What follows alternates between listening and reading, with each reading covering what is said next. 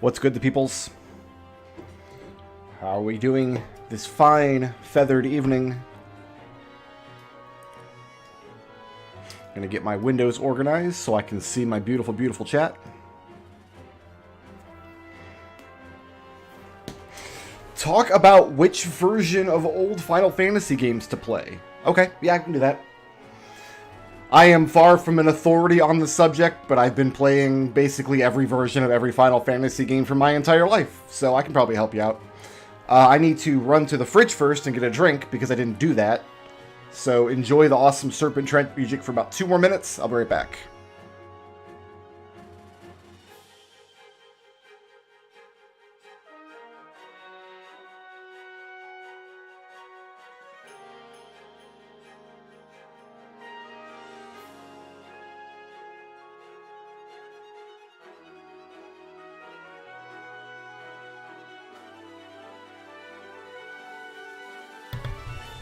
Alright, I had half a Powerade still in the fridge.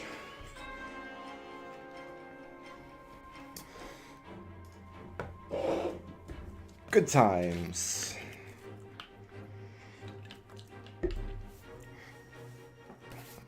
Alright, the next couple scenes in Final Fantasy VI are really cool, but then we go into, like, the middle of the first world, which is always a little bit of a slog for me. So I'm gonna have to dig deep and push through some kind of uninteresting scenes to get to the good stuff later in the game. I mean, it's all good stuff, don't get me wrong. It's just I've played this game 6 million times, so... Alright, let me read Lord Chiron's question here.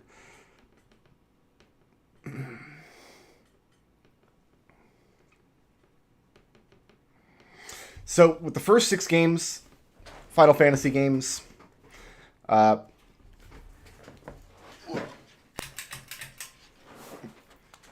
turning my fan on. Honestly, I would start with the Pixel Remasters. They're the newest versions. It's what everybody's really playing right now. I thought they've all been excellent so far. These are perfectly fine versions of the games. They're on Steam. They're available right now.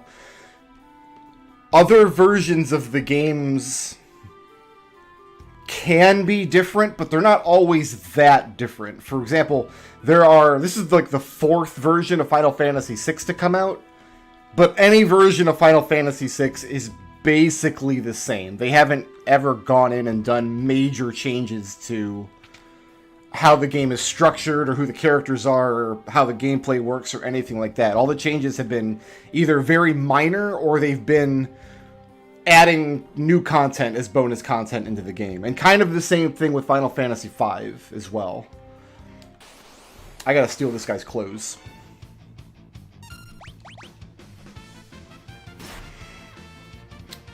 But yeah, every version of Final Fantasy V is basically the same. There are differences. I could enumerate a big list of 50 to 100 differences, but it's not the kind of thing like a casual first-time player would really understand. It's real nitty-gritty stuff. The Game Boy Advance versions of those games have bonus content that was not in the original games. Mostly endgame stuff. Bonus dungeons, and like 5 has extra jobs. But the bonus content isn't really important to the point where I would recommend the advanced versions over the Pixel Remasters. 3 and 4 have both had 3D remakes that are very, very different from the original 2D games. 4 also has, in the advanced version, a major gameplay change at the end where it lets you build whatever party you want out of all of the available characters instead of dictating which characters are in your final party. Which all other versions of Final Fantasy IV do. The 3D version is functionally a different game to the point where even the boss battles are structured differently. And same thing with Final Fantasy III. They have like the same jobs, but it's functionally a different game in terms of what the jobs can do. The 3D version even has named characters Do I need to... I know the password, but I don't think the kid will let me give the password until I actually learn it in-game. Oh, okay, I can go through, but he's not going to open the secret passage until I do. Final Fantasy 1 and 2 have some major changes in just how the basic like gameplay math works. How battles get are structured, how damage is calculated, and stuff like that. But my basic advice is for all 6 games, you can start with the Pixel Remaster. Because they're excellent versions of the game, and there's nothing really missing from them.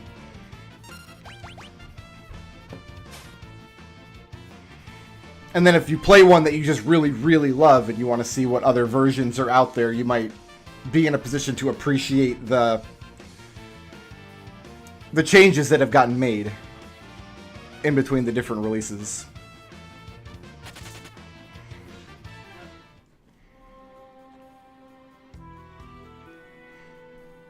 So I hope you found that helpful.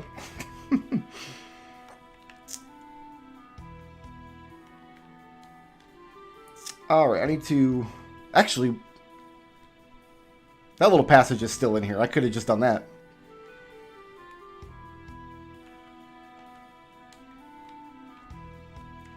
I think this is a glitch that got left in the game. Because what you're supposed to do is go up and steal the guard's clothes, and then relieve this guard of his duty, and that's how you reach the west end of the city. But there are just walkable tiles behind this house, and there clearly are not supposed to be.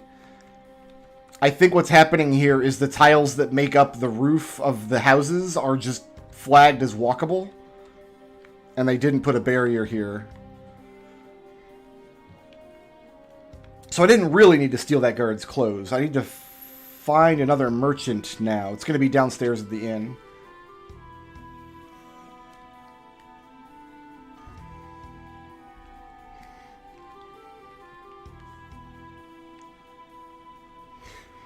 But yeah, basically, 5 and 6, if you play the Pixel Remaster, you'll basically have seen everything those games have to offer. With 1, 3, and 4, the Pixel Remasters are great, but there are other versions of the game that offer different experiences. And just don't play 2, ever. 2 is the worst. I will never advocate playing Final Fantasy 2.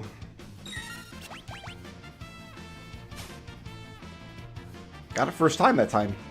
That first merchant took him a year to give up his clothes.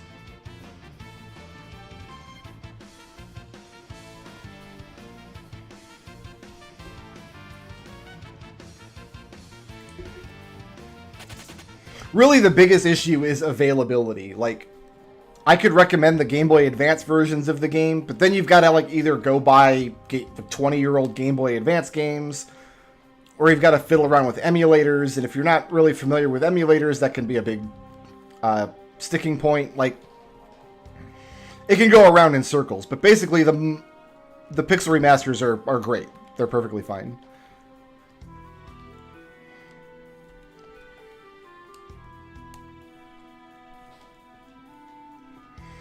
What happened with 2? I just hate it. I hate Final Fantasy 2. I just don't like it at all. Oh, he doesn't even give you a password. That's right. He forgets the password, and then you just have to guess it off the list.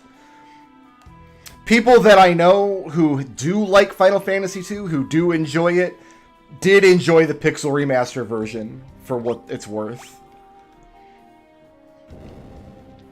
But I've played several versions of Final Fantasy 2, and I think the game's just too broken.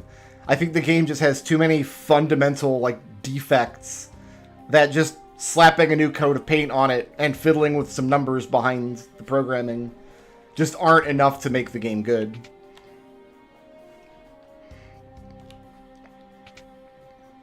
Instead of playing the Pixel Remaster of Final Fantasy 2, I just did challenge runs of 1 and 3.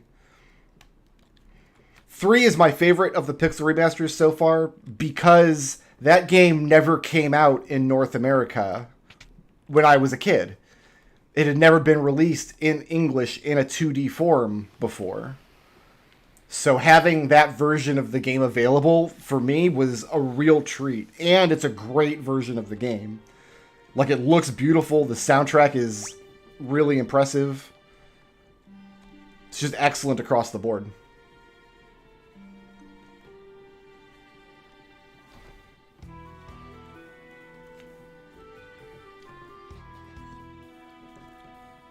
Alright, so we got the censored version of this scene. I go back and forth about the change in this scene, because originally, before this line of dialogue, they show the guard roughing her up a little bit, hitting her in the stomach, and then she, like, passes out. But that was changed for the advanced version because it was too violent. Like, on one hand, like, they're invading, like, fascists' military government. Like, they're going to be violent, especially to internal traitors, right? But on the other hand, it's like she's in custody. Like, she's chained up in prison. Why would they have to hit her? I don't know. Also, spoilers, but Celeste is going to get hit by monsters 7,000 times before this game is over.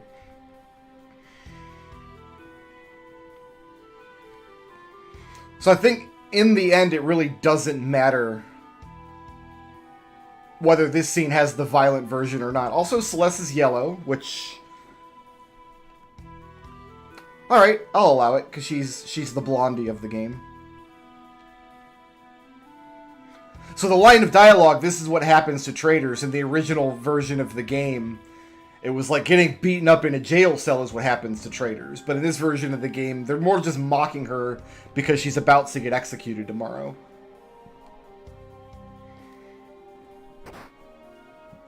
Also, I feel like we never actually explore what Celeste has done to betray the Empire. I don't think we ever actually get an answer to that question.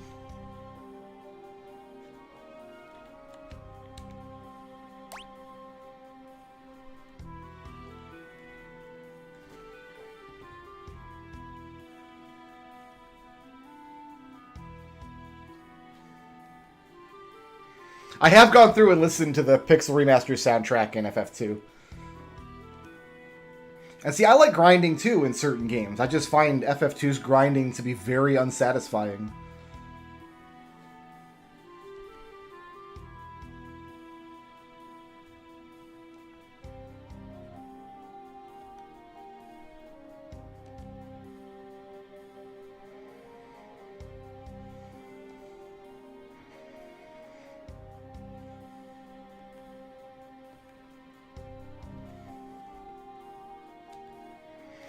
Okay, so I saved like all the good relics and stuff for these characters because we have to go through some nonsense. I think you're going to keep the Gigas glove and we'll give you the Genji glove as well.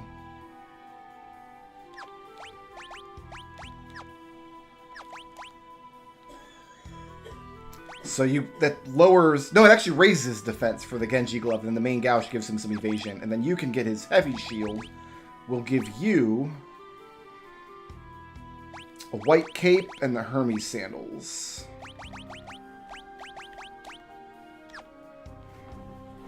Yeah, that'll work. And I think all she has is, yeah, ice and cure.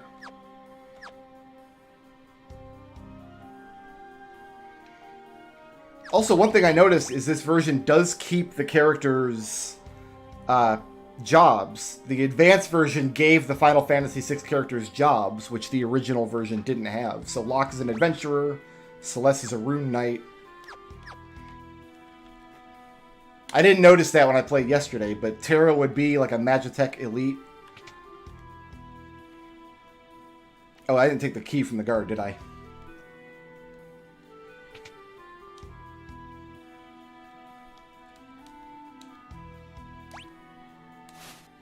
And some bread, too.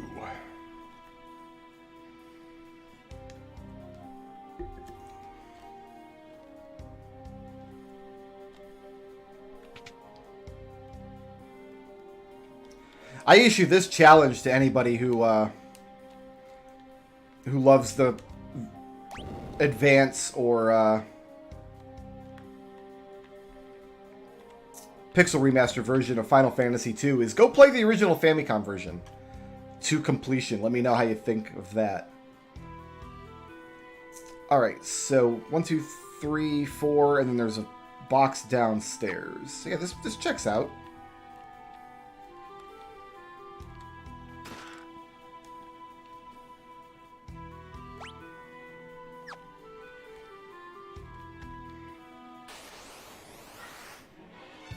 Oh, like this back attack right here? Like this one that immediately happened to us?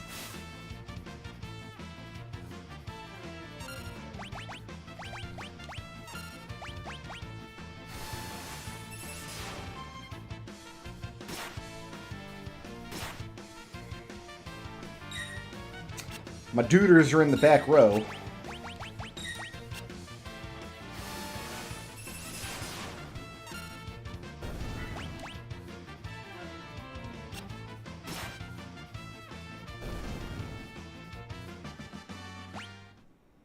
Also, Locke came into this scenario with some hit point loss. That's not good.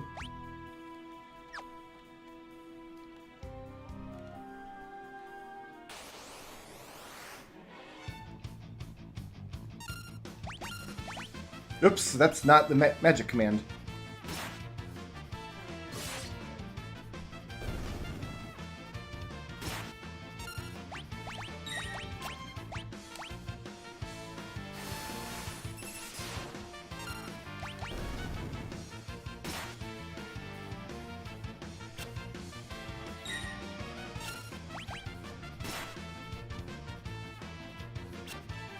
Excellent.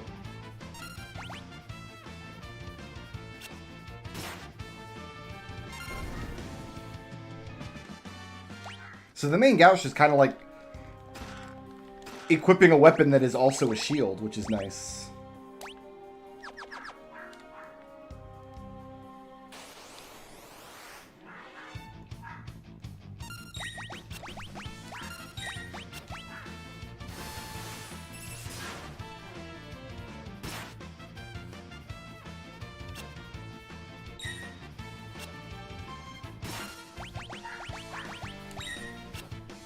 This might wipe out both dogs. Nice.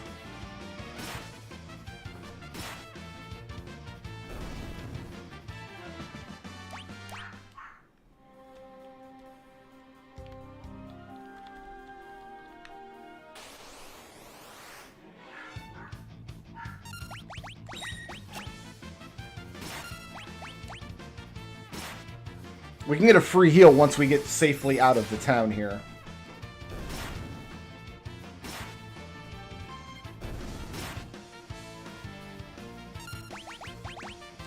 So I'm happy to use up all of her MIPs.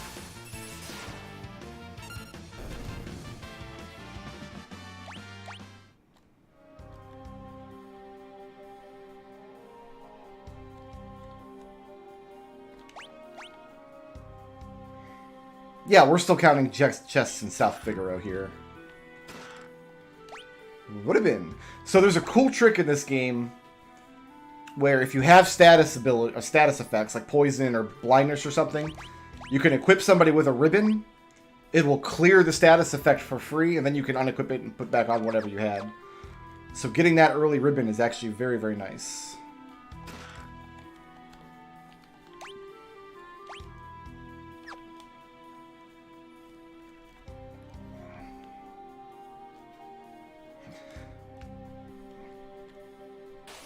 Yeah, the game feels just as difficult to me. I don't think the game feels any easier.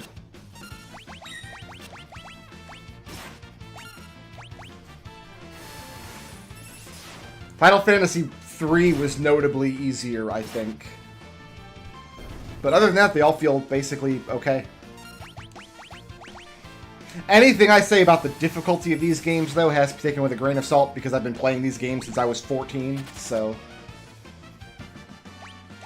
I'm probably not a very good judge of the level of difficulty. Oh, that's why we should have done Locke's scenario first, is to get that earring. You can have that. Yeah, over the white cape. And there's 2 more items hidden in the town, which we can come back and find later.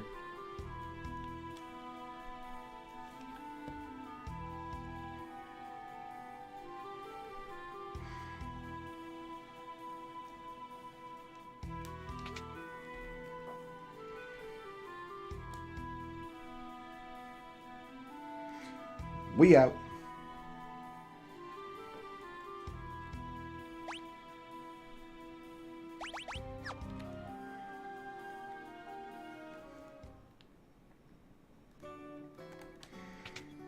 Probably should go ahead and put Celeste in the lead.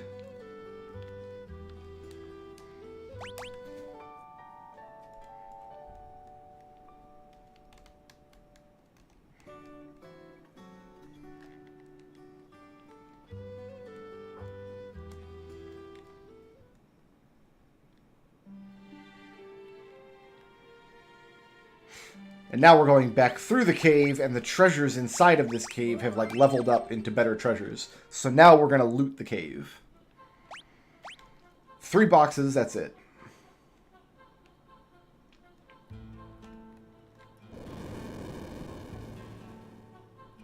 An ominous sound. 1, 2, and then 3 is up the stairs up there.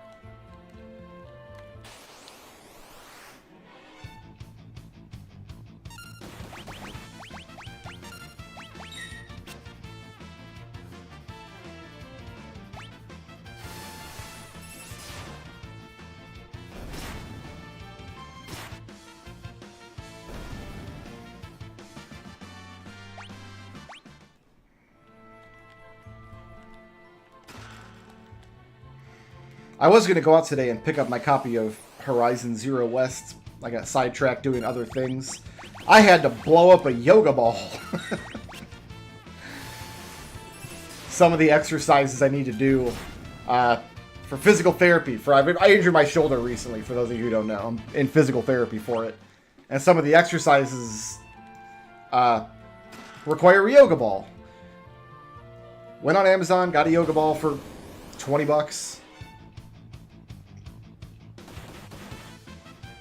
So that's what I'll be doing tonight after the stream. I'll be yoga balling it up. Lulu does not like the yoga ball. She's not interested in anything this yoga ball has to offer.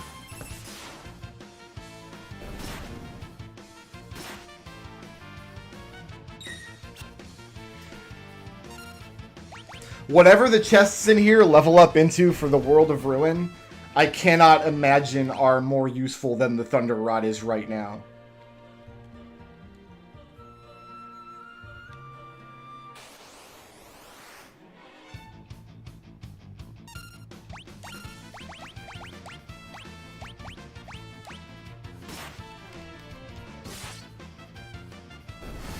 I actually don't think the stat ups from Espers are that important to the game. Like, to give you a good indication on how actually noticeable they are, I probably played this game 3 times to completion before I even really understood how the stat ups worked. So I just kind of play the game normally. I have done runs back in the day where I tried to keep like 1 or 2 characters levels really low for the World of Ruin so they could get the best stat ups as much as possible. But the level of difficulty you're going to run into and the level of stress in keeping as many characters low level as possible to get the highest numbers out of those stat ups is far and away more stress than you'll encounter just playing the game normally and having slightly underpowered characters by the time they reach level 60. Once I get Espers, depending on the character, I will equip them for the stat bonuses rather than spells. Like Sabin will never, he doesn't need to cast spells. Sabin's the bomb. Just always give him magic plus Espers. And the Blitz magic he starts with is awesome. Versus a character like Celeste or Realm especially, like they really want a wide selection of spells to choose from. But yeah, I've done reasonably low level runs. I've done low character runs where you don't recruit any optional characters in the World of Ruin. You finish the game with just Celeste, Edgar, and Setzer. I will not draw the thing's magic with Runic Blade. I will...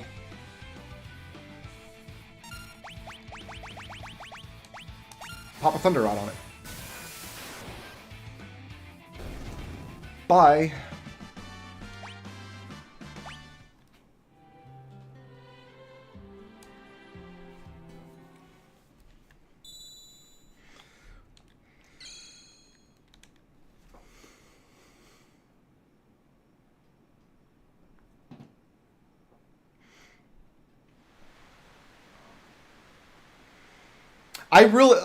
I would really like to see Square Enix, like, these Pixel remasters have been great, right? We're all in agreement. They're pretty awesome. We're really enjoying playing them. I want to see Pixel remasters of 7, 8, and 9. Do 7, 8, and 9 in this style, with pixel characters and 2D maps and tile sets. Give us awesome new versions of those games that look like this. That'd be tremendous.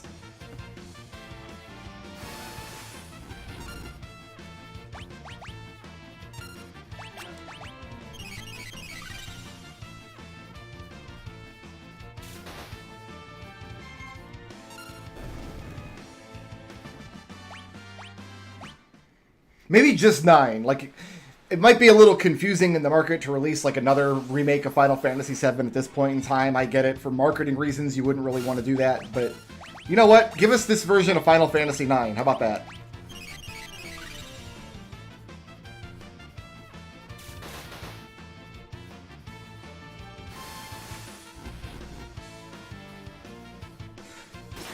They have more hit points than I thought they did.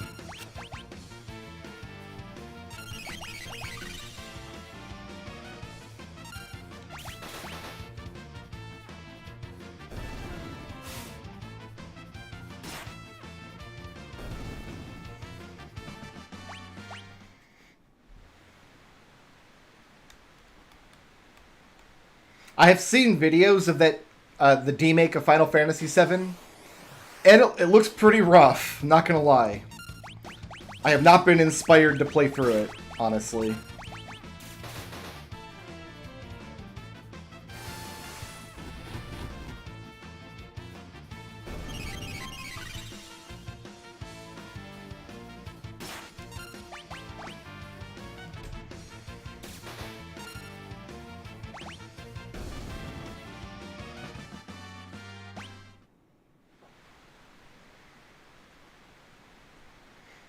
I think the UI design for Final Fantasy VIII would be a nightmare. Final Fantasy VIII's menus and stuff are already kind of a nightmare. I put all my dudes in the front row for some reason, which I don't want.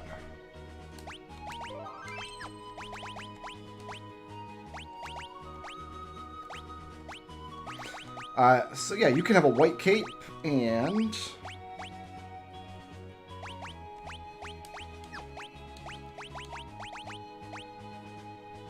I'm going to give him this, because he'll be in the back row and take hits for Terra.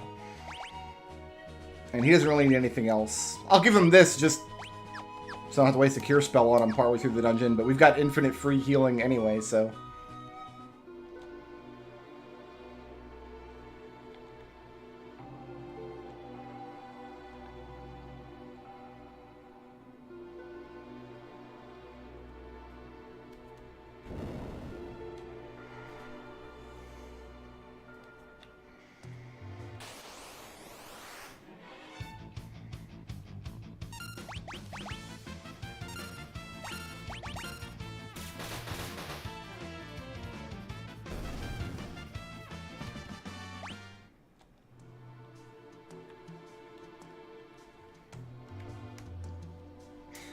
The real question is, do we put somebody in a solo group in the Narsh battlefields, which would enable us to have a 4-man party against the boss?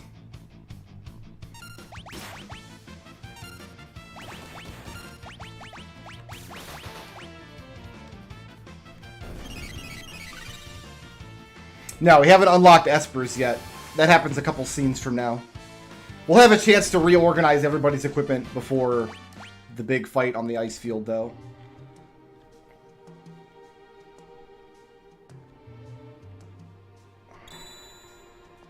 I'm gonna see if I can just do this on memory.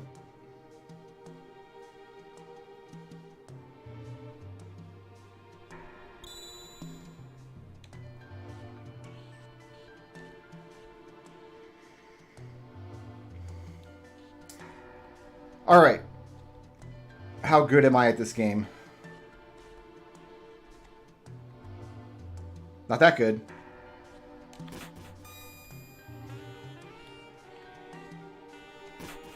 Oh, you know what? No, we actually do want to lose this once, don't we? Otherwise we don't get this encounter against the dark side guy.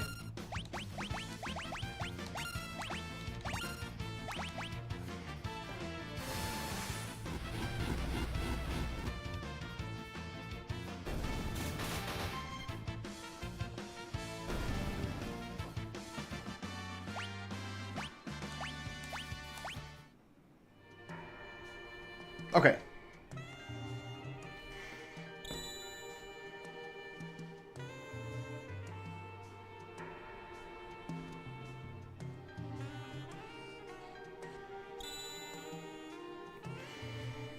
This is the last time I'll try it blind, I promise.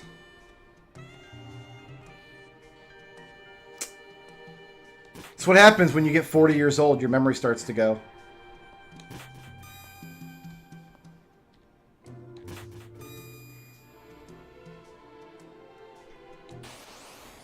Just trying to reset the puzzle at this point.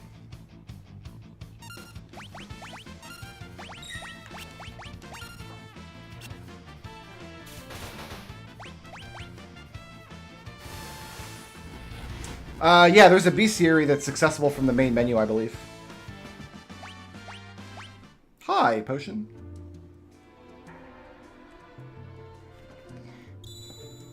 Alright, I think we've shown that my memory is not fungible.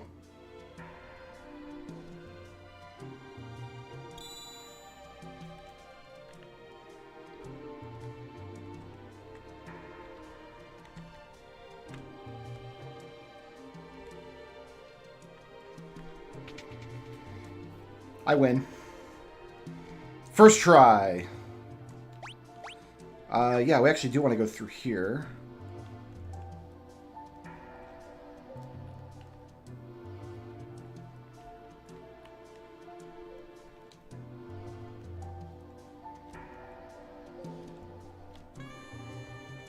One of these guys has a shop, don't they?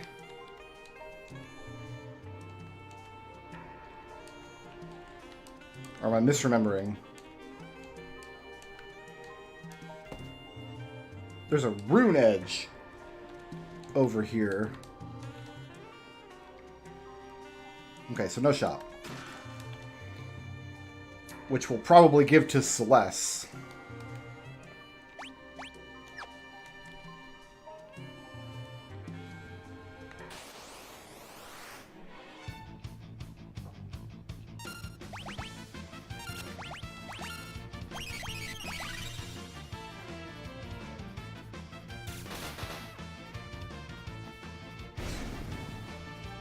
%, of this game would require getting all the rages, so no. No thanks. I haven't even attempted to, like, platinum any of the Pixel remasters yet. Alright, that's this scenario over. It's like the shortest of the three.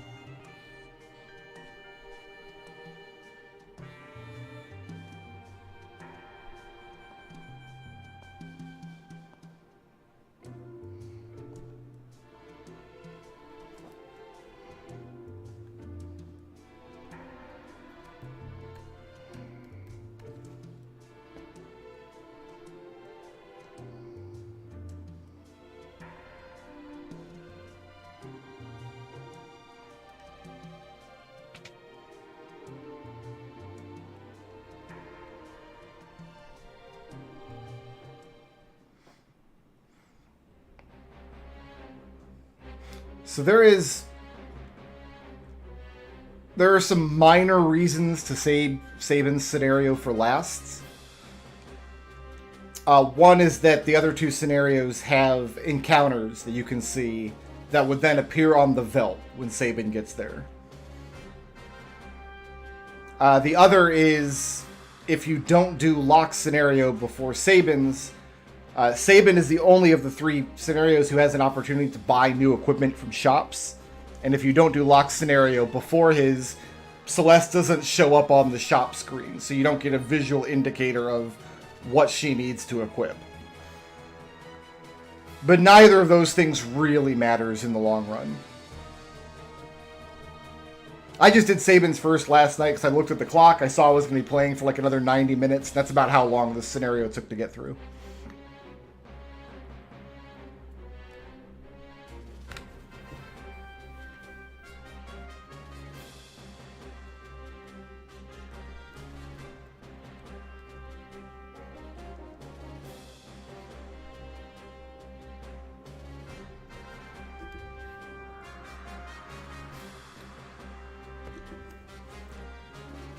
This is the scene where everybody throws shade on Celeste. And you know what? She deserved it. She's committed war crimes, apparently.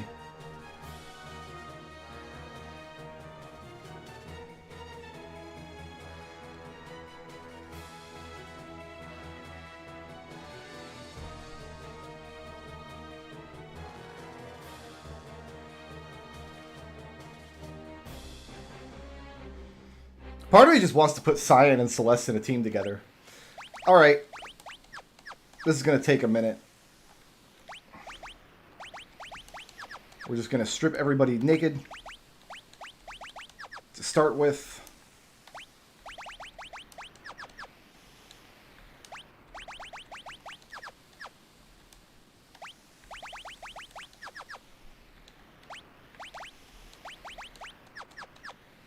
Okay. So I got to make 3 parties with just these 7 characters, and we have to fight Kefka as a boss. And I think we want Locke and Celeste in the party for that boss fight, because I think we want to steal from him, and then Celeste can protect us against his magic. But if we want to make that a 4-person party and really mop the floor with the boss, it means we've got to solo one of the other characters. And the only character that I really think is capable of doing that is Sabin. So I say we deck Sabin out with as the best stuff he can possibly equip. We give him the green beret, so he gets extra hit points. We give him Hermes sandals, and we give him the black belt to increase his damage output. And I think he's good to solo it. So, okay, we'll have Locke, Celeste. We're going to want Terra and Edgar together. So we'll get them next. We'll give her the Rune Blade. White Cape for the defense. She'll be in the... Do I want her in the back row for this? No, we can just give her buff some defense like that. We could put Cyan in the back... Oh, can you put Cyan in the back row? I'm not sure if his stuff is back row okay. Oh, actually, you know what? I changed my mind about Sabin. Hermes sandals and... Do we just go 2 earrings on Sabin? Is that what we do? I think we might just go 2 earrings on Sabin and then give her the Hermes sandals. Because she's going to be paired up with Cyan.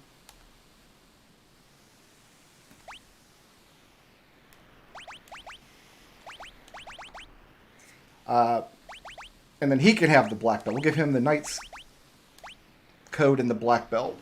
So Cyan should be eating all the damage, or a lot of the damage in those fights. So we'll put him in the back row, and then Terra can cure him. Gao doesn't matter that much. That leaves Edgar. Locke. Celeste. She's going to be using Runic most of the time, so we're going to give And also Locke has the better weapons, I think. So he can have the Genji Glove, and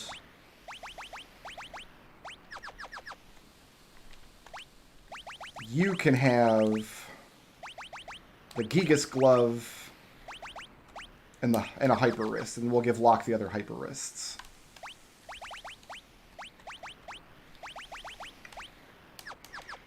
Because Gao's only going to be doing physical attacking for most of it, so just increasing his physical attack power is going to be the Bomb Diggity. Alright, so relics for you guys, you kind of get the dregs.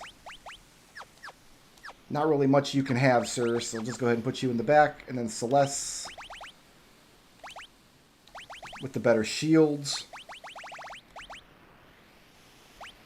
I will give you the Mithril Glove for defense, and that should do it.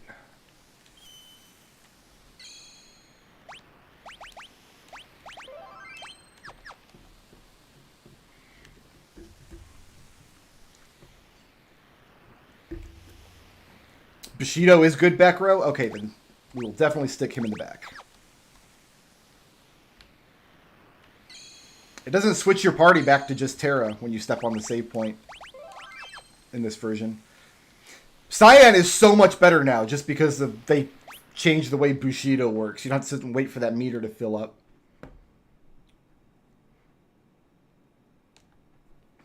No, I got this, thanks.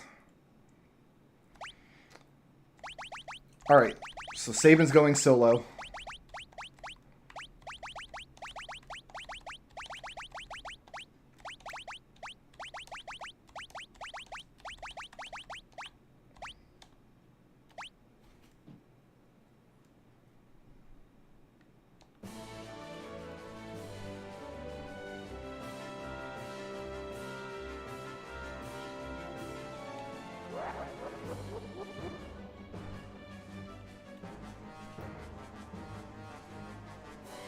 I remember the very first time I played this game, I really was surprised there's not just a relic that make that Bushido bar fill up faster in the original version of this game.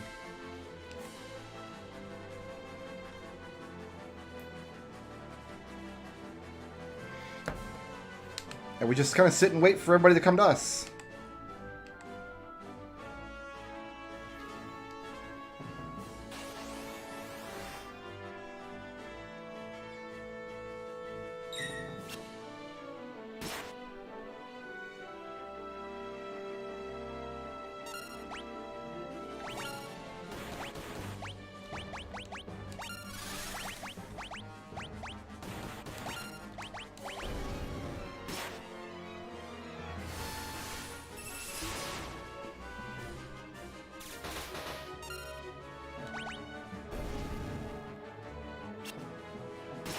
Nice miss, Scout. Good job.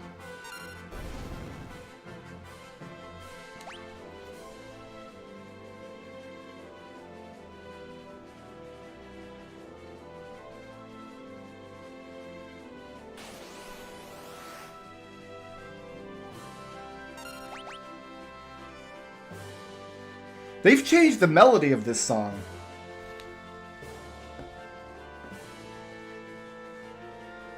This song was not originally like a mashup with Terra's theme in there. That's totally different.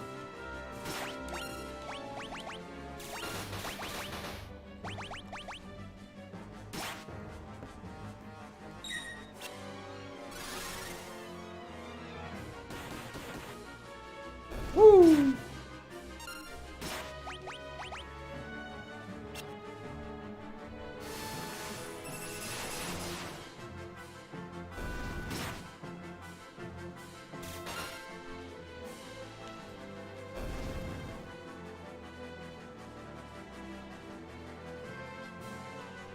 That riff was in the original, so it kind of starts with the opening of Terra's theme, but later they do like the entire section of it. Oh, my boy here wants Sabin, so we'll give him some Sabin.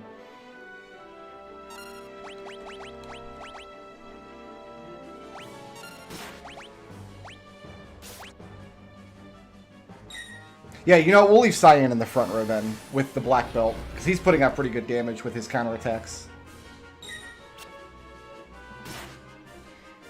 In practice, we're going to need to cast 2 fire spells.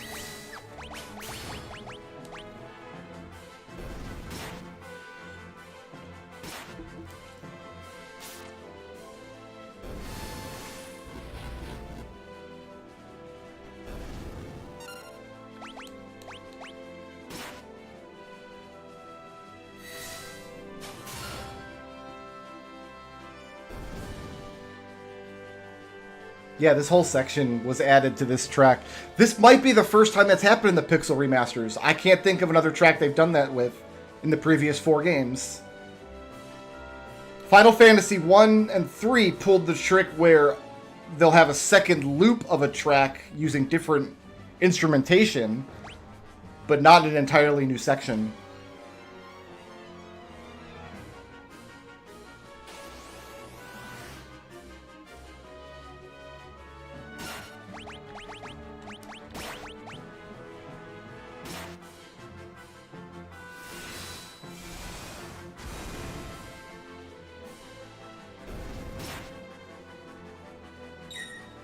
Gao could also reasonably solo, but he can't heal himself in battle, which is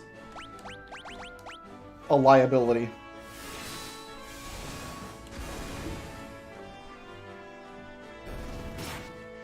Sabin can huck a potion when he needs to.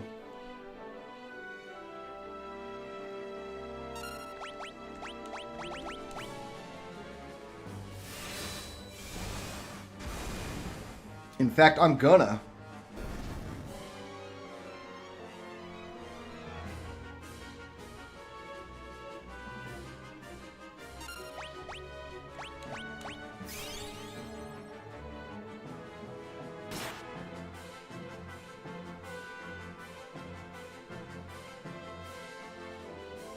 Good evening, Chronomojo.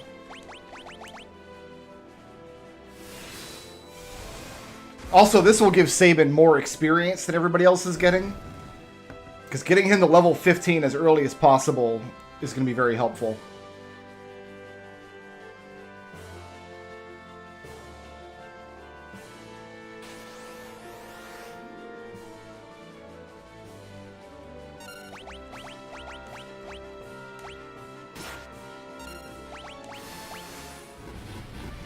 Getting Cyan to 15 gets him the Quadra Slice move. I don't know what it's called. Flurry. I want to say it's called Flurry now. As of the retranslations.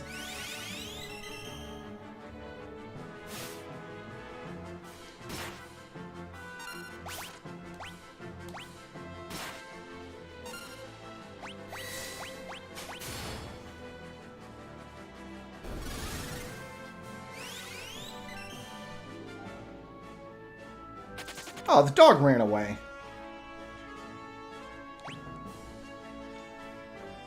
I've been doing the same thing. I did that all last night, Chronomojo. I almost messed up a whole bunch of commands that way.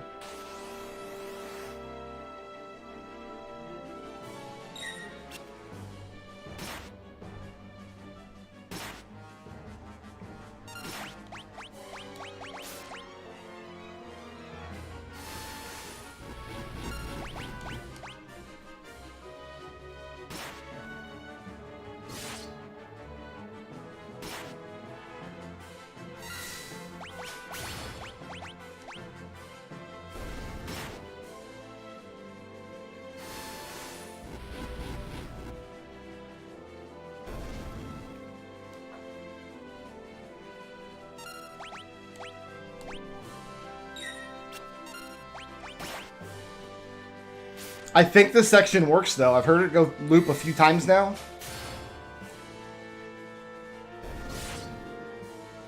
I think it works really well. I like it. Alright, now we're getting to the brown guys, which are slightly bigger monsters.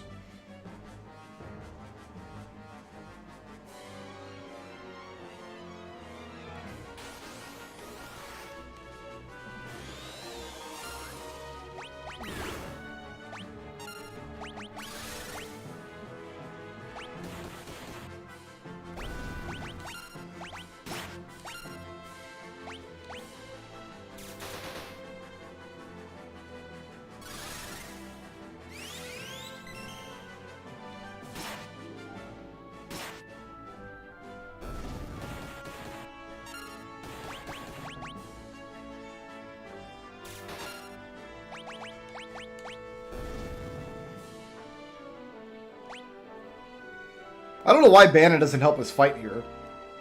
Like, all he'd have to do is sit there and use his healing magic constantly.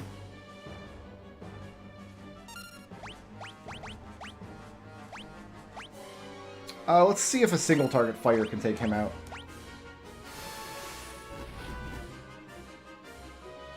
Nope.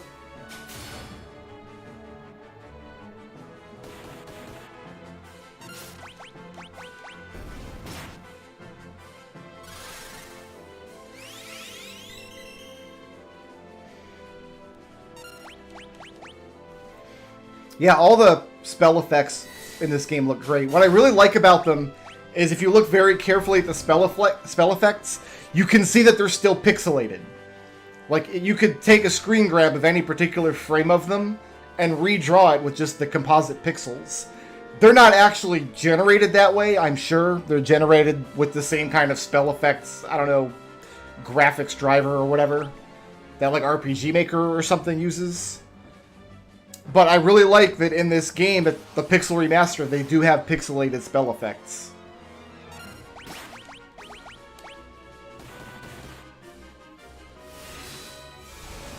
So I'll usually lose 1 or 2 fights with Sabin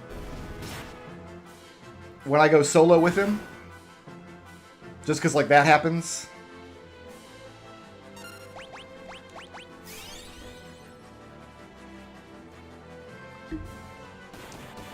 But it's actually not that big of a deal if he loses.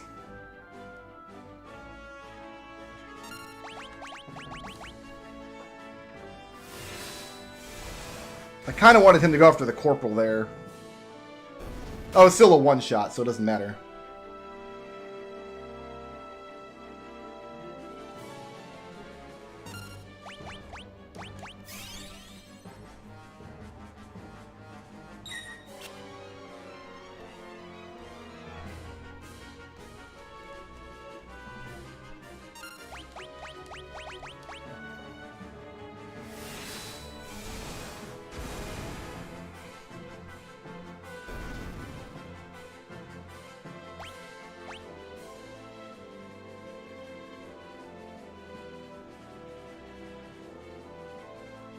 So it looks like Terror and Cyan get both of these clowns.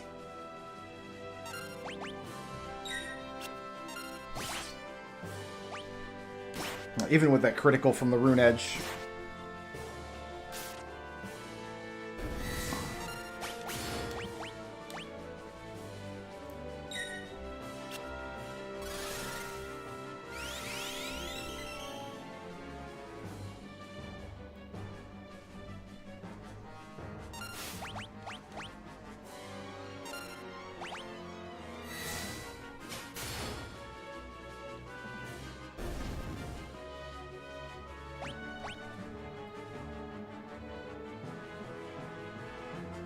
You coming?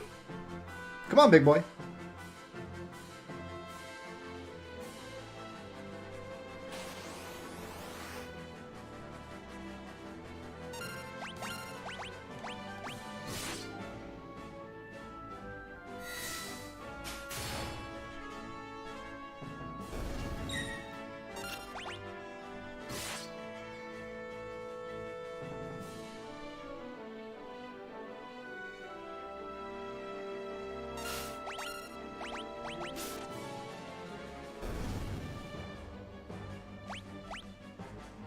Okay, I think that's all of them.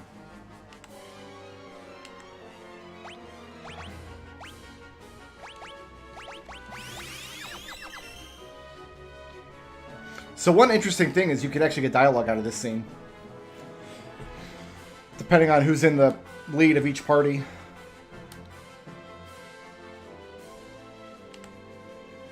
So I guess we'll just run through all those real quick.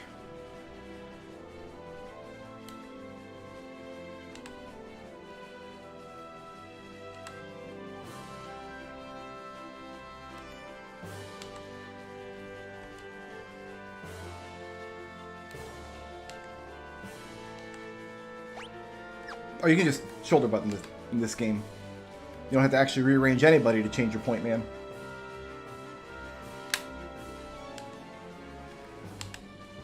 See, a lot of people don't know about these little dialogue nuggets.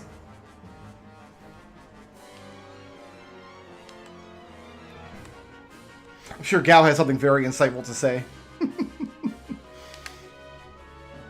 Alright. We healed up.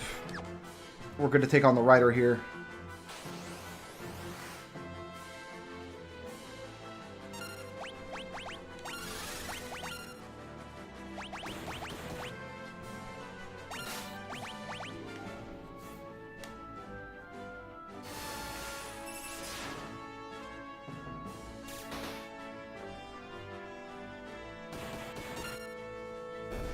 Gao's just the man, that's all there is to it.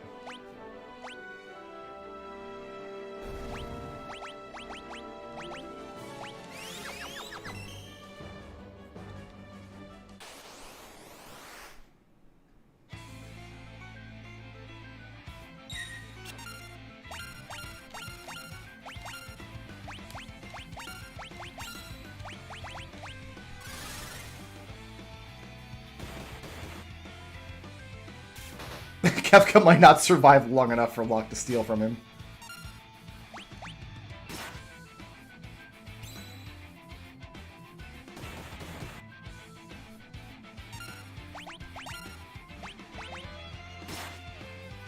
Because he'll start casting like bio and stuff, it's gross.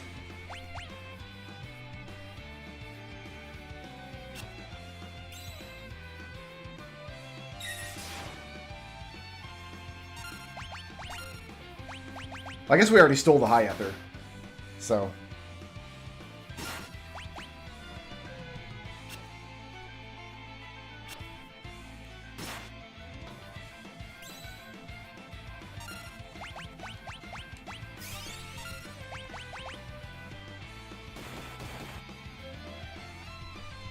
Grrr. We should still get like a peace ring or something, though. Peace ring.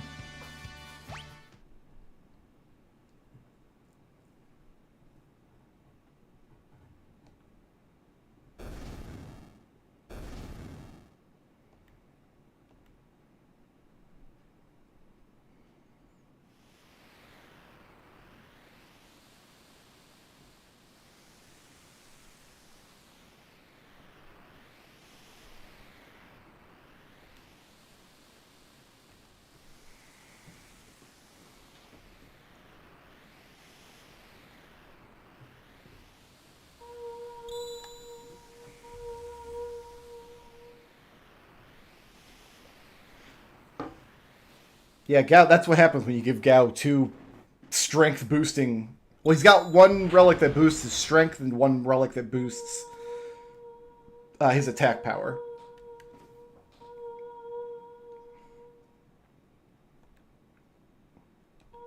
Yeah, Gao is by far our strongest character right now, both physically and magically. Like, he can cast Fire, he can hit for 1,000 physical damage, whatever we need him to do, you know?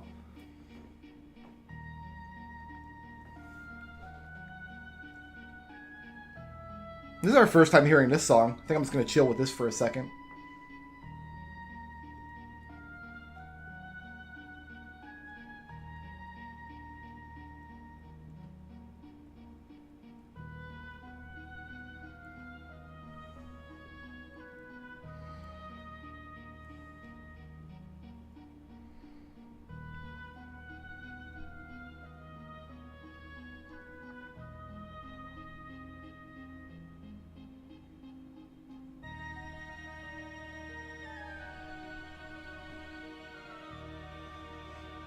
They went with a very subtle touch on this song. This sounds very close to the original.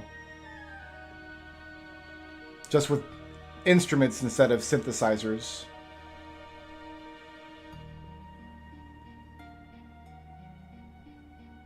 We do have different instruments going into the second loop, though.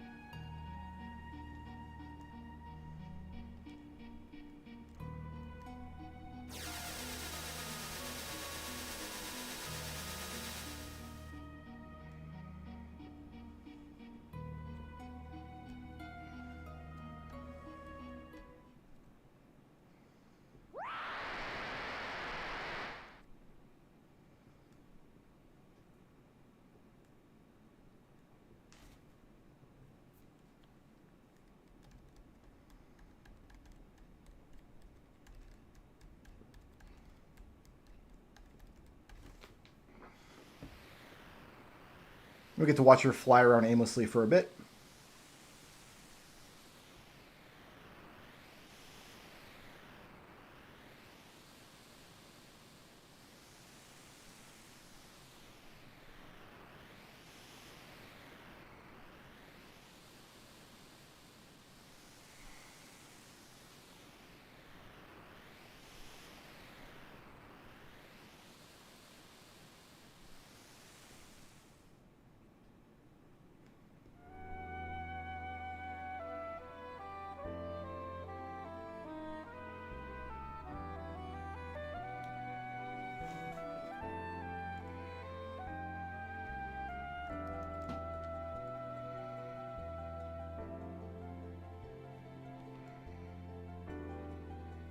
Ooh, you know what? I didn't think about it, but did it give us Terra's equipment before she pieced out?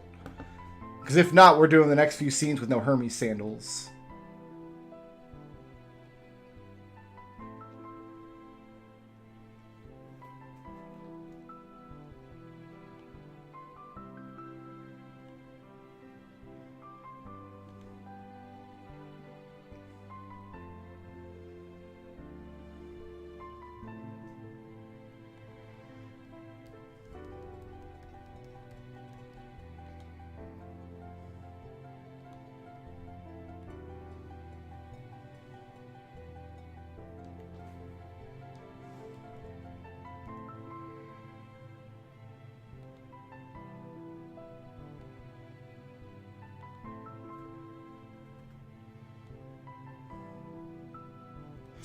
Alright, so we're going to take Locke, Edgar, and Sabin with us for now.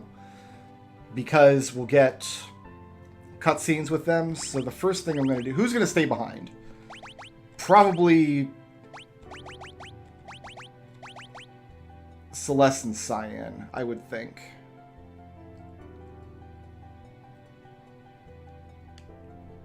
You know, let's take Cyan. Because I want to play around with his new Bushido stuff.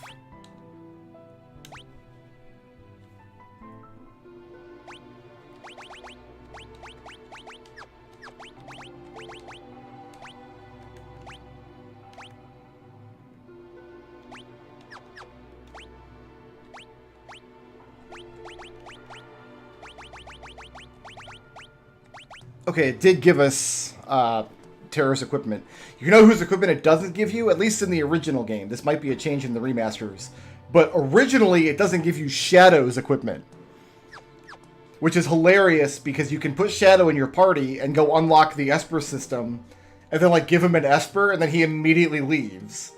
If you don't know that he leaves, you just don't get to use that Esper until he comes back.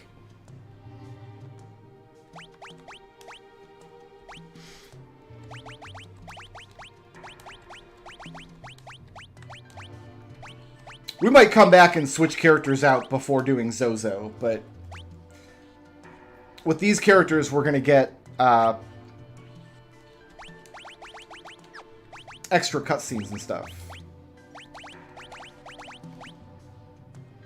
No, you don't want a green beret. You want a green beret. And you do, because you're in the front row.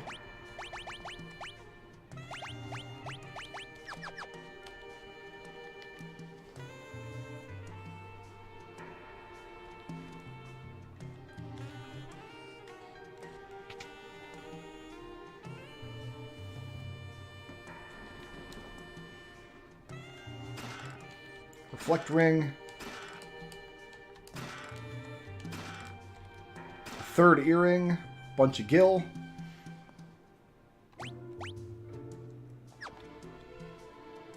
One more locked chest, which we're not going to take yet. I used up a few potions, but we're not going to be big on potions for much longer.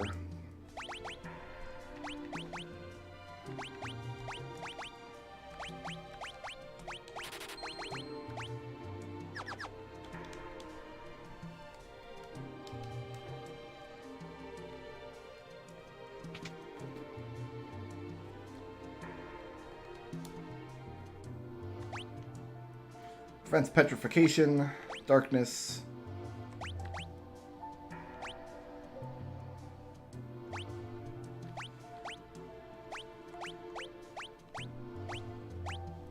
I didn't know this gave you a blanket magic +2.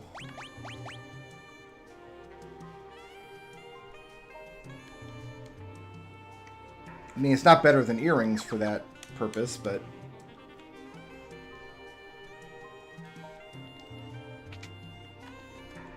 In the door, Edgar, come on.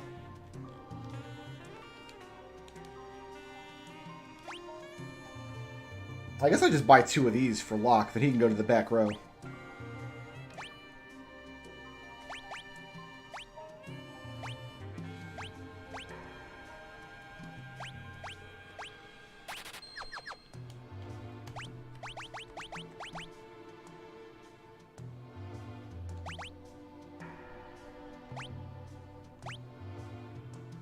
Or do I want to give him the thief knife? If I give him the thief knife, I want him to be on, also have the main gouge for the evasion in the front row. I think the highest attack power for him is the best. I don't think there's really anything worth stealing along the way. Steal is just not very good in this game. Free in down here. There are like 1 or 2 things you want to steal over the course of the game.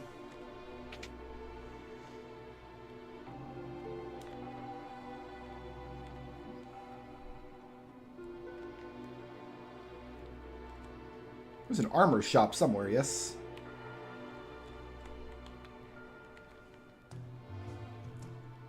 I'll have a map.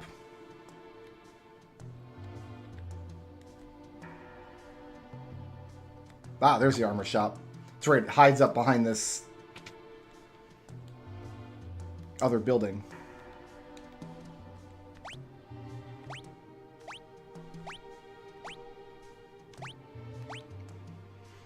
Kind of wish Sabin could equip that. I'll get 2 more mithril shields. I'm going to buy 2 of these just to have in the inventory for later.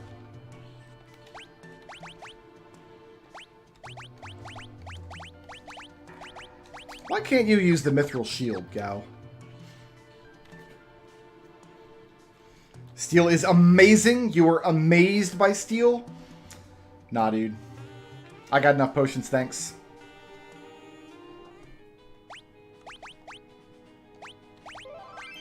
I haven't thought as far as Thamasa yet.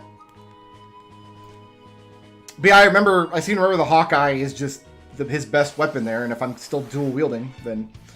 Oh, 3 of these guys. Sorry about your luck, but we're gonna Templar you.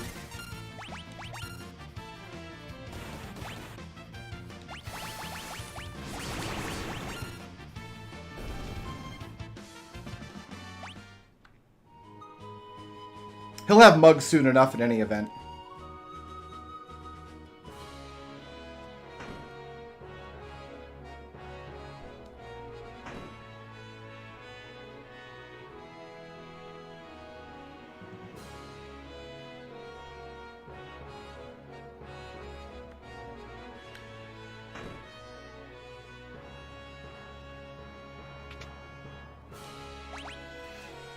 I haven't seen this cutscene in many, many years because it's just storyline. There's no gameplay or anything. So usually when I replay the game, I just skip these scenes. But it'll be nice to hear this version of the Figaro theme song.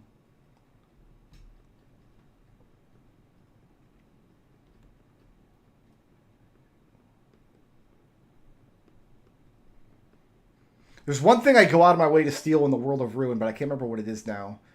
Because for me, it's not a steal. Maybe it's a drop. But you could turn it into a Minerva band really early in the World of Ruin. I think you steal a thing and then you go to the arena and you pawn it. And then you can do the same thing with Miracle Shoes. But I don't think you get to steal anything for those. I think you can just bet some... I forget what you have to bet. I have to look it up on the walkthrough.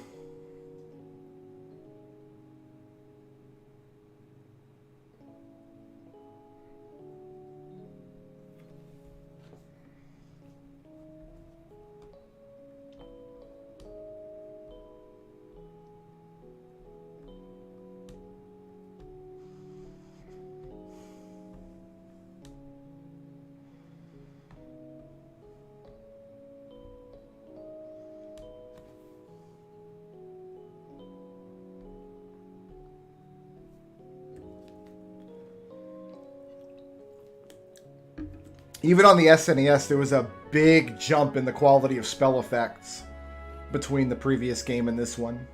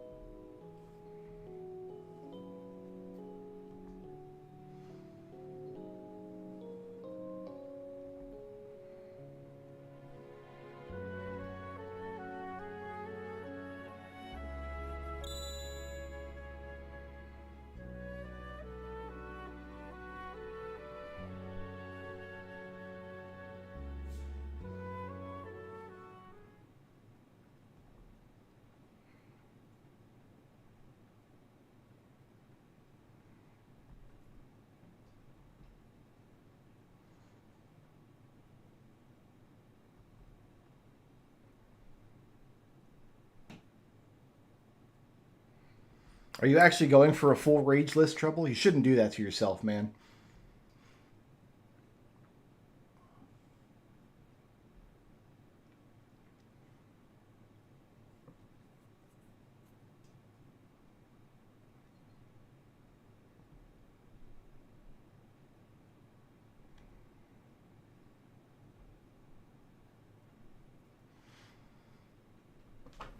So that's an adorable little scene you can get.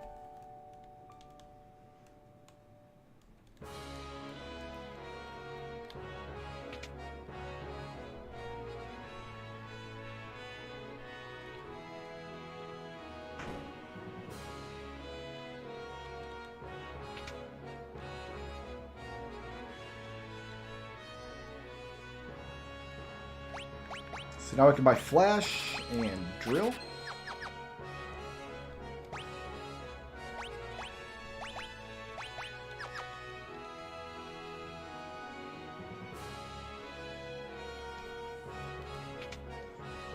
Yeah, you can get one Minerva bustier in Kefka's tower as soon as you get the airship. You can pretty much just run in and grab it, then teleport out. And then there's a second one you can get by betting in the Coliseum, but I can't remember now what you have to bet. But it's like the best armor in the game, so you definitely want to get 2 of them as quickly as you can. Let's buy 10 more of these.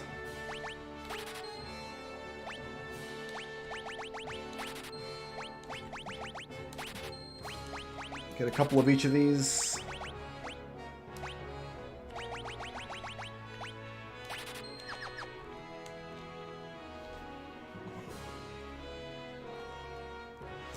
In fact, Coliseum is our next stop. Or the building that will eventually become the Coliseum.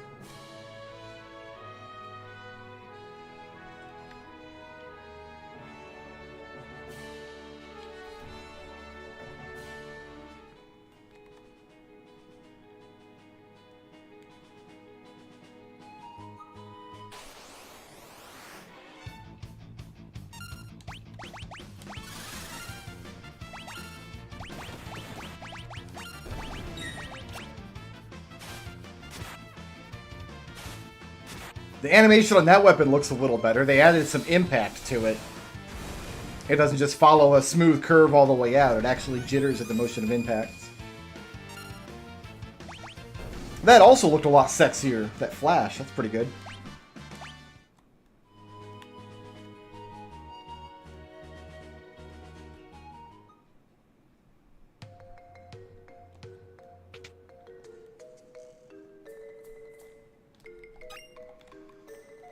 So this is the guy that's going to build the Colosseum here.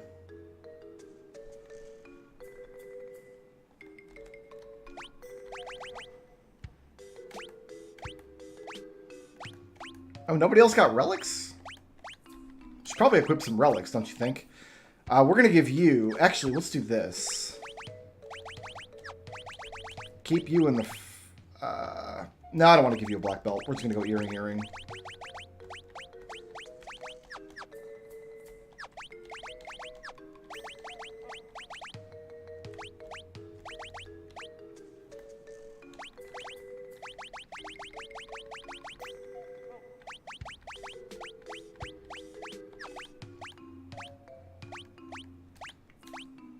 Where's my black belt at?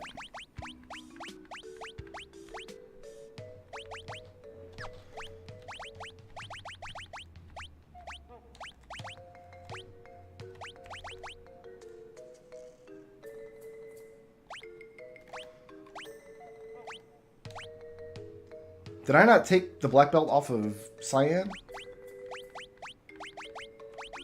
Well, you know, we'll give you Hermes Sandal. That's better anyway.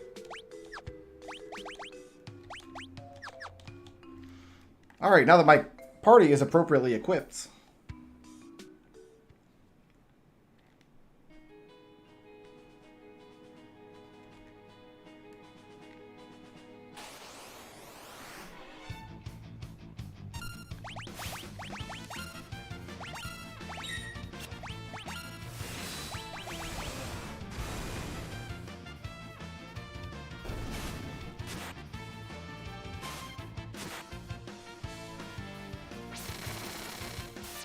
I like that little drill effect on there.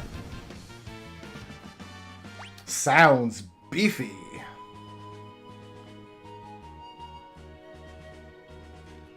Alright, then we can go in here and get a little backstory scene for Mr. Locke.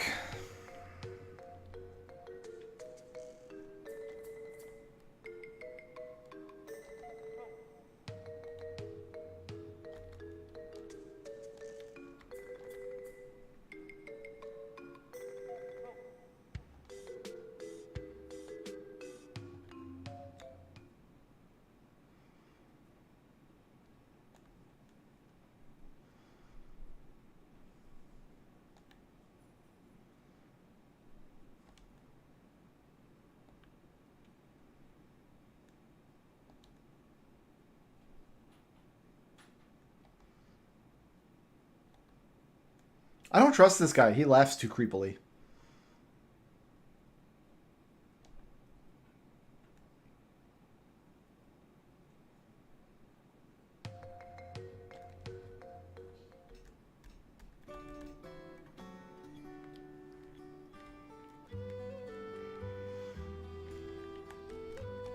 And my man has some goodies in the back door here.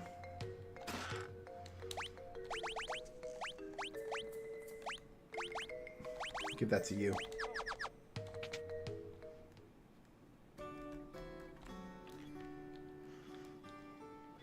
And I don't think there's anything here in the shops that we need. One chest, one item. We found the chest already.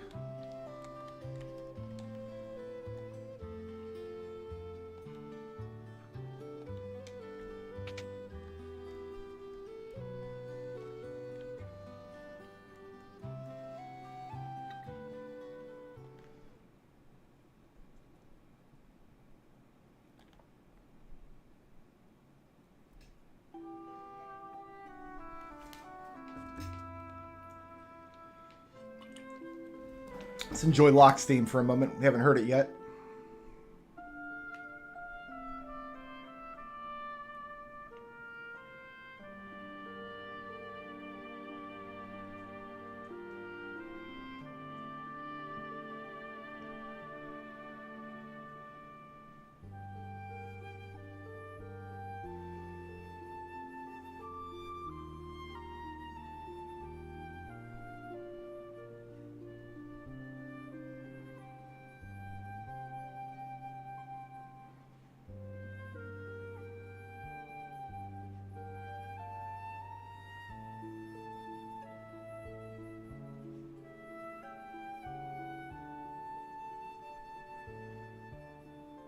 It's more haunting than it previously was because of the flute or piccolo or whatever the main melody is.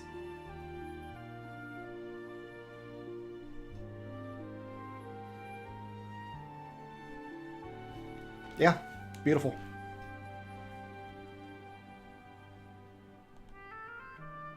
Oh, we're into something new now.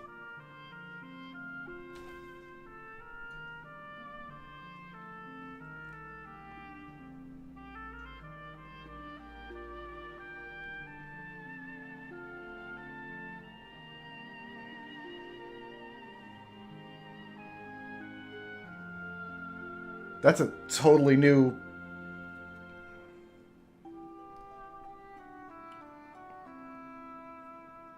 Yeah, that caught me off guard. That's the second song we come across that has a totally new section added to it.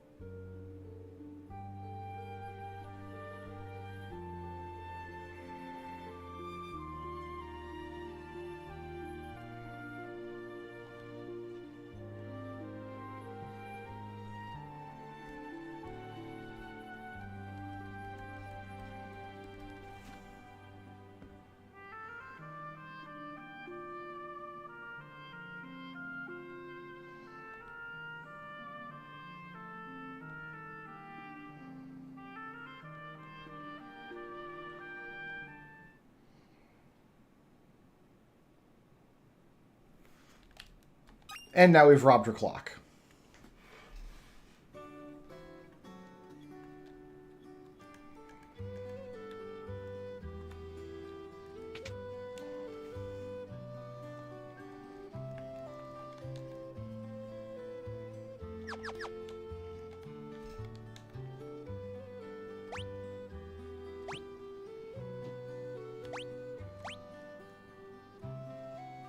Probably going to need one of those eventually, but we can put Celeste back in the party and then equip her in Jidor, I think. No, I might as well buy some now. Why not?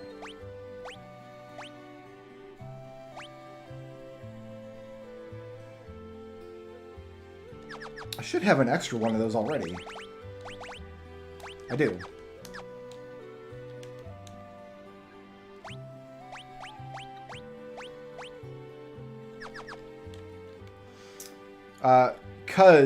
So they're selling scrolls and shurikens here, because if we go into the inn, we could hire Shadow for the upcoming scenes. But I'm not going to.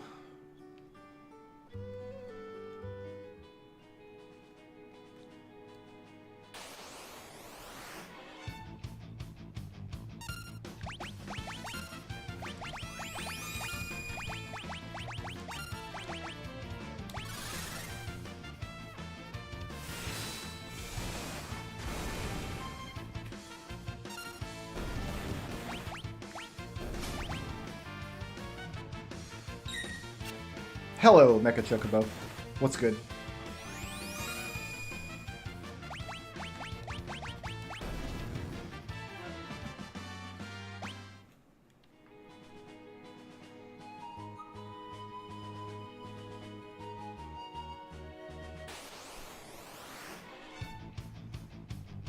Cool back attack, bro.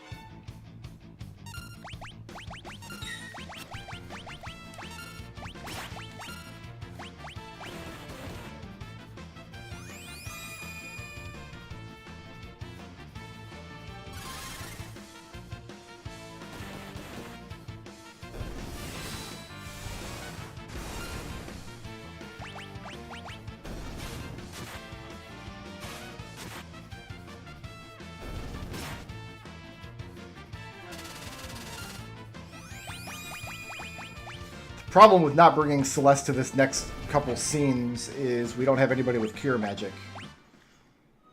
It's got to be all potions all the time. I don't think there's anything worth getting in Jidor just yet. I think there's a new weapon for Cyan. There's one item just kicking around, though. Oh, there is new stuff. Okay. Well, yeah, we'll get one of those.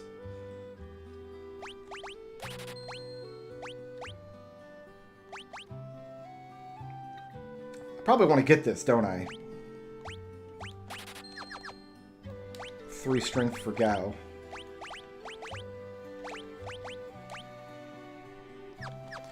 Why is Optimal giving him this buckler? 16, 10, 10. I have no idea why Optimal is giving him a buckler here.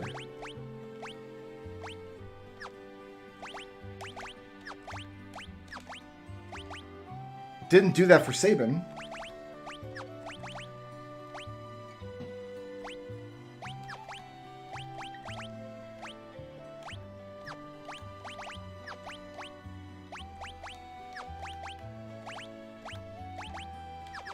Anyway.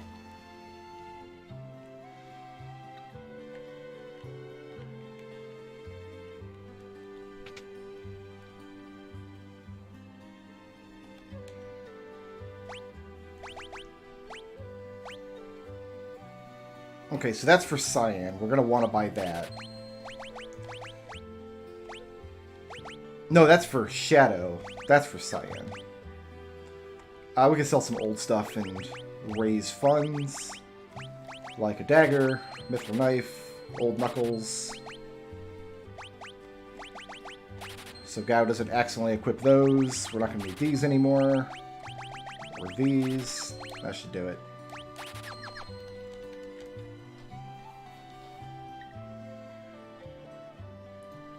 That's what I was thinking. Like, is it minus speed and that's why it's doing it? But, like, Sabin's optimal screen didn't put the buckler on. It was only Gao's. And it didn't lower his agility at all. So, I don't know what the haps was there. Who did it? Mecha Chocobo, thanks for subscribing. Glad you're enjoying it, my friend.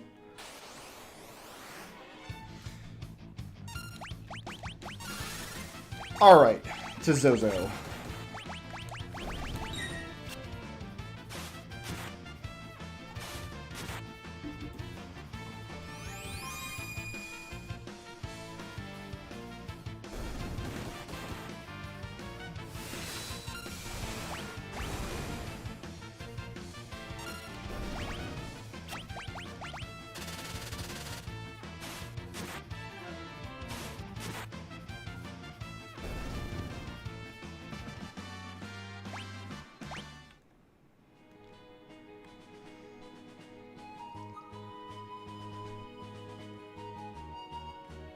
I've had runs of the game where Sabin had his Phoenix attack by this point. And he basically just destroys the entire game.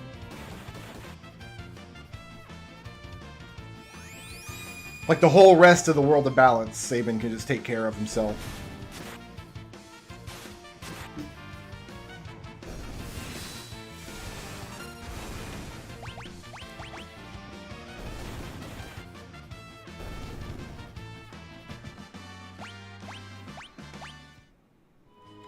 Okay, we're going to pop a tent here for the first time in a long time. Just to get that sexy, sexy full heal.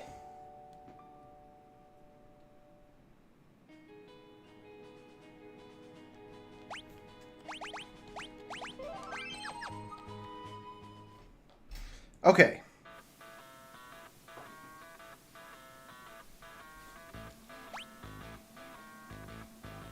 I love that it actually labels, like, the buildings as shops. Because there are signs on the doors that say, like, oh, this is the relic shop. This is the armor shop. They're not, actually. This is a dungeon. And we're going to enjoy the music for a minute.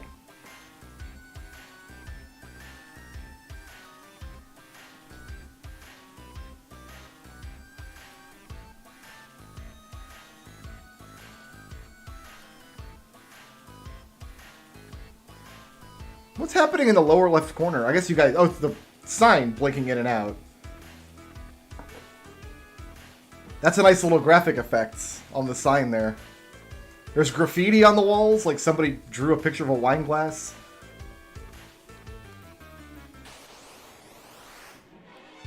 Alright.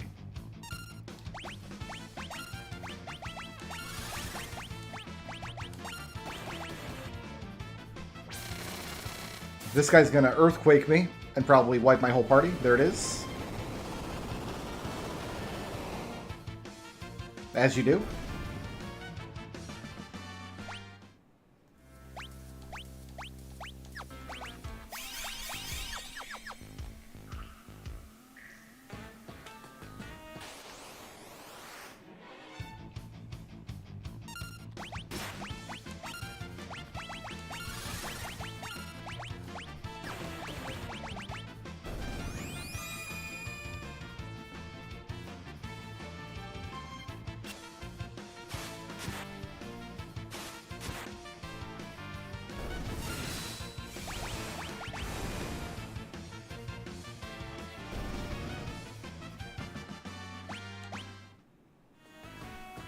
I don't remember which building I want to go into here. I guess we'll just go into all of them eventually.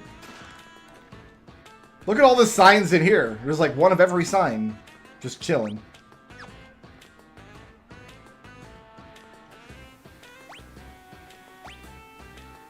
Seven boxes and 2 items.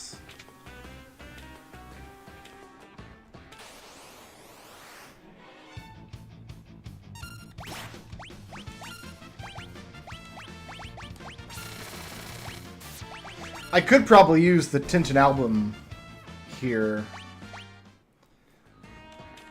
and take advantage of just walking around to heal if I have to.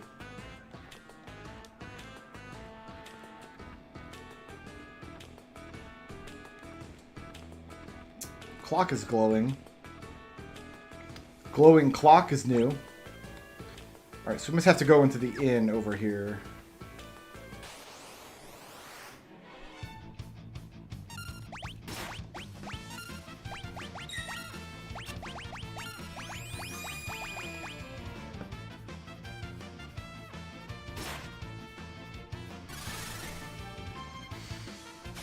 You don't have to play Final Fantasy games to love Chocobos. My wife loves Chocobos. She doesn't play Final Fantasy games.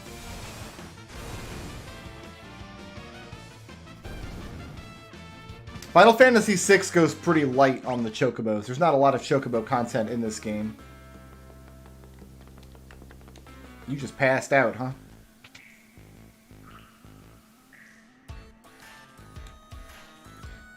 Six, 10, 50. You're supposed to, like, run around the town and, like, examine a bunch of clocks and talk to people and deduce the 6, 10, 50 from that, but I just haven't memorized.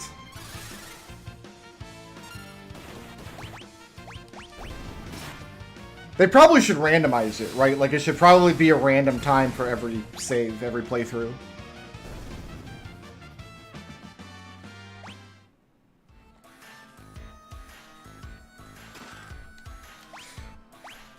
Chainsaw laying around. I think this door just goes nowhere. Yeah, just out to a useless balcony.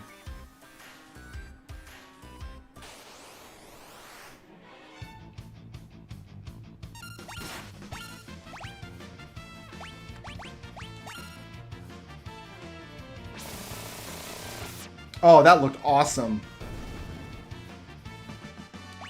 That looked absolutely awesome. Actually, you know what? I am going to... Because we don't have any healing magic, we are going to get some use out of the Tintinabulum here. The Tintinabulum. The cat's bell. I'm going to call it the cat's bell. Whatever.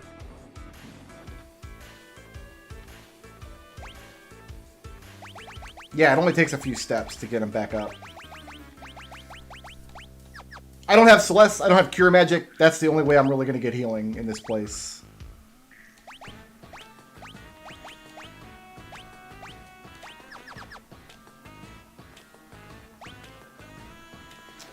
So this building goes up to a World of Ruin dungeon. I don't think there's anything we want to do in there yet. I think we want to go in down south. There might be treasures though, so why not?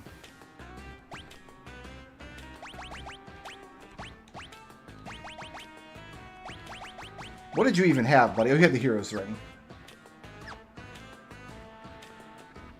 Why does he have the Hero's Ring? Hold on, I don't want you to have the Hero's Ring.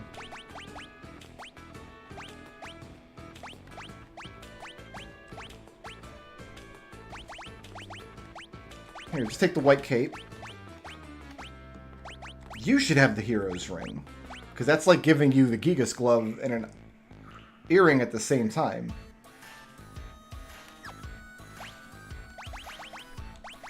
I actually don't know if it's better than the Hyper Wrist he's got, though.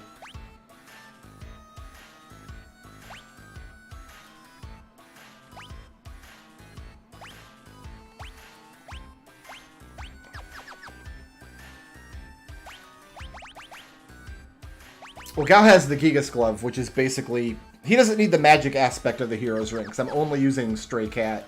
If I was using Templar as well in here, I would give him the Hero's Ring for sure.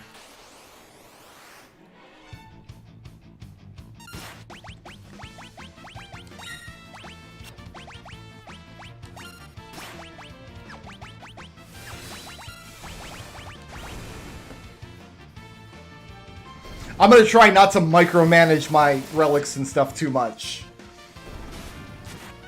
Because excessive menuing, it's a mental disorder that I've suffered from my entire life. Hey, free barrier ring. And this goes to the rusty door. Yes, yes. But it also goes to an ether.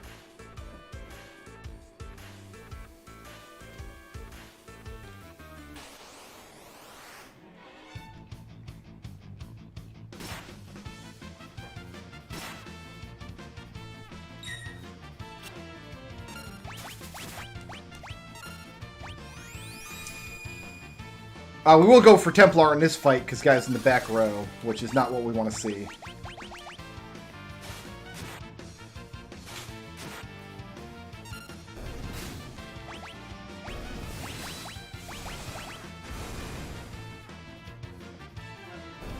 Man, we spent probably an hour on the belt just getting the, looking for the cat scratch rage. I did not want to spend any more time there. Then this door is rusty. We can't do anything with that until the second world.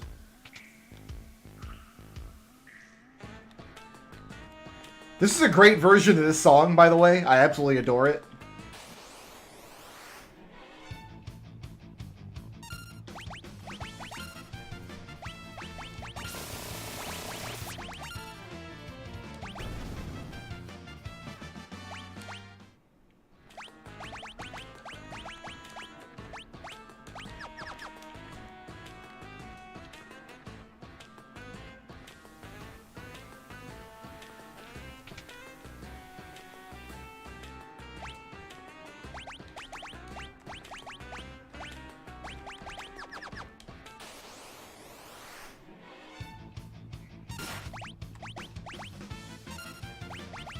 Chainsaw is basically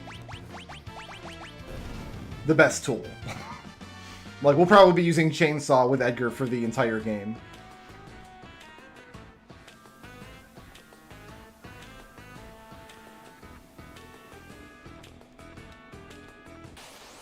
I have done a complete rage list before. I've been that guy.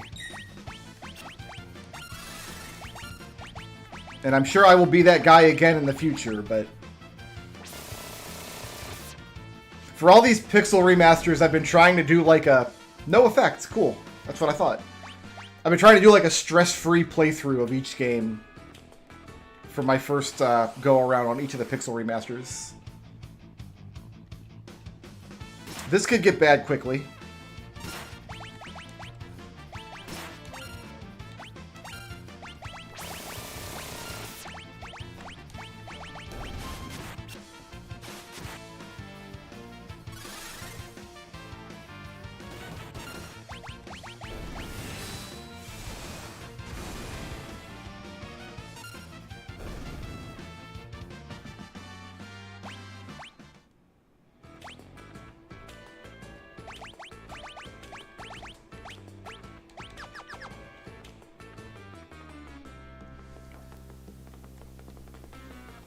I mean, I do love drill. I love chainsaw more.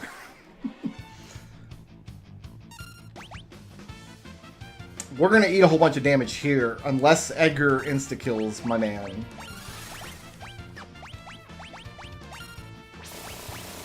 And he did not.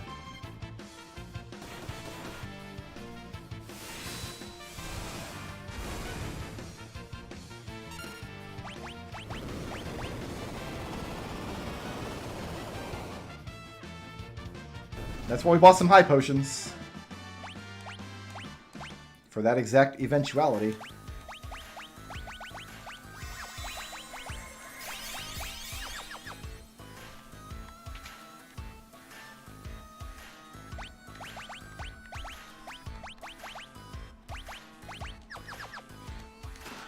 I think, is that the difference? That Chainsaw has a chance to instant kill, but Drill ignores defense? I mean, now we just do this, right? Now Locke can just mug for the rest of the dungeon.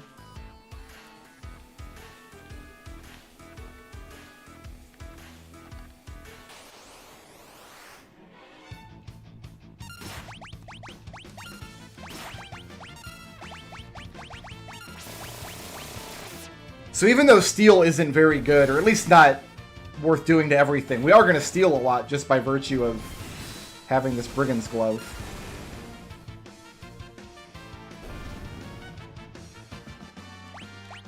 I mean, Chainsaw has the better animation too. That's not a small consideration.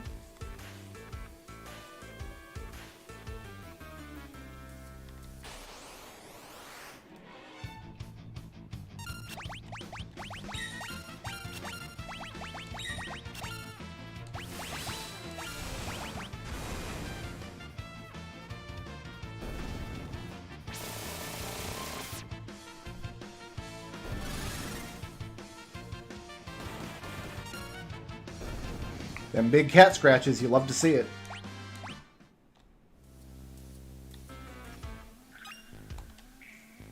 What up, Holmes?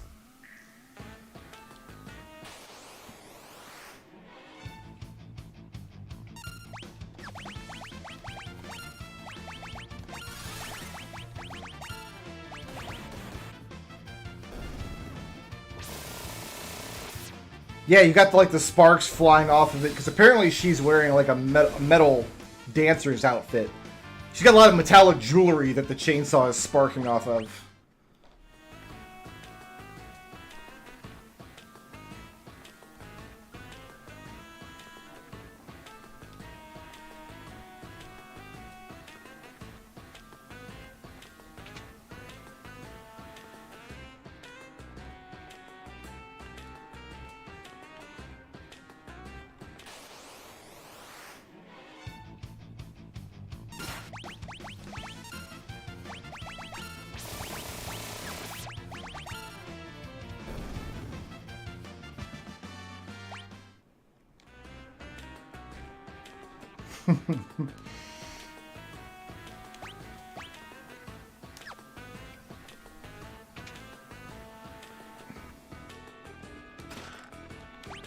Yeah, so now we've got a new fist weapon for you.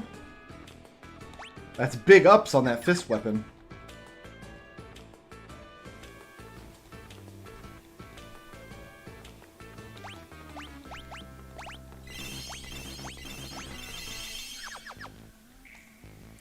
What brings you up here on this fine day? I'm sorry, I didn't mean to be in the way.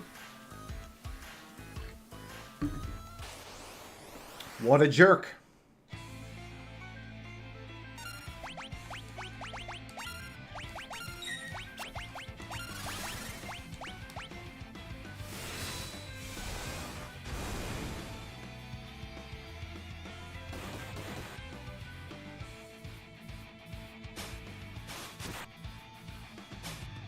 Thanks for the jeweled rings, homeboy.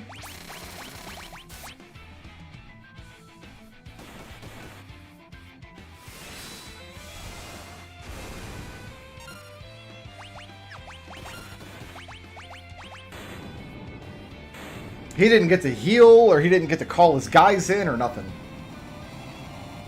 I'm sorry that Gao is the strongest character in the game. Like,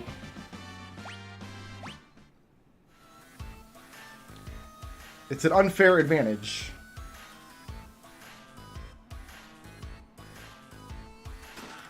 I also probably played this game for a decade before I knew these two treasure boxes existed. There's still one item somewhere in a bucket out there.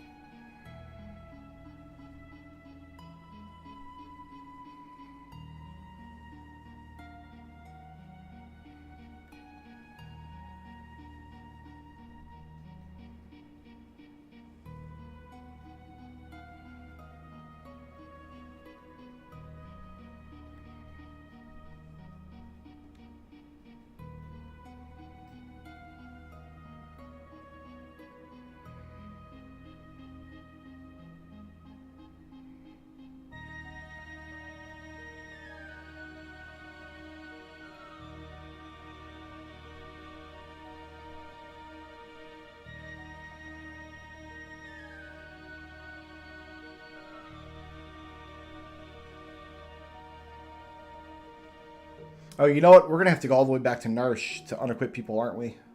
If it doesn't do it automatically. It would be nice if the game just automatically unequipped people who were out of the party every time.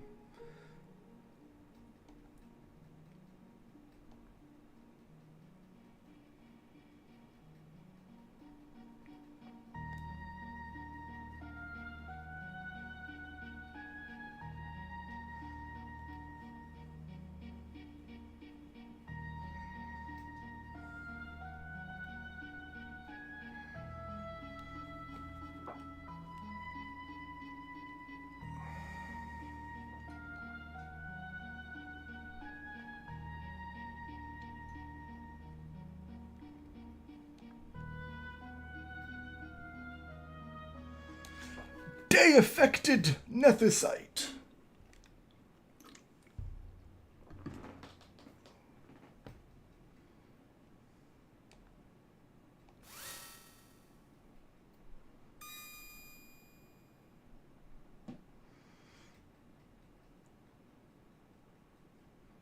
Have a good night, Mecca. Sleep well.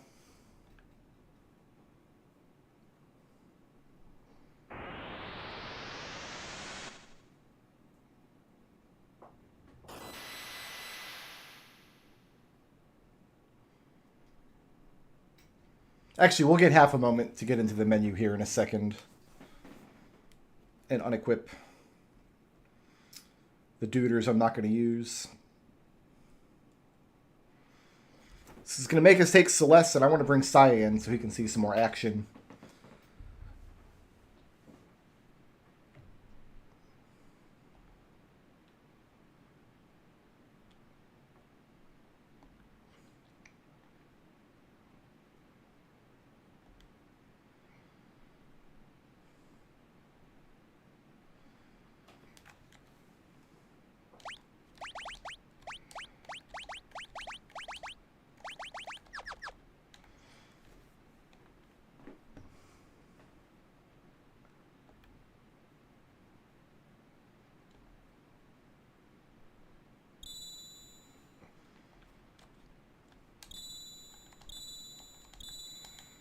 Okay. So I want to make sure everybody's equipment is actually gone. Ah, yeah, you just Espers right from this menu. Got it. Bye. I didn't realize the game would just let me walk past my companions. I guess we'll just stand up here forever.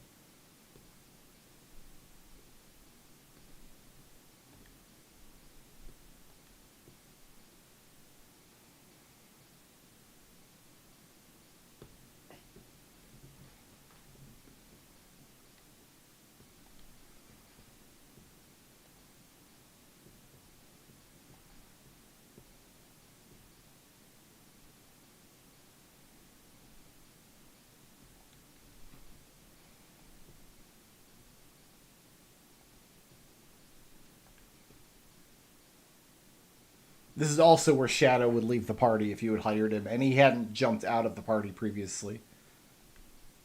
Okay. Definitely want to take Cyan, because get him some action and some experience levels. So of, like, the 3 best characters in the game... Oh, you can actually get into their status screen here. Nice.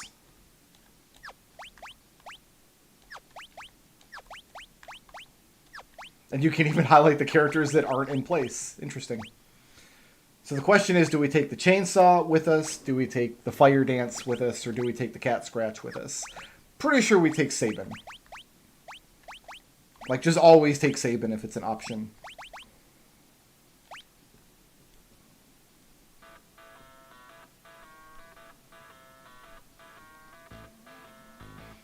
Edgar and Gao can make their own way back to Narsh.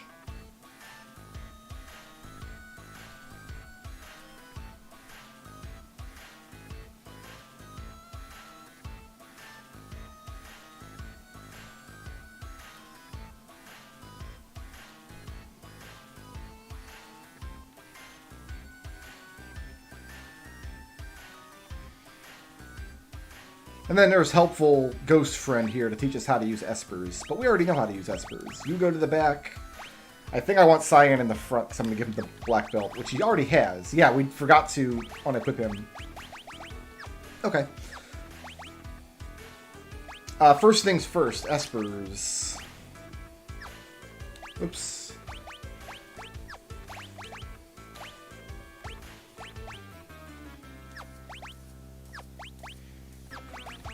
Magic +1.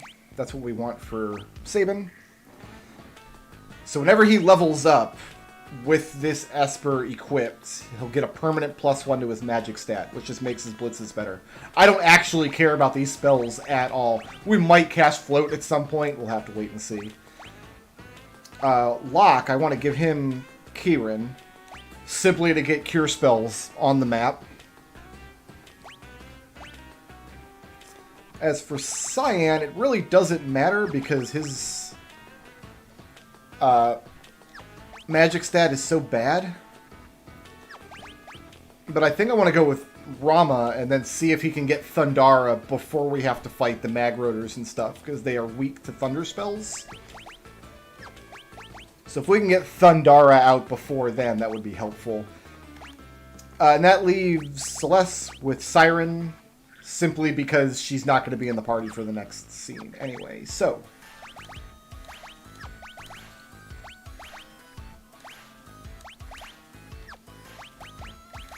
it already optimized him when he put on that Genji glove.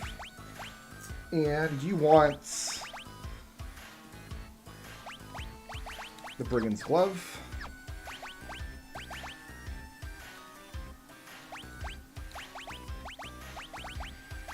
So you're going to get Hermes sandals.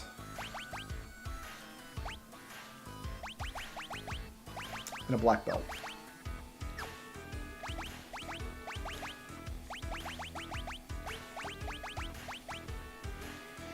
I'm going to go with one earring and Hermes sandals, actually. And that leaves you.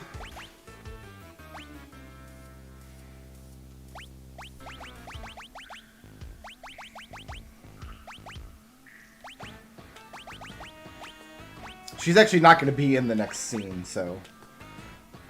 she'll have the Rune Blade, though, so she'll be fighting a lot, so I'll give her the Gigas Glove to make use of the Rune Blade. Alright.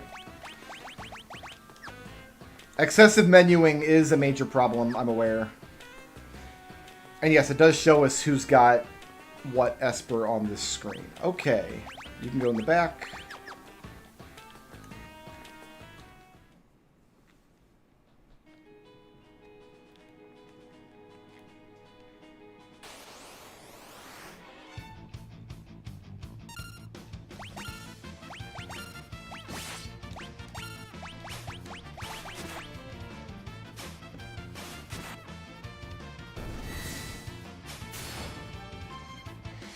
And this is going to be my party for the next couple of hours of in-game adventuring.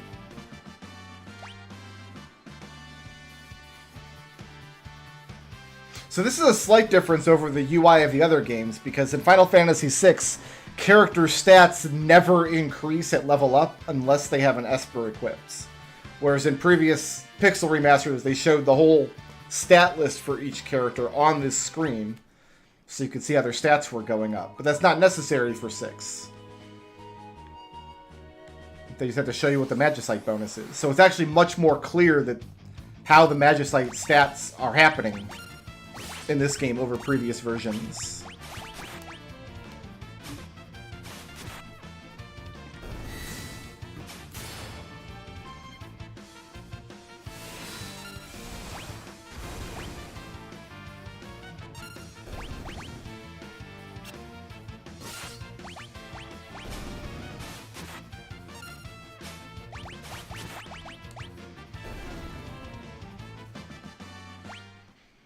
I might buy Cyan a second sword and give him the Genji glove, actually, instead of Locke. In fact, I've talked myself into it. I think Cyan will do better swinging 2 swords with attack boosting relics than he's doing right now.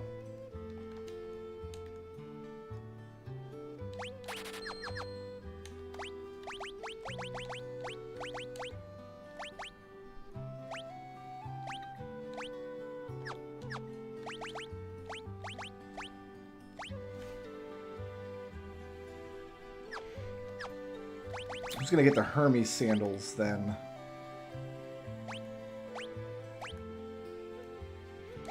I mean, Hermes sandals is just better than anything else he could possibly get, so...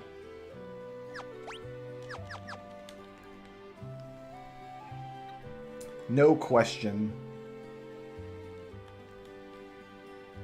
I don't know if I checked this relic shop. Anything good in here?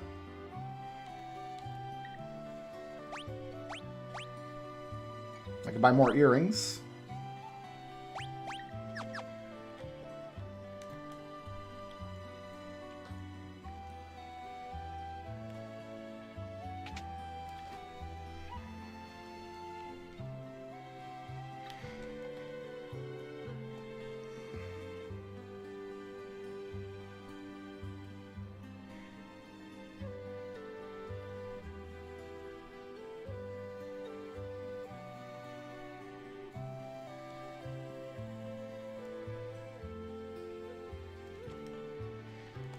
Now we get to read his correspondence.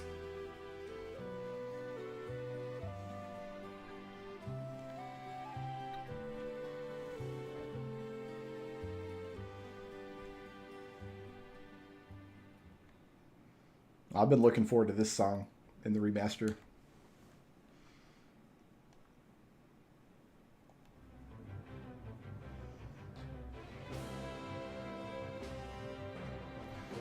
So, Setzer is just my favorite character in Final Fantasy VI. Like, it's not... He's just such an amazing character. Everybody loves Setzer. We're going to just listen to his theme for a minute.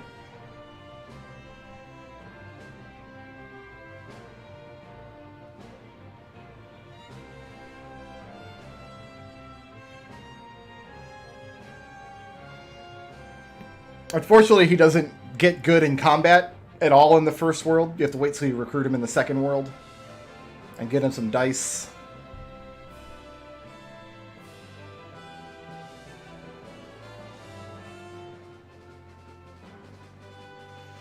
I feel like his hair looks distinctly more like Sephiroth's than I'm comfortable with.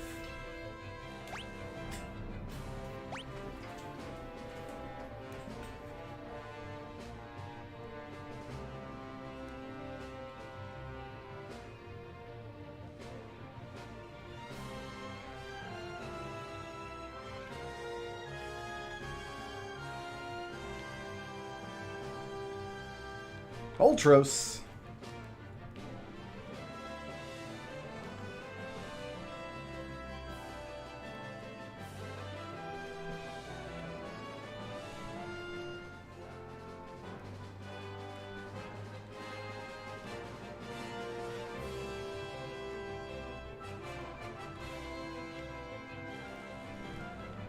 So the Opera House scene is everybody's favorite scene in the game. Obviously, when the game came out in 1994, like, nothing had ever been done like that in a video game before. Like, as far as storytelling goes, it was but as groundbreaking as it was, it's just a boring scene if you've played the game repeatedly. Just a lot of cutscenes you gotta hammer through. But I am looking forward to playing it in the Pixel Remaster for obvious reasons. I cannot wait to hear what they've done with the soundtrack here. I'm going to stay at the inn.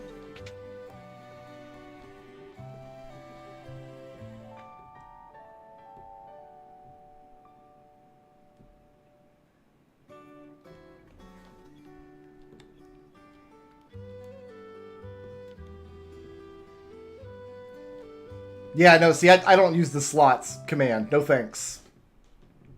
Not interested.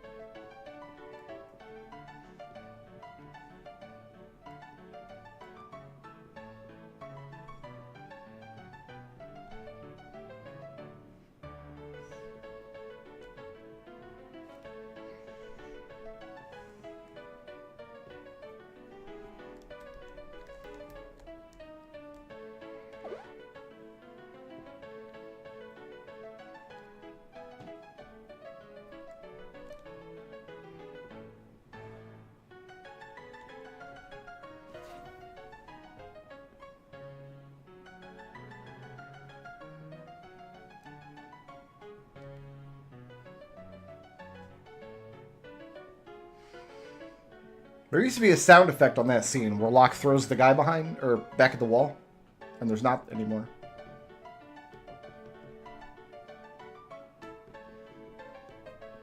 So here's the real question. Like, I was unable to get the chasing light thing blind just on memory. Will I be able to get the opera just on memory?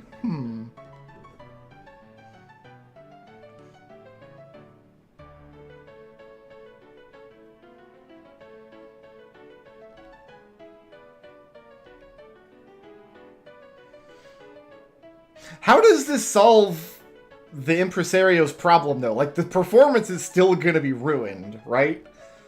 Just because some different person gets kidnapped doesn't mean his performance is okay.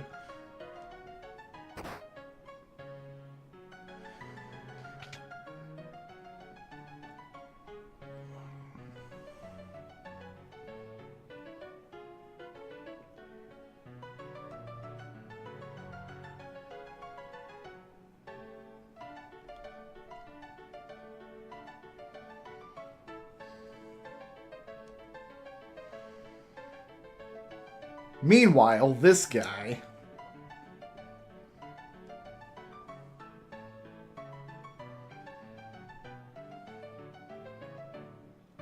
Alright, I'm going to step away for 2 minutes before we get into the opera here, because my drink is looking a little anemic. I'm going to grab a bottle of water. I'll be right back.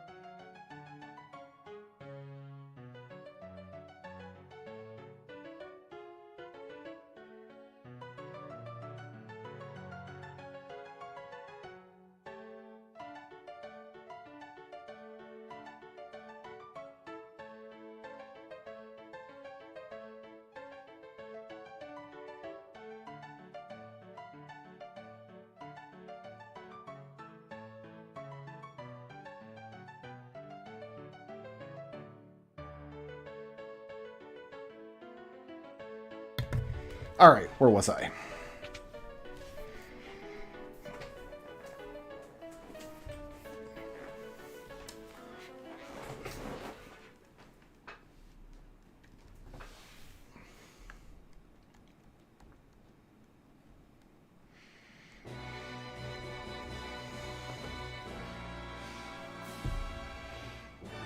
This is zoomed way out. This isn't just expanded because of widescreen. They've zoomed way back to show this whole audience.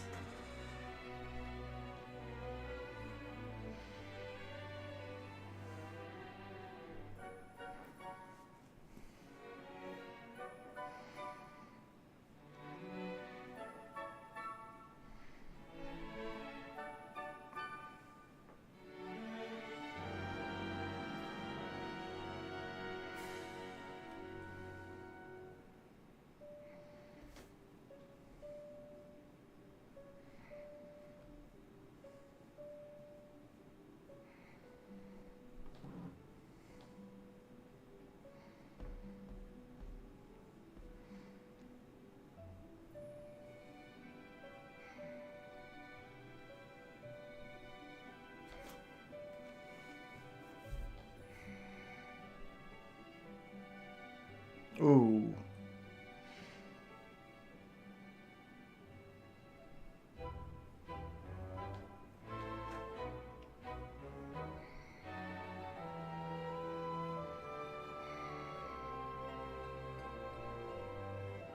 I love how you can see the edges of the stage props in the background there.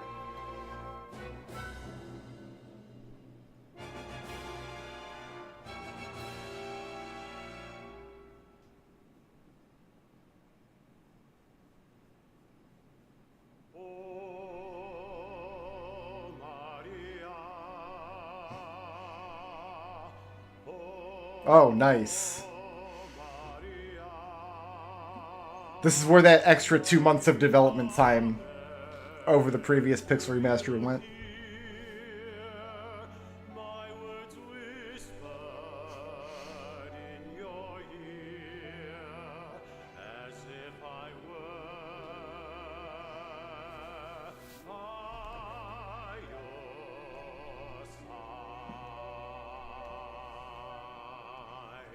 You can even see this like stage lights up there. They went all out on this scene, clearly. And with good reason.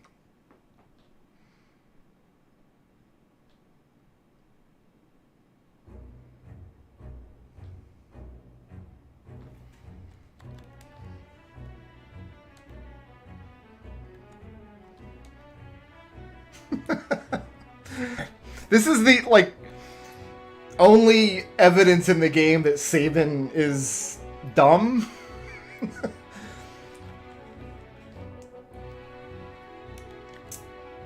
And I guess we didn't tell Cyan the plan, because he just thinks we're here to take in the show.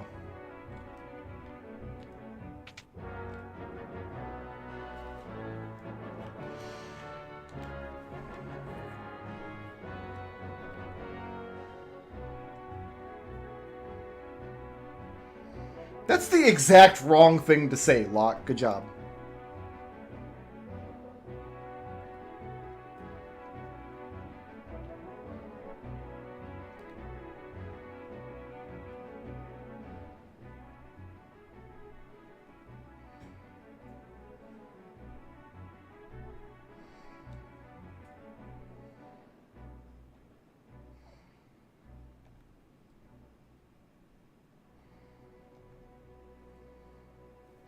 Nope, I got this. We're good.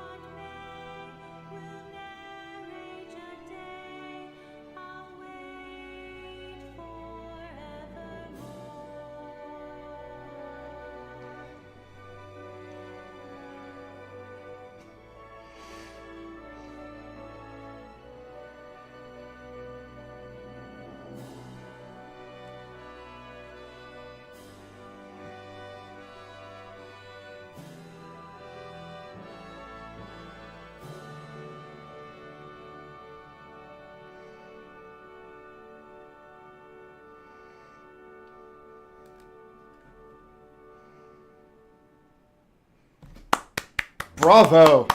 That was spectacular. That's an entirely new scene. That's... They made that something extremely, extremely excellent. So the most important thing for me is they drew her singing sprites standing from the side, or in the original versions of this game. She had a singing sprite from the front, but when she's facing left or right, she couldn't emote or open her mouth or anything. She just kind of stood there. But I mean, the whole scene was completely redone from the ground up. Spectacular. I kind of want to go and bomb it now and see what happens when you botch the performance.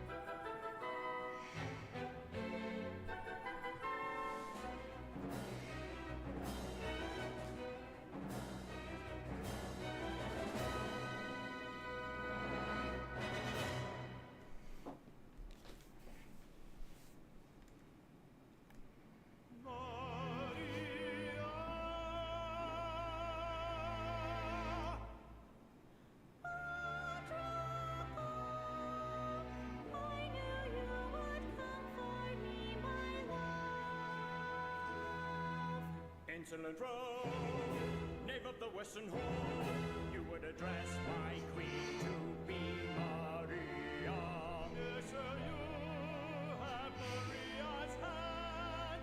I would die before that day comes. Then it's a duel.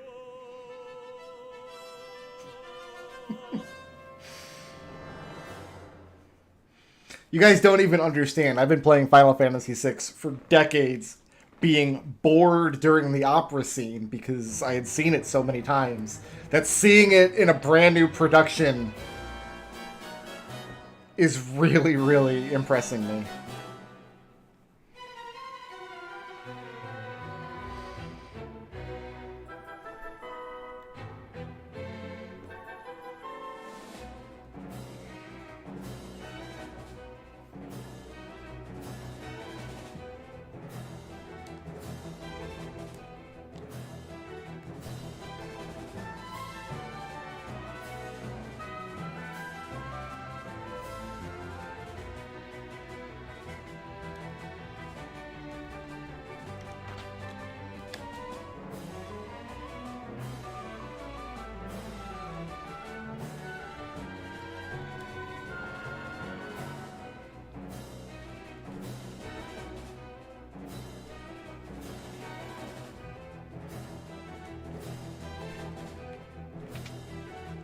After we're out of this tense scene, I'll have to share my conspiracy theory with you guys.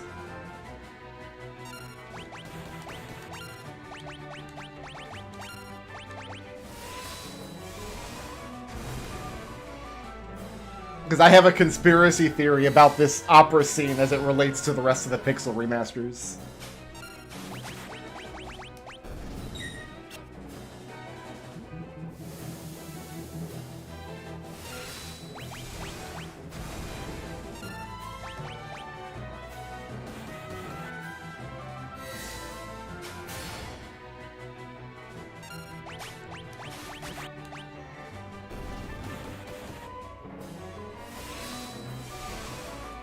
Actually, we gave Cyan the Genji glove, didn't we? Yeah, he should be doing that. You know what? That was actually not appreciably more damage.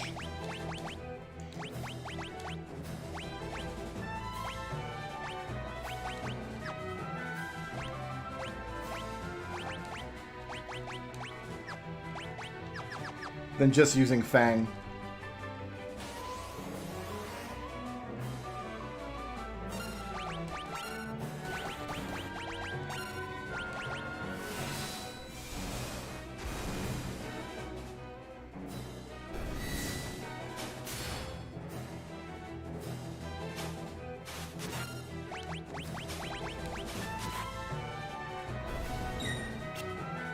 Edgar is the boy to bring to the Opera House, because Flash hits multi-target, which is nice.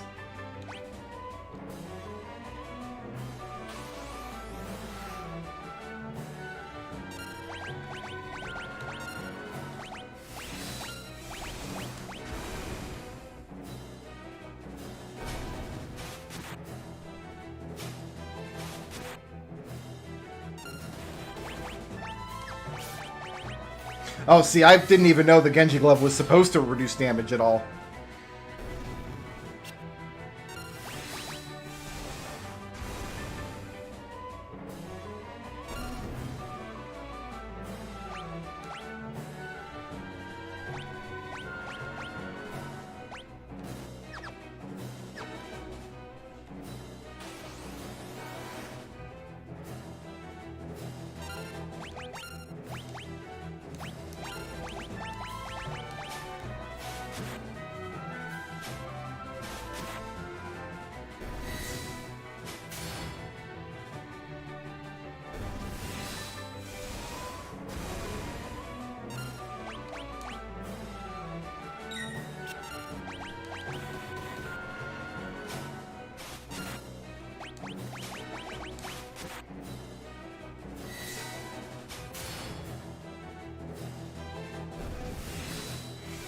Yeah, I didn't never know it was bugged. I just assumed that's always how it worked. I mean, fair enough, it's still good. Like, it's still good to equip. I'm still going to try to get all 4 of them. I mean, you can get more than 4, but there's no reason to.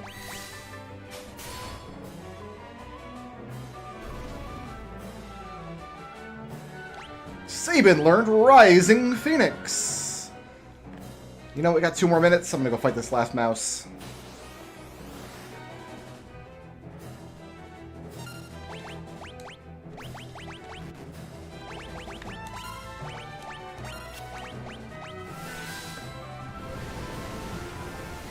That looks awesome! Ya boy!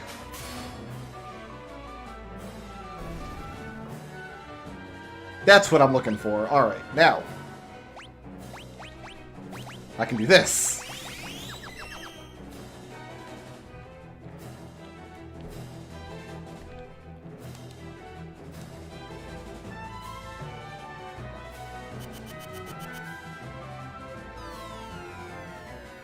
There was a fun Twin Lance bug, man. We made use of that Twin Lance bug in 5. And the day will come when I do again.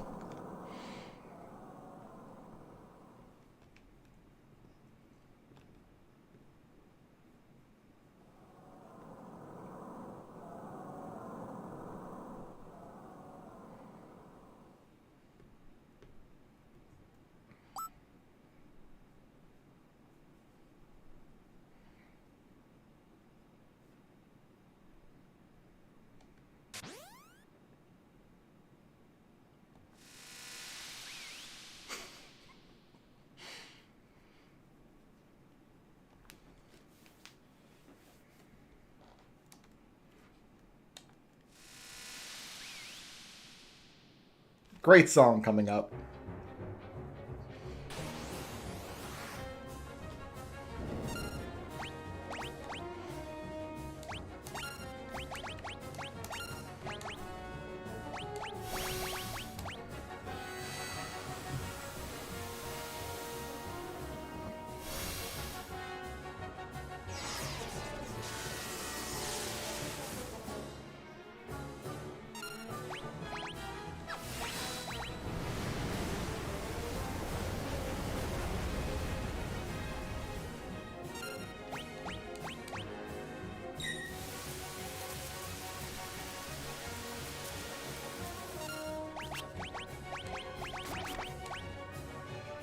Tentacles!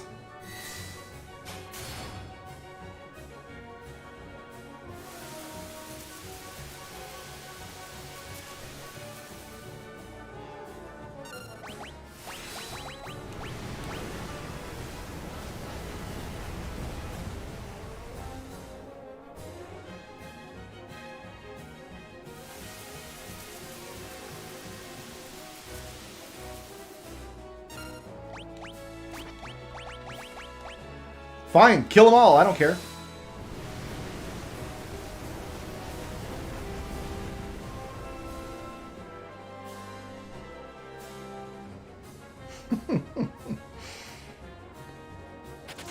Get it, sucker? Because he's got the tentacle. Yeah, you get it. It's fine.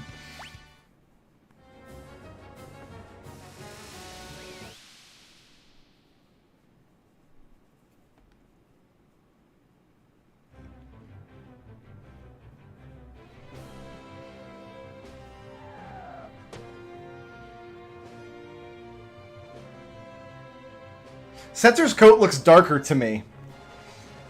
I want to say, like, I'm used to it being like a very dark gray, his suit and his coat, and it's more black here.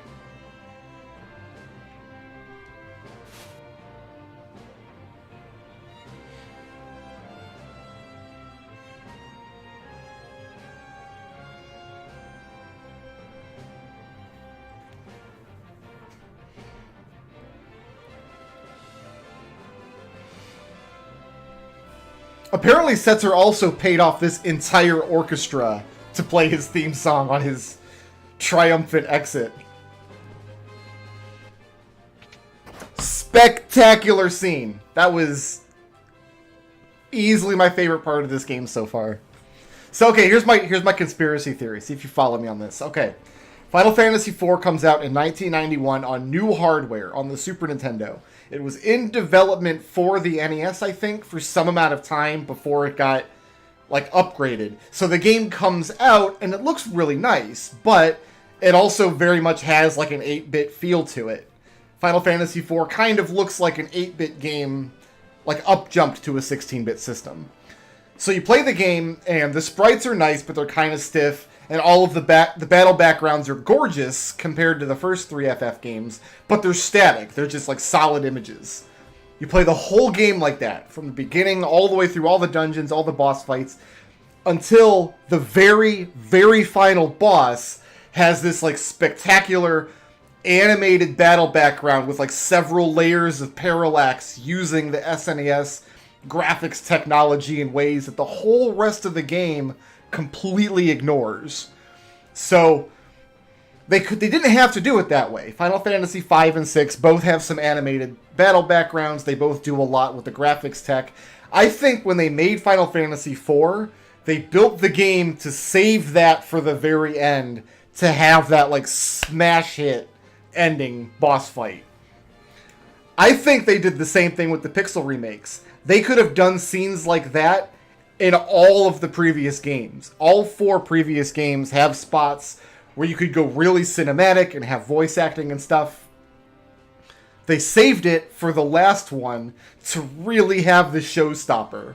Assuming this is going to be the last Pixel remake. I imagine it will be. I think that's what they did. They had it in their back pocket. Like, let's wait until we're almost all the way out, and then show in the last game what this engine can actually do, and how amazing it can really look and sound and feel. That's my Opera House conspiracy theory.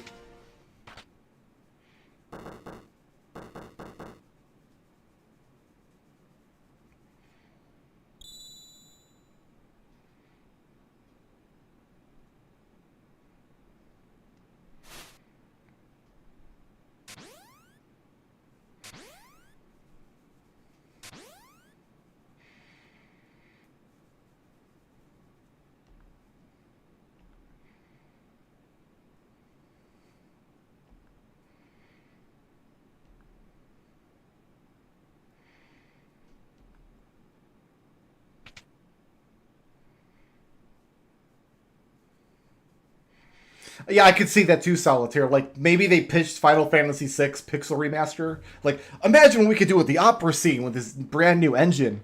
And then once they had the engine, like, partially complete, there's no reason we can't go do the first 5 games too, right? Like, we can just do all of them in this similar style, right? I could totally see that being where, like, the genesis of the remasters come from. But I'm more convinced than ever that they could take this engine and make more games with it. There's no reason they couldn't. It's obvious that the engine is capable of a lot more than what we've been seeing in the Pixel remasters so far.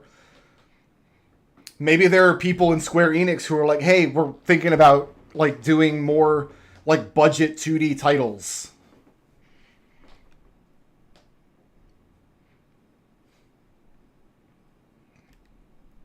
But yeah, I was blown away. That was fantastic scene. I loved every second of it. And I haven't enjoyed watching the opera scene in Final Fantasy VI since I was a teenager. Like, it makes sense, right? I'm not slagging the opera scene. It blew my mind when I first played it when I was like 13. But we played that game over and over and over and over as kids, so...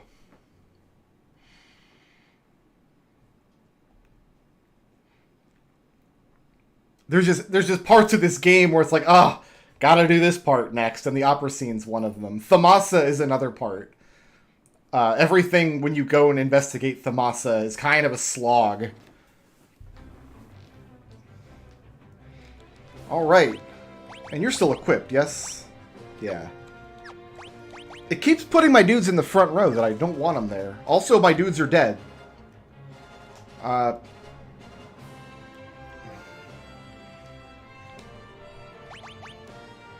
My man's got refreshment for me, though.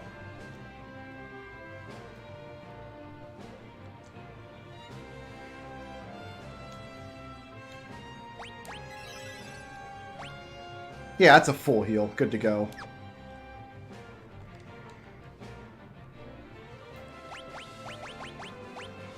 I think I'm good on all this stuff.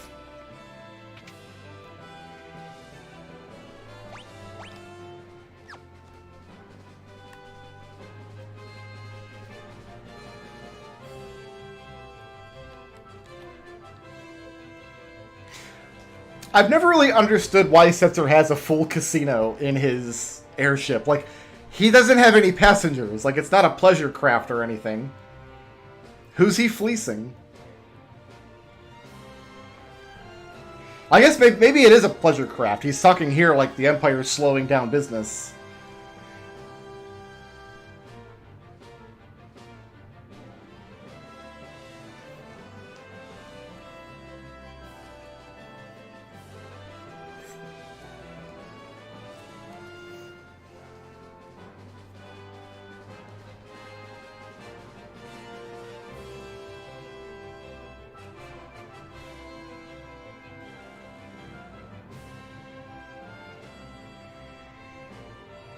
Setzer's just gray. His color's gray. That's fine. They found a happy medium between his hair and his cloak.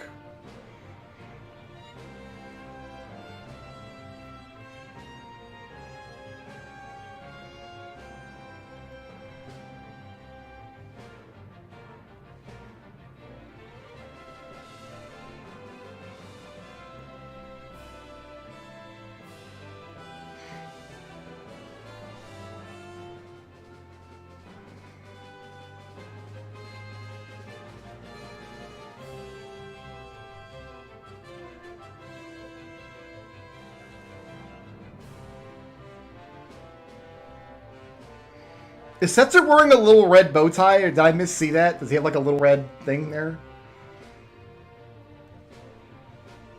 When he faced forward for a moment?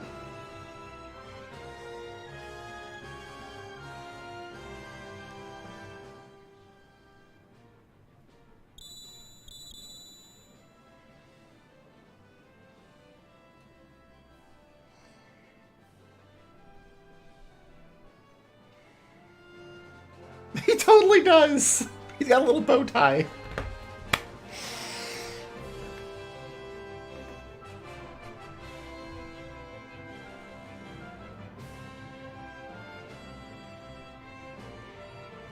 I think there's an extra line of dialogue there if you have Edgar and Sabin with you. Like, Sabin realizes it's Edgar's coin.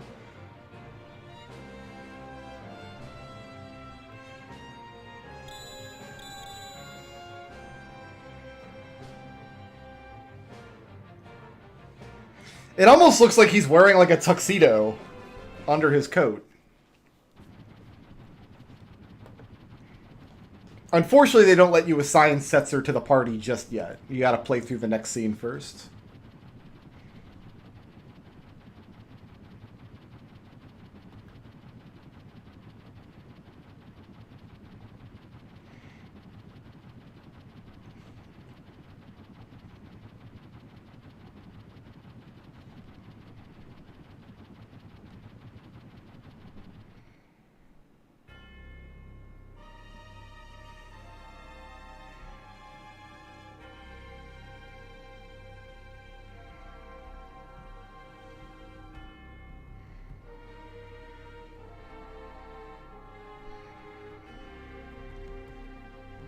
This upcoming dungeon is a bit of a slog, but you get a lot of cool equipment inside of it. So it's fun to go through it.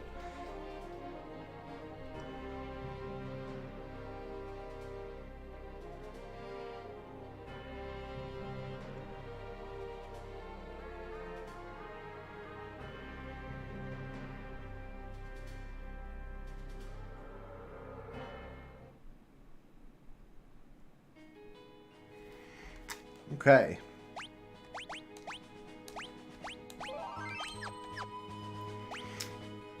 So should we visit all of the Imperial towns before going to...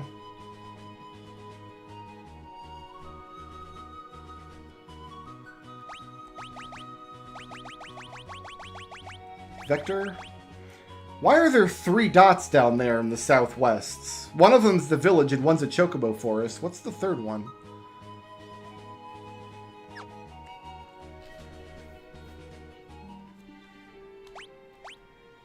Two chests and 4 items, eh?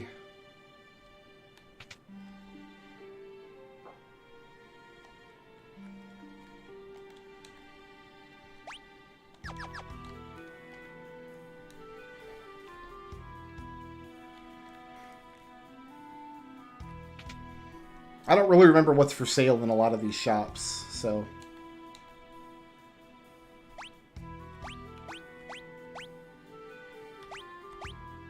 More stuff for Shadow here. I don't think it's worth buying this Bastard Sword, because the Rune Edge gets all crits if I want to attack with her, and we're going to get magic swords in the upcoming dungeon anyway. So new weapons for Celeste and Locke do not make sense right now.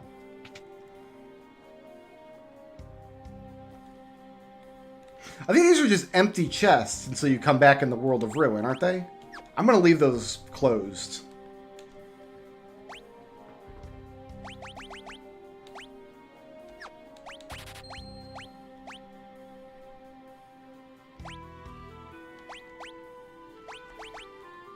That's just a straight-up improvement. I think I'm going to want 4 of these for that magic defense, aren't I?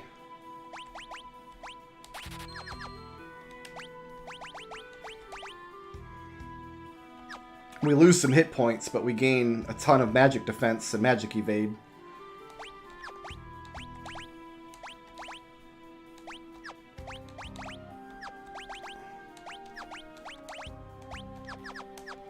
Which is going to come in handy. Oh, you probably just paint a picture of him so I can look at it later and get a clue as to the location of the Phoenix Cave. I always thought there should be something hidden back here, right? Like, this is a great spot for, like, a hidden door.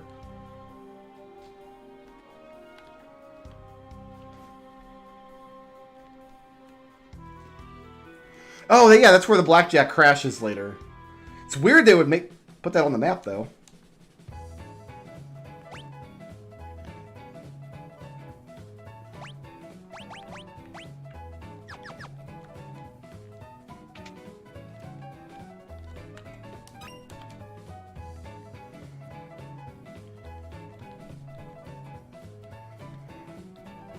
Just looking for clocks, man.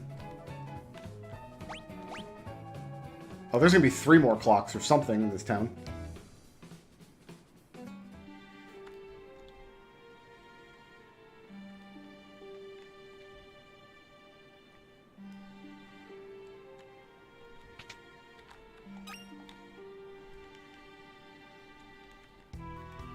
Can't get around back here.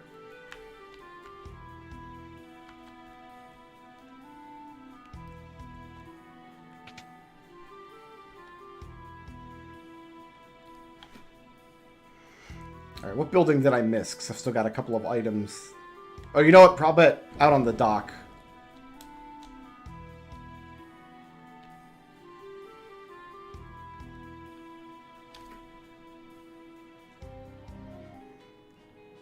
Yeah, you know, let's take a walk to the other villages.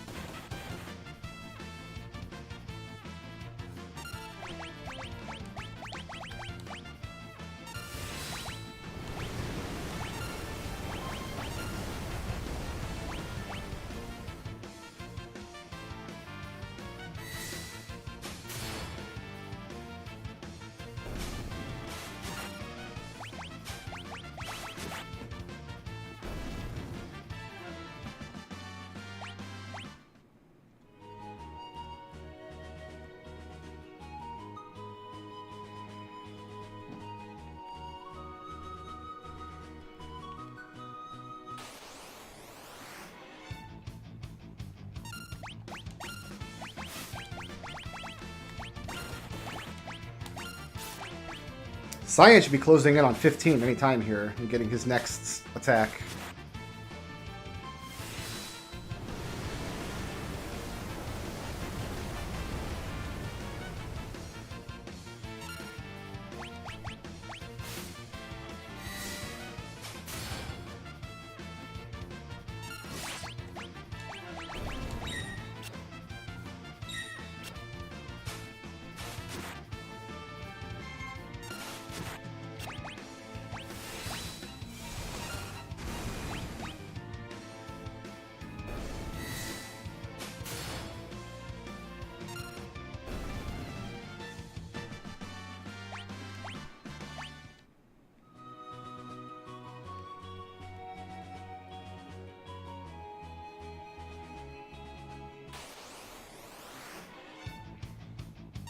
Steal from the dogs, eh?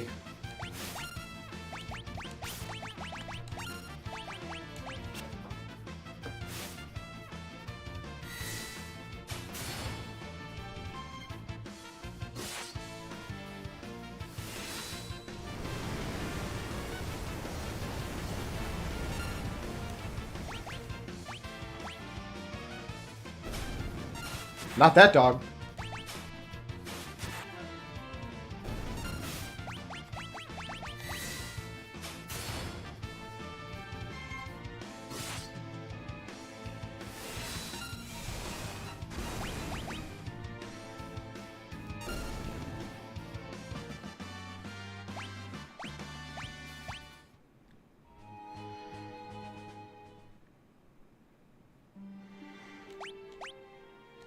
Two items, no chests.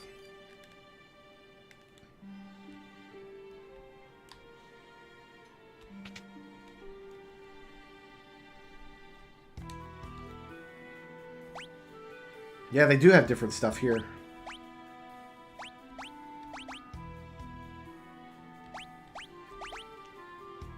I'm okay without Mithril Helms because we have Pre-Smiters. But we're going to want these until we get some gold armor in the dungeon. We can sell two great... They're not that great, so we'll get rid of those. Don't need a Kodashi or a Kunai. Or Cyan's Old Ashura. I can sell a Thief Knight, or an Air Knife, rather. We got better shields. We're not going to need leather caps. Iron armor can go.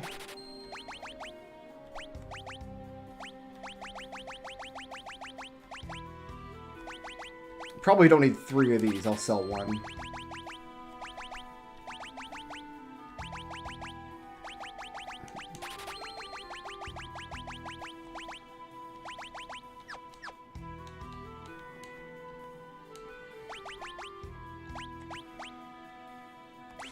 Actually, I'm only going to buy 2, because we're going to get gold armor in the dungeon. And if Locke is in the back row, he doesn't need that armor right now. I'm okay decreasing her magic stat a little bit, I think.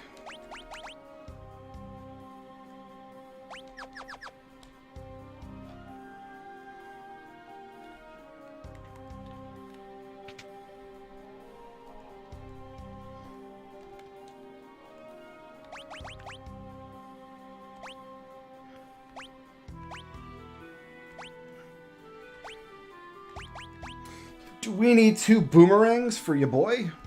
I think we do.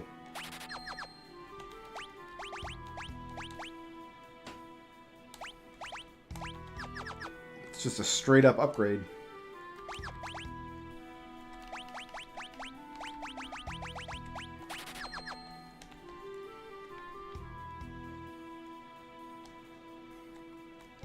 Good old dog fighting. This is where Cyan's future girlfriend lives. So I'll bet she actually has lines of dialogue for each step of that Mobliz side quest we did. If you wait until you get the airship to do it, and you're just like flying back and forth.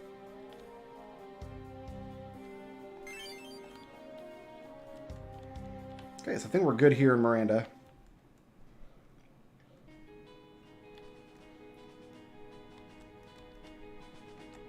And somewhere in these woods... There we go.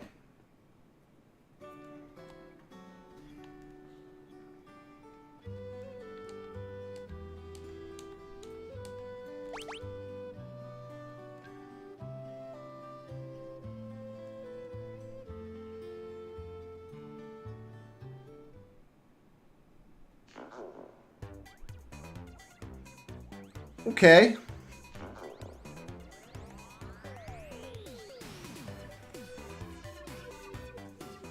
This is Techno de Chocobo, isn't it?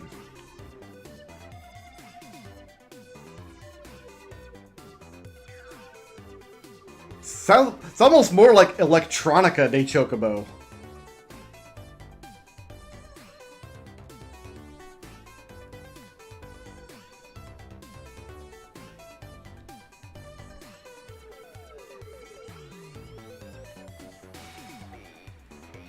Gonna have to chill with Chocobo music for a minute.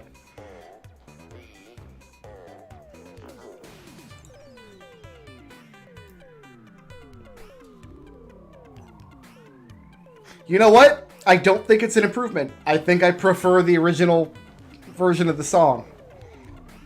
I think they went they went a little too far with this one.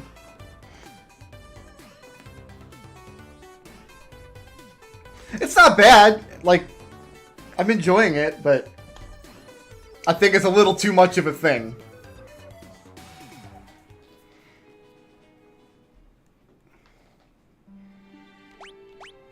Oh, there's nothing as far as treasures here.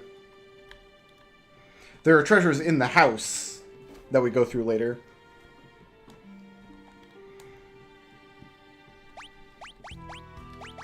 I don't need any of that.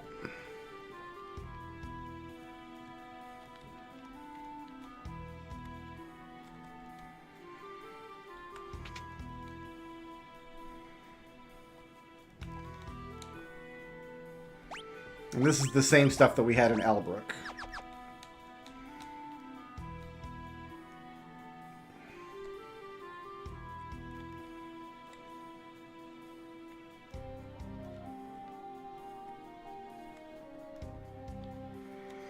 Is this guy in the Magitek armor bullying that old man?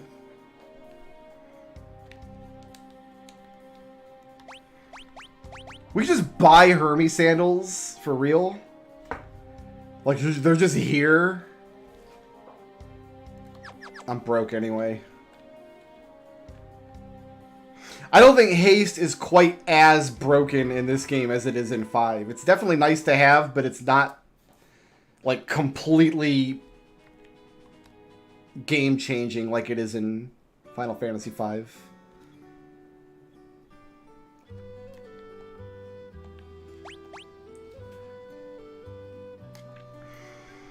I think there's 2 other points in the game where I hire a Chocobo. I'll hire one when we go to get the Water Serenade. Or whatever it's called in this translation, I'm not sure. And we'll hire one in the World of Ruin after we do 10, because that's a long walk to Mobliz otherwise. Oh, there it is. Oh, it was a rock. I'm like, where's the fortress at?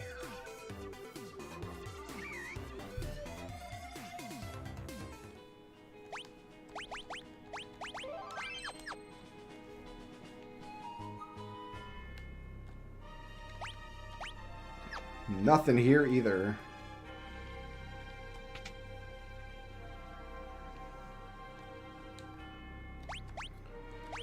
No.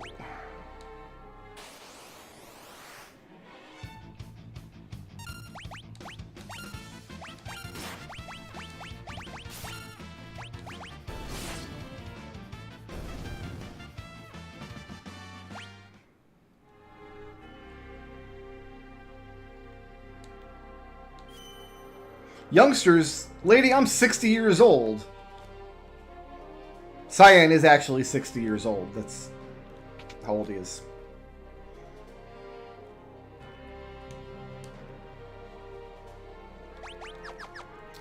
I don't know why they sell stuff for Shadow here.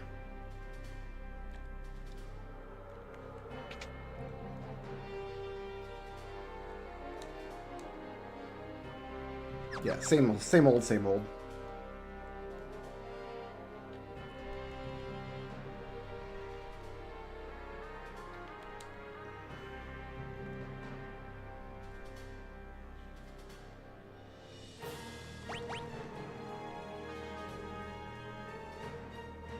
He has the bouncy sickness.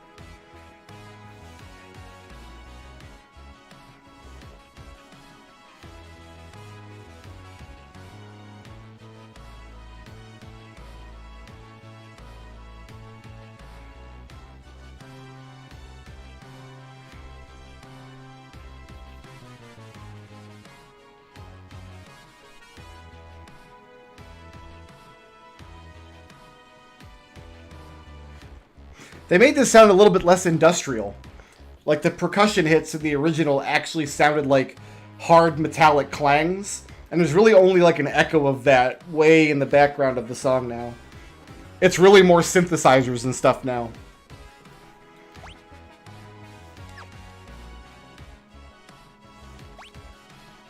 It is nice to have a map of this area. 12 boxes. We'll make sure we get all of them because you cannot return here. Okay, so first we want to go through this pipe.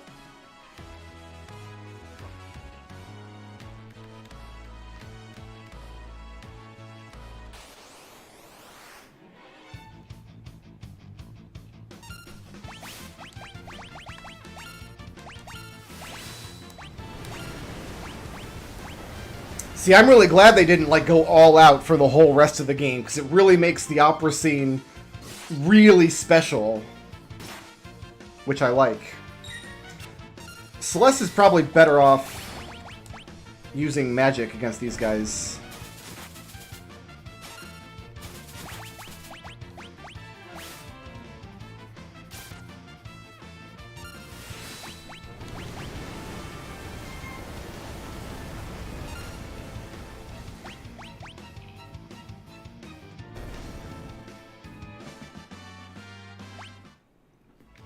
And then Locke can use his magic to keep us healthy.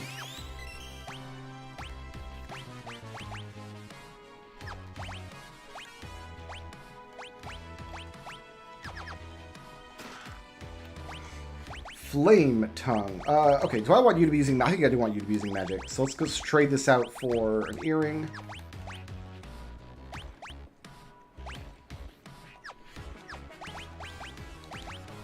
And then we'll give you the magic swords.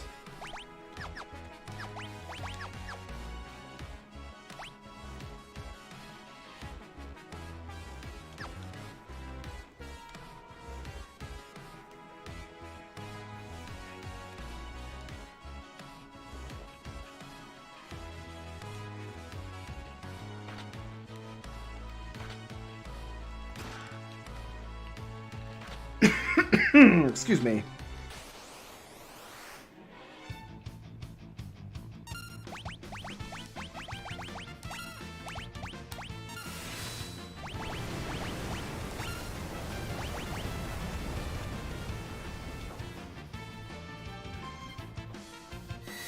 Like, I think if they had really gone all out and pushed the engine all the way for the whole game,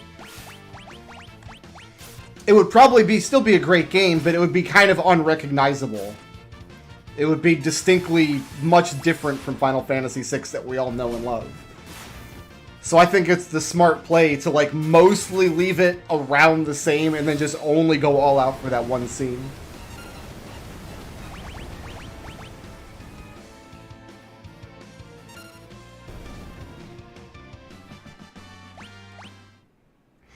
Cyan's black belt's not doing us any work here.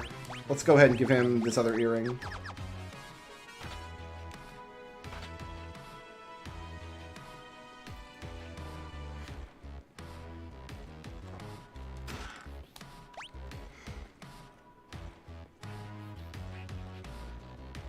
So we gotta go down and come back in to get that last box.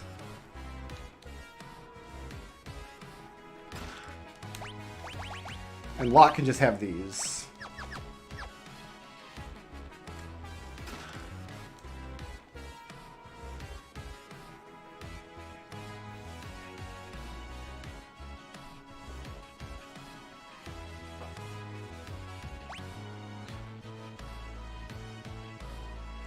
Yeah, first we're gonna go back up to that door.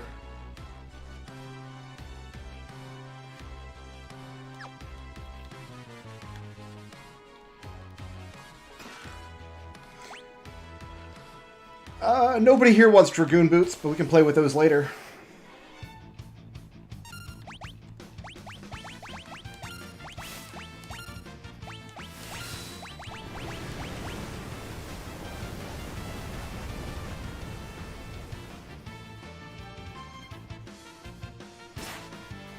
I don't have any information on like what bugs are in this version, like which ones got fixed and which ones didn't.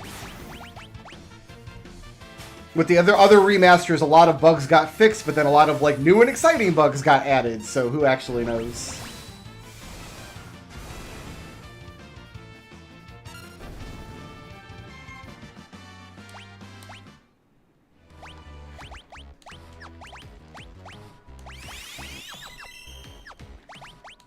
What's gonna be the quickest way to check magic? I guess just to flip through and push down like that.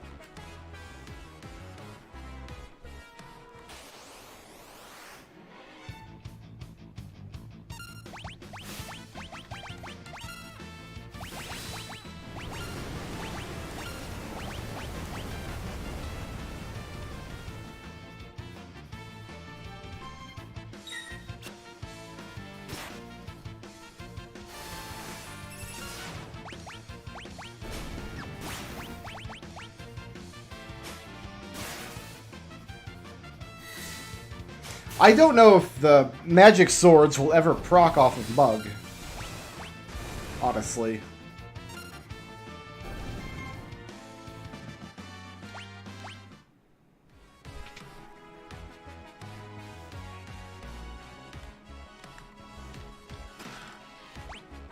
Okay, well, free shield.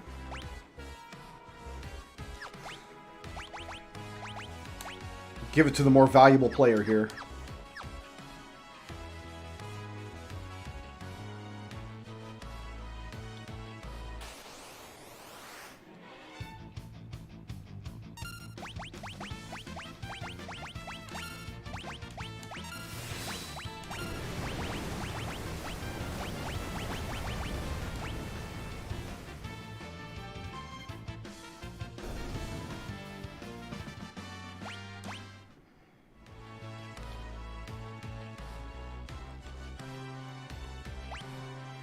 Alright, now I need to go...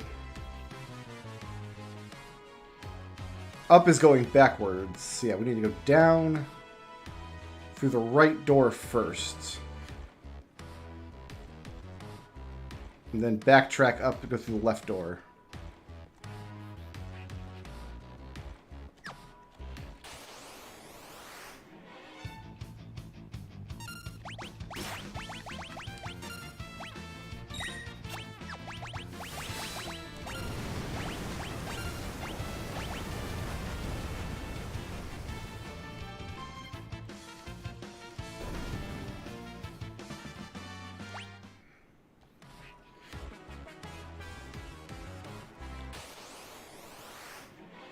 It's the wrong way, forehead.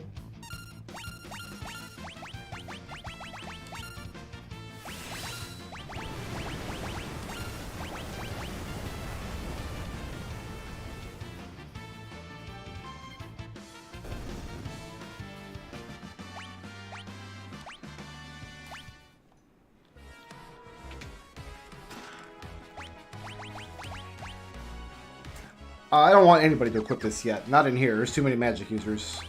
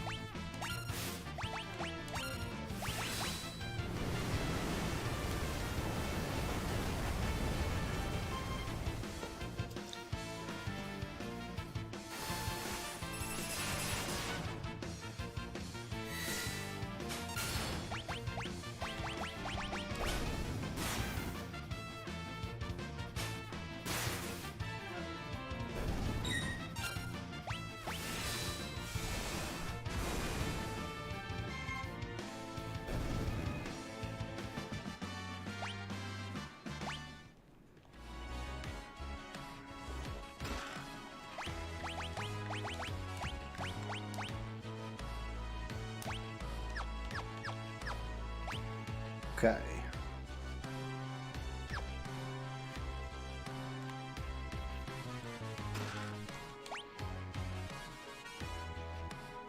Oh, we do need to go all the way up there behind those boxes. So we got to backtrack quite a bit, actually.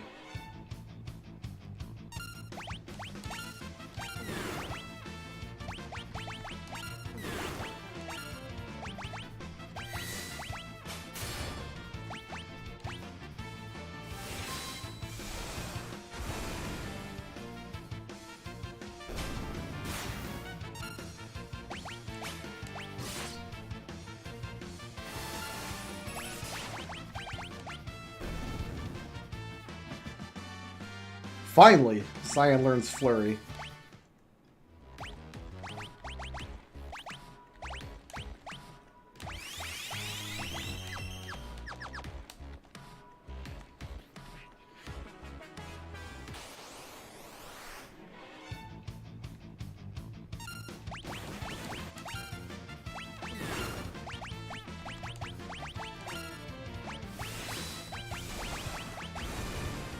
It still feels like this Bushido takes a long time to come out. I wonder if they just let you choose the command and then it still fills up a bar like behind the scenes somewhere. Because he input his command first and then everybody acted.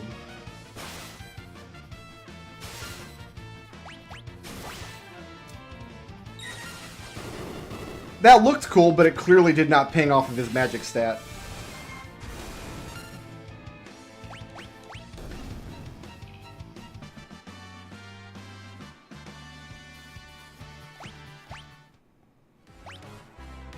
Oh, it does give you a star when you master your espers. Oh, that's a beautiful quality of life thing. That's really nice. Because, yeah, we're going to want to rotate these around a little bit. Well, wait, there's no way he's finished Rama at this point. Oh, he did.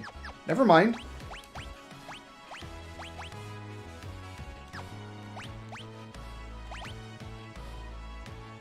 Kira's only at ×1 on Chiron?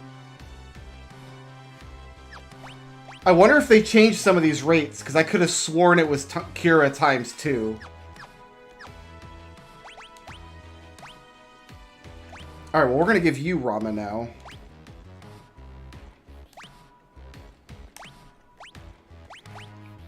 And we'll give you Siren.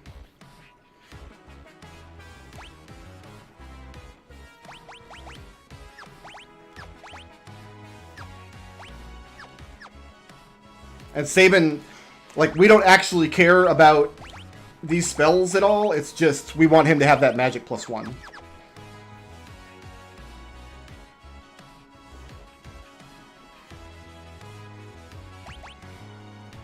Bushido keys off of strength.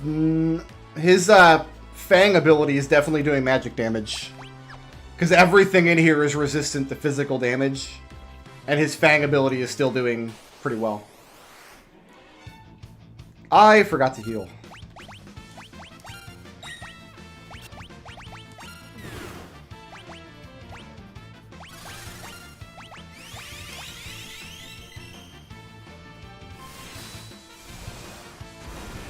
Not as good as Aura Cannon is doing, but...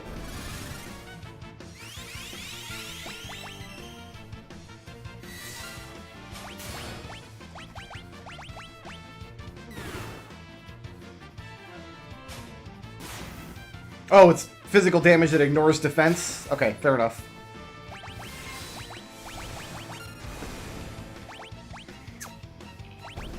I wonder why Flurry doesn't ignore defense.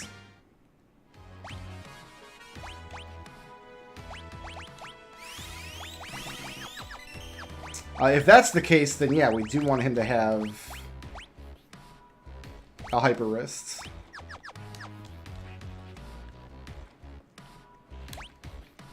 This is the wrong way. I'm lost!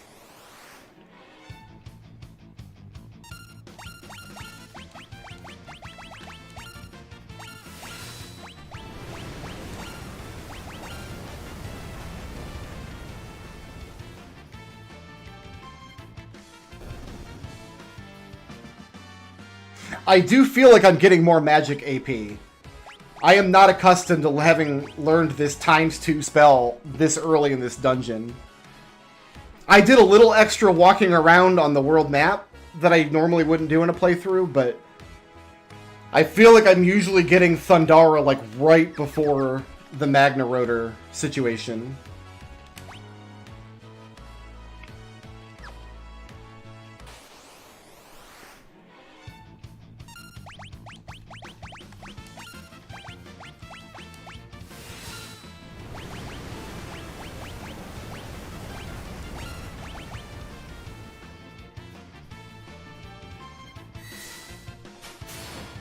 So yeah, Fang ignores defense, and Flurry doesn't. That's why Flurry wasn't doing any work for me here.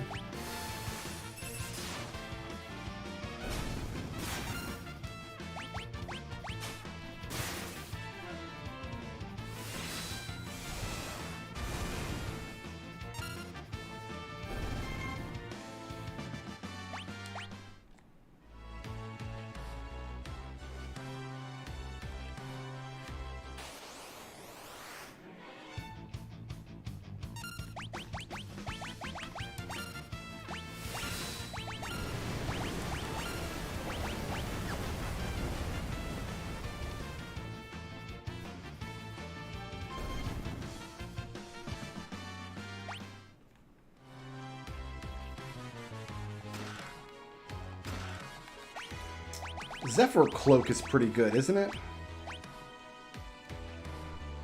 Yeah, big evasion. I don't think anybody wants it over what... Oh, you know what? I'm just not happy with Mug.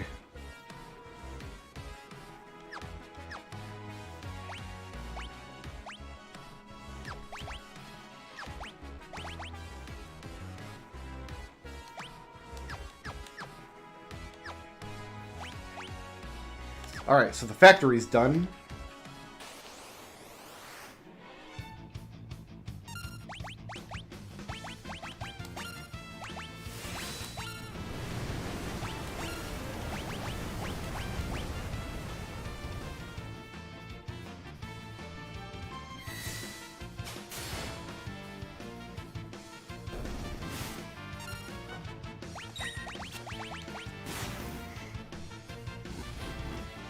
Yeah, we can't get those magic procs when he does Mug, only when he attacks.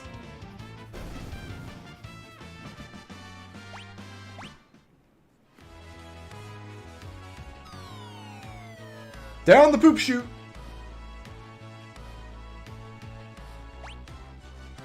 Alright.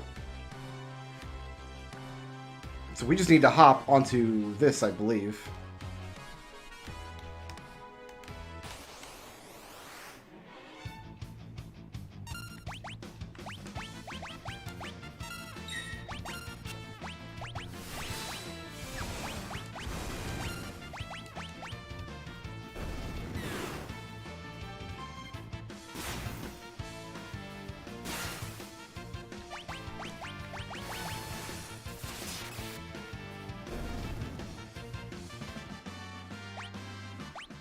I really feel like we're getting a lot more magic AP than usual. They must. I bet they increased that.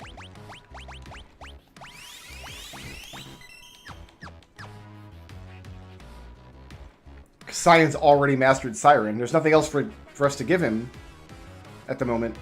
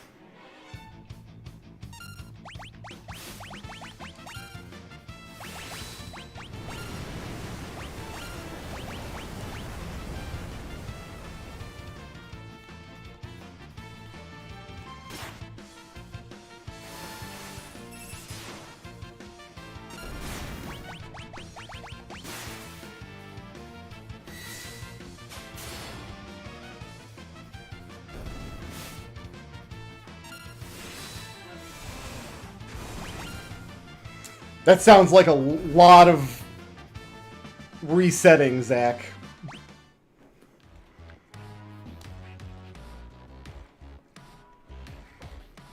That sounds like a lot of time and energy. So, I mean, it's a fun trick, I guess, but I think first I'm just gonna... Why is a bucket here? Oh, there's a free refill.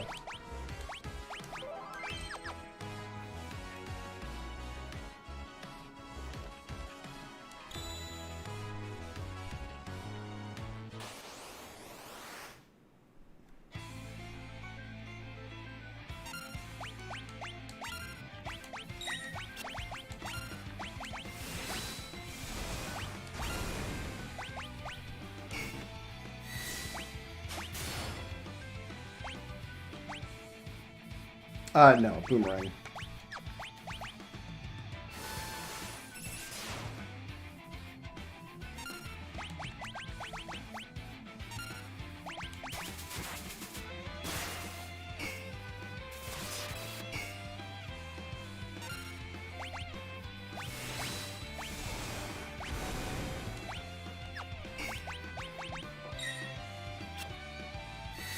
Forgot I wanted the ice brand on lock for this fight for exactly this reason.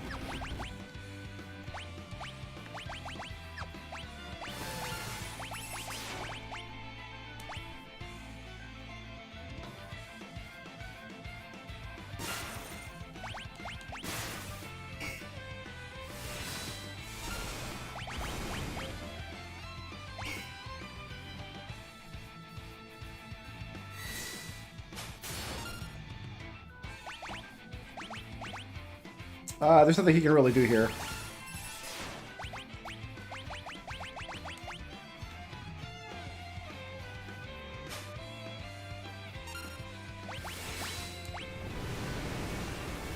Ifrit's the dangerous one, because I think he can cast Faraga. If he is so inclined. We'll get regen on everybody, I guess.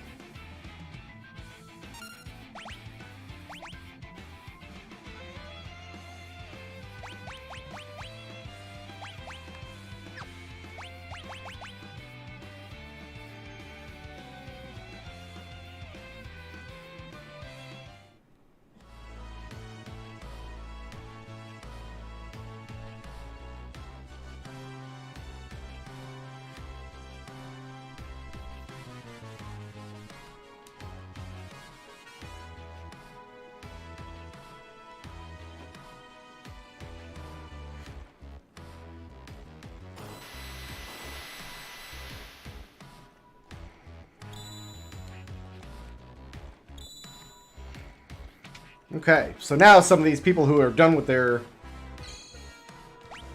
espers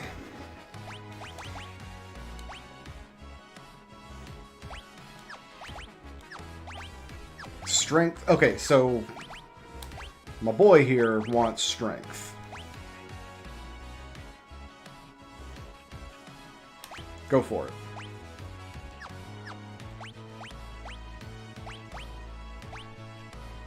And you're fine with Rama until you get Thundara. Does Shiva teach... She does teach Cure. Okay. And some other garbage. I do not care what spells Sabin has. I just want that +1 magic every level up. Until we get to the end of this dungeon and he can equip... I think it's Bismarck that gives... No, not Bismarck. Or maybe it's not until Zona Seeker that I get a magic +2.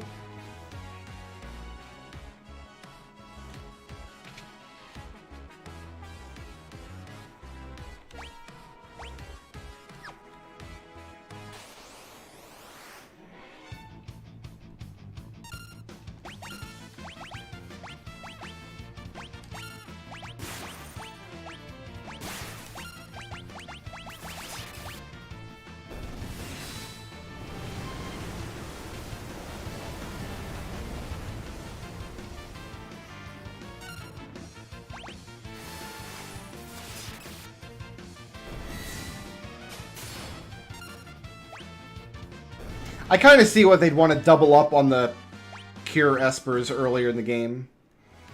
Make sure that the player can get as many of those as they need.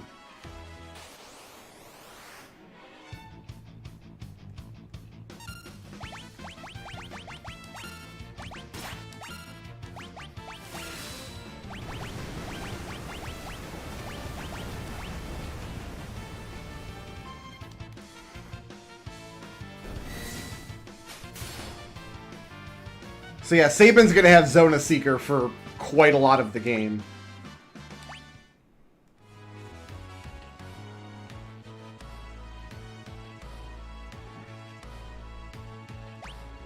Now we're in the research facility, which only has one chest. This is a really good rage, but I can't remember why now.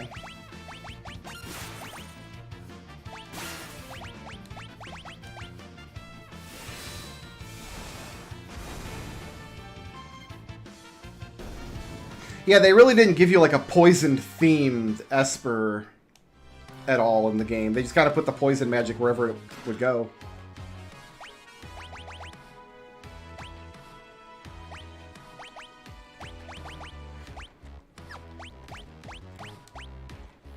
Oh, Locke cannot use the Stone Blade. Eh?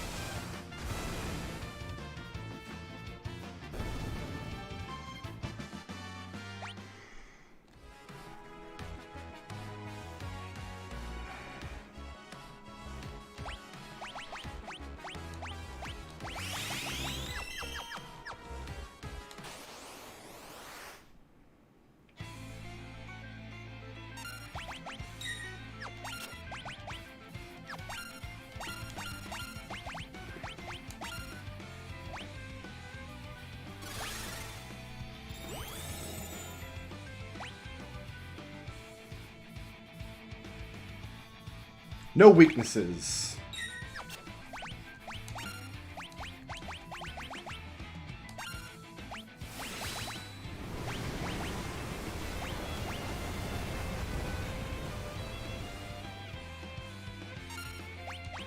I don't think we can steal anything from this guy, but we'll give it a try.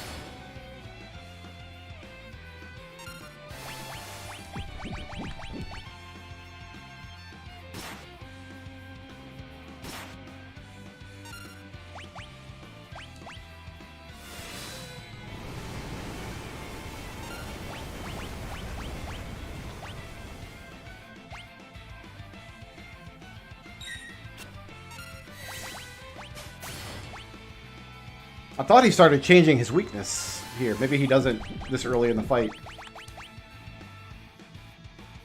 There it is.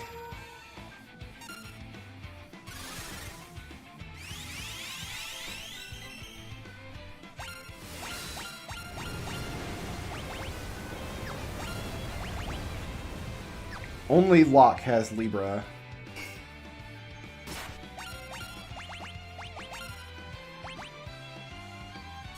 I want Thunder here, because I can hit with Thundara. Holy Energy! Happy to oblige.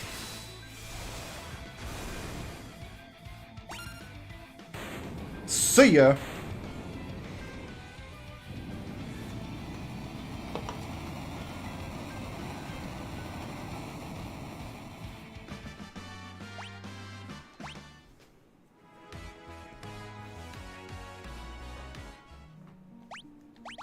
I think the game will do this automatically, but why take the chance?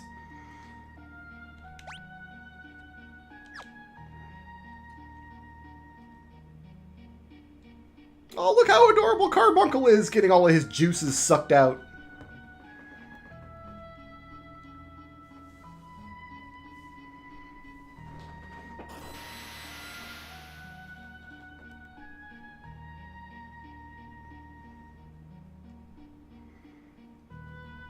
Nope, that sprite still looks like he's wearing a raincoat. Sorry. Good old body condom Sid.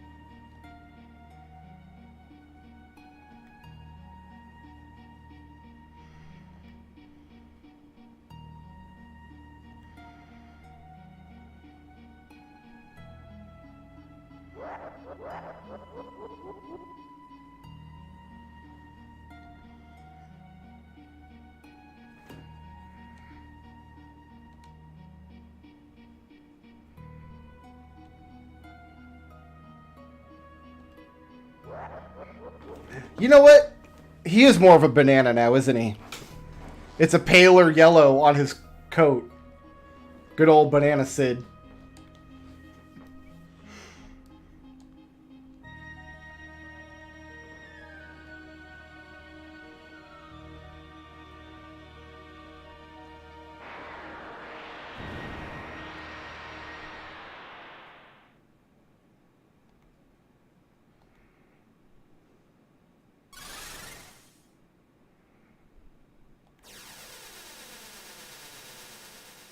I don't know when she learned the teleport spell.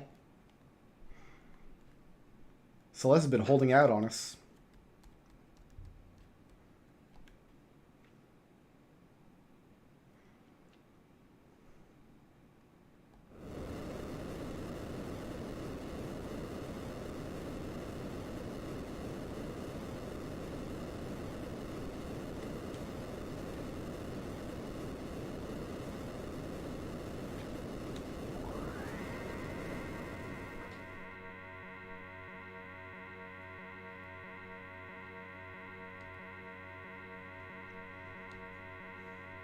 This is a very annoying sound effect that is just piercing into my ear right now.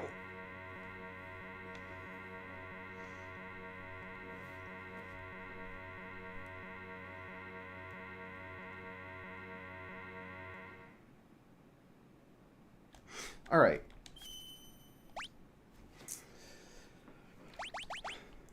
You're still fine with what you've got. Except you want... Okay, you've got the Thunderblade. Yeah, I'm happy with all that equipment. You're getting Strength from Ifrik. You're still working on Cura. And you're getting... I don't think I can get Magic from anything else. Oh, Magic +1 for Modwin. Wait a minute. Sorry, we gotta switch you up, my man. Strength +2, yes please.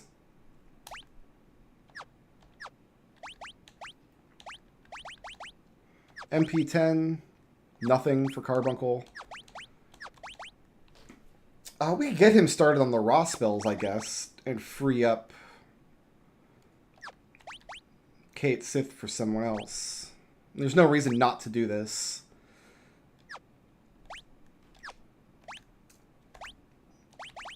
And you're like right on the cusp of Cura. You've got like 20 points left.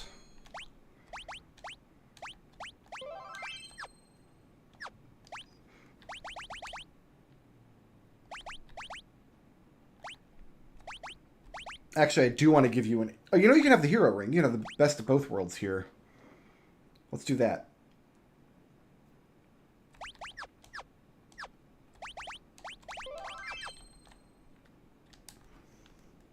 I'm sure this scene is going to look a lot better than it ever did. The Mode 7 version on the Super Nintendo was really rough.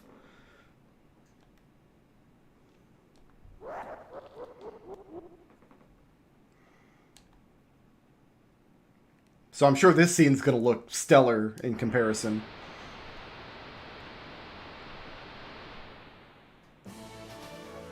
Oh yeah, this is a lot better.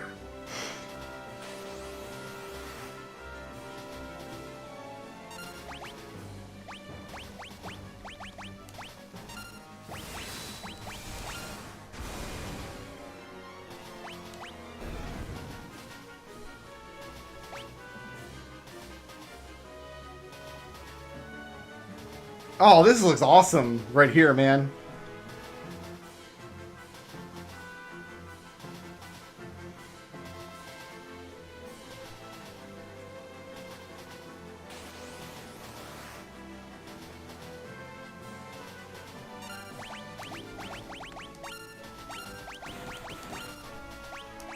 I think we can come out and start flurrying. I don't think these guys have the same physical defense as everything in the dungeon did.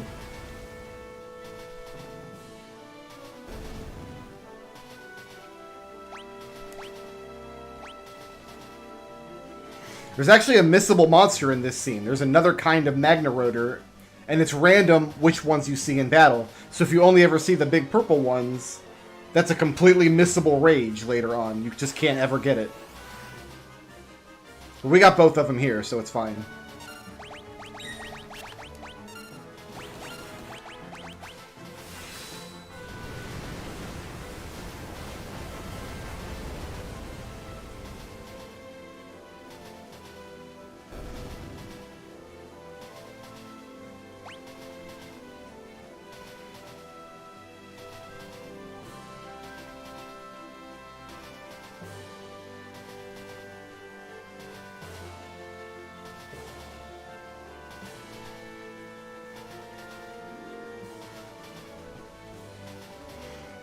I mean, I don't really care about getting the Magna Rotor rages anyway. That's only really there if you're being a completionist. And I've got the good rages that I want. I could go back to the Velt now and get a couple more good rages that we had seen in the interim, but...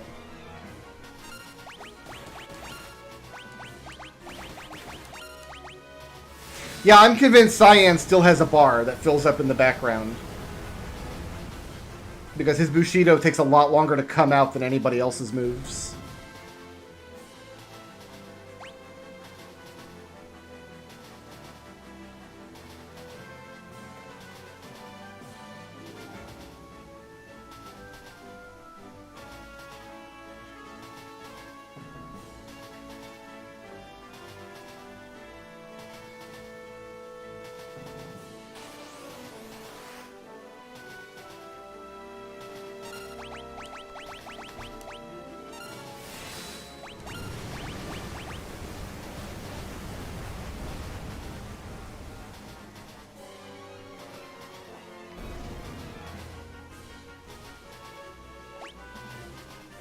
It still makes him way better, don't get me wrong, because he's only holding himself up and not holding up the whole party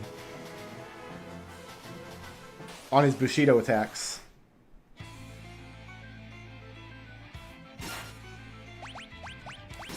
Let's go ahead and put on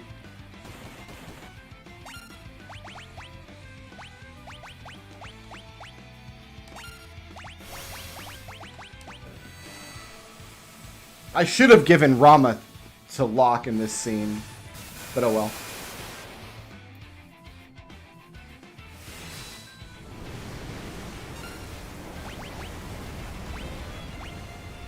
Cyan can try his hand at the big boy damage here.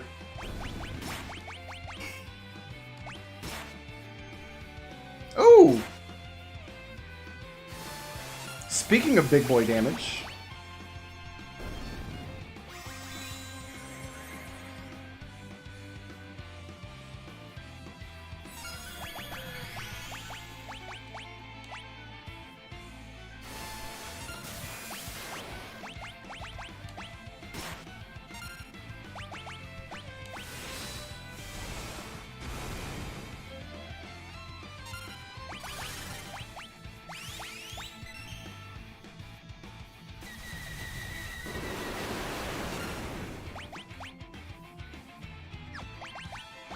Big boy damage all the way down, huh? Would be real nice to have Kira in this battle, that's for sure. I thought for sure Kira was ×2, not ×1.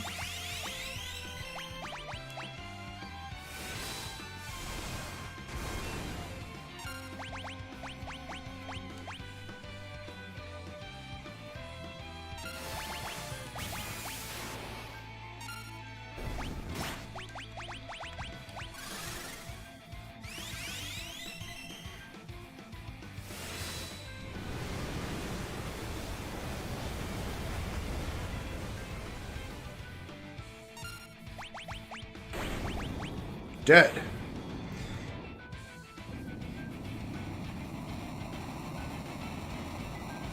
We're gonna have to make do with the Kazakiri we get later in the game. Then after that guy, we immediately have a second boss fight. We'll have a chance to use a tent before we get into it, though, I think. Man, screw that guy in particular.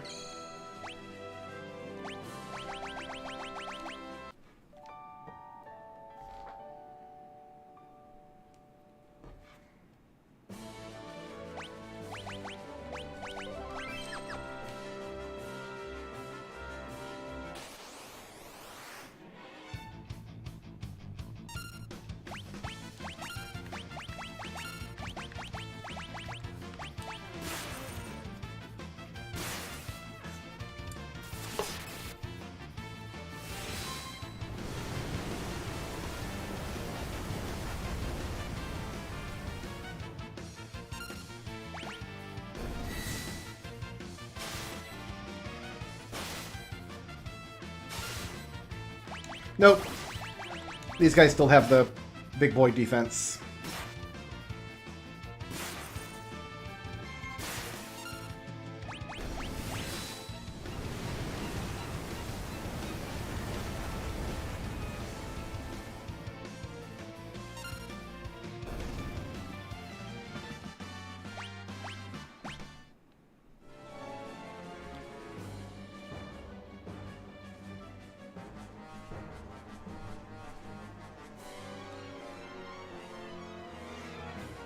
Setzer's like, she was like the whole reason I teamed up with you guys, and you lost her in the crazy magic factory? What are you doing?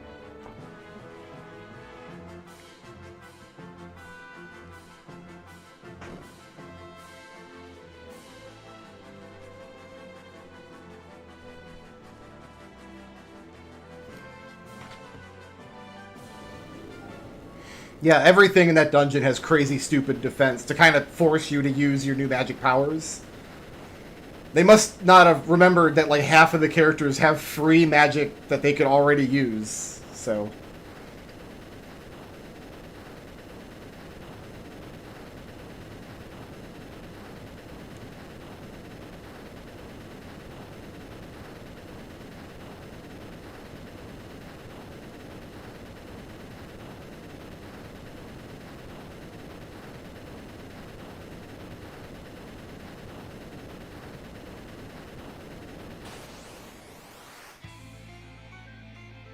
Alright, one of them I want to blast with lightning, and one of them I want to blast with fire. I gotta remember which is which. Can we flurry these guys? Actually, this will tell me which is which right here.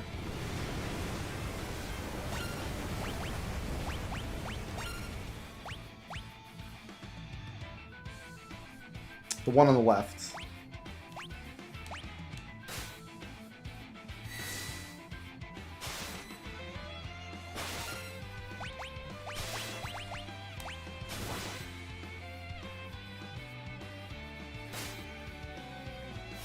Actually, if we just avoid using fire and lightning altogether, we'll probably be okay.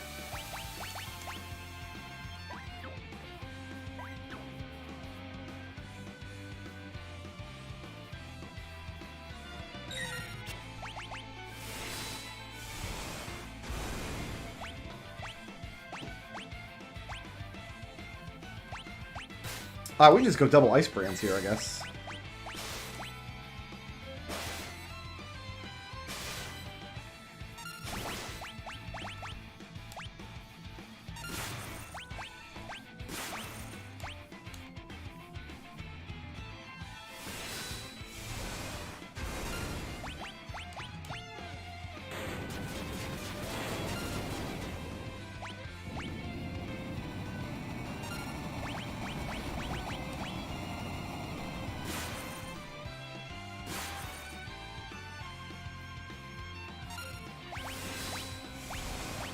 More chocobos.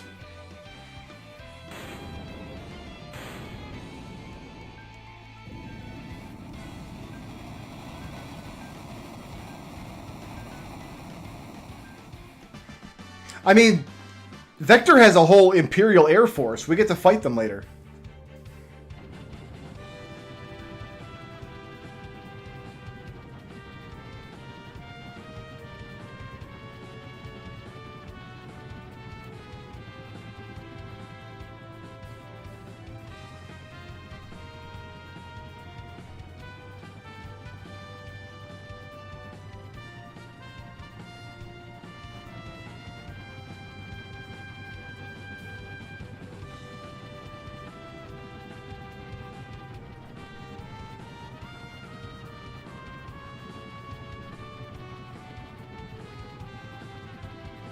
Alright, we gotta play through this whole big boring scene now.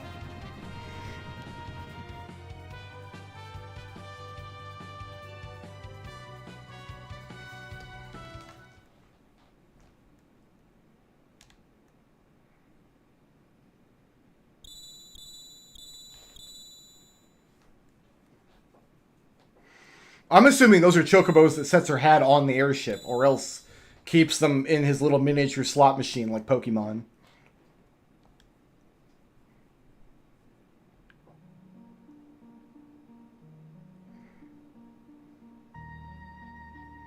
Maybe they don't have an Air Force yet. Maybe they develop an Air Force specifically in retaliation to us escaping there in the Blackjack.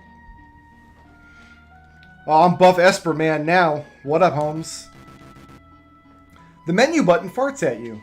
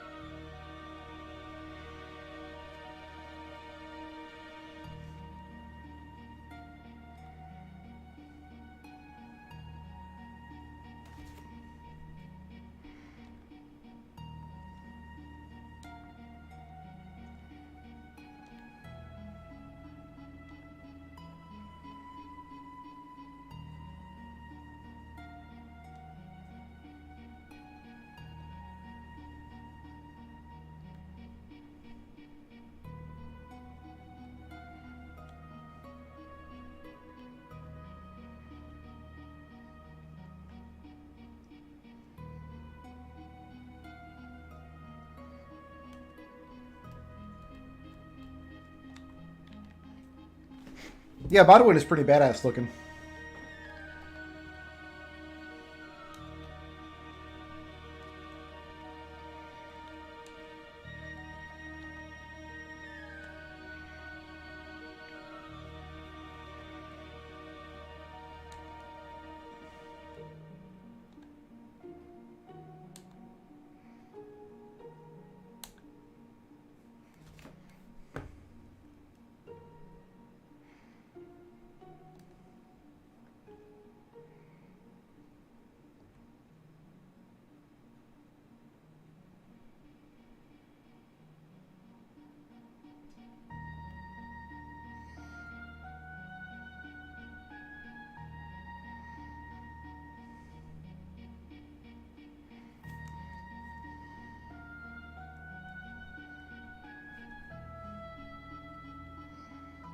Oh, nice. They gave little baby Terra green hair.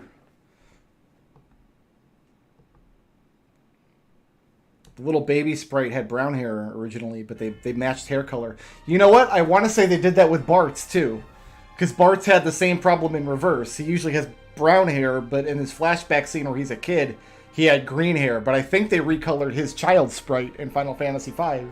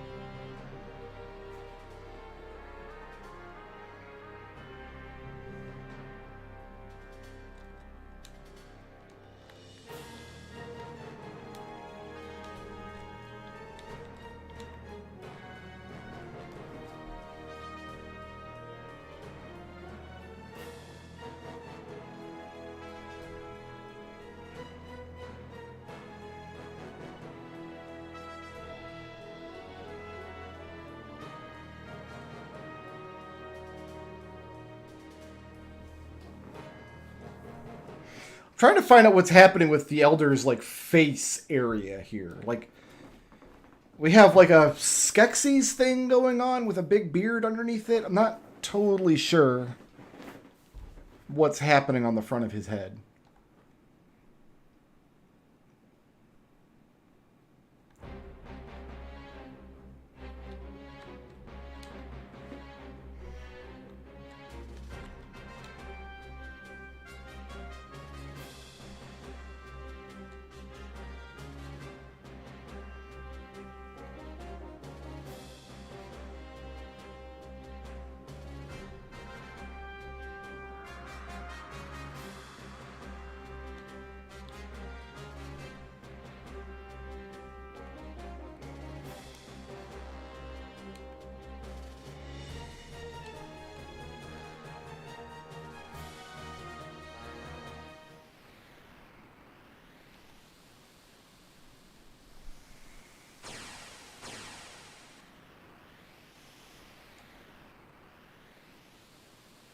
I always love how Gestalt like takes a step forward here in defiance of like the magical storm. Oh, this is a cool looking map.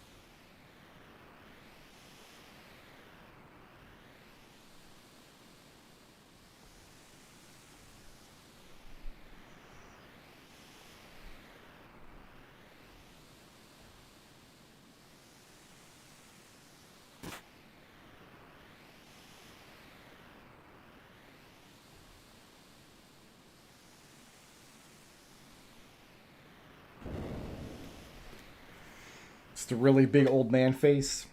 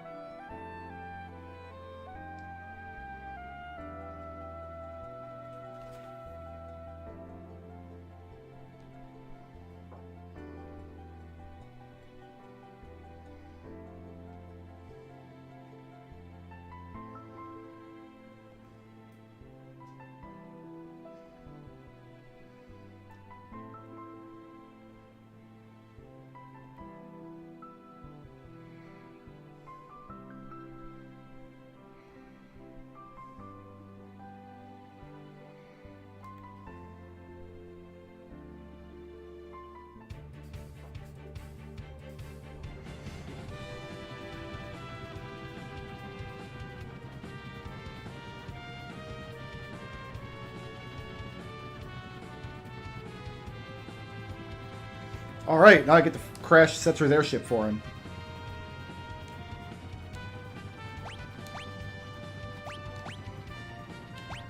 Okay.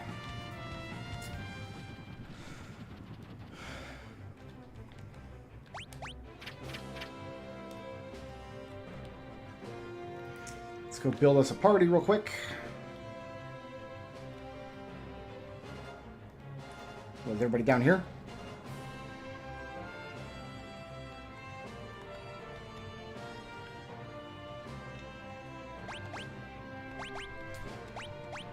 So Terra, her level has been re-averaged to match, like she's been leveled up, whereas the people we left behind in Narsh did not gain any experience. So let's go ahead and even things out a little bit. We'll take everybody who's 15 with us.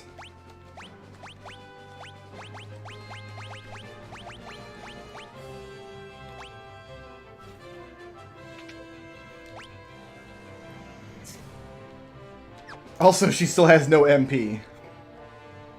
That I can fix.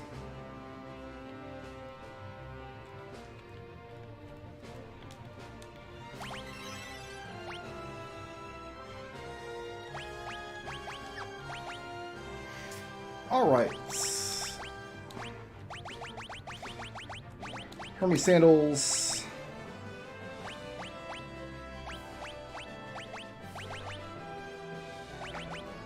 Do we go Dragoon Boots on Eggman? I think we do, right?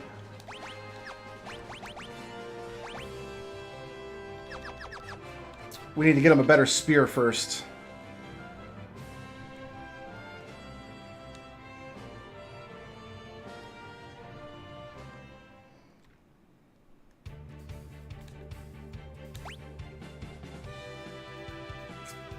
One of the Imperial cities had a spear for sale. I want to say it was Miranda.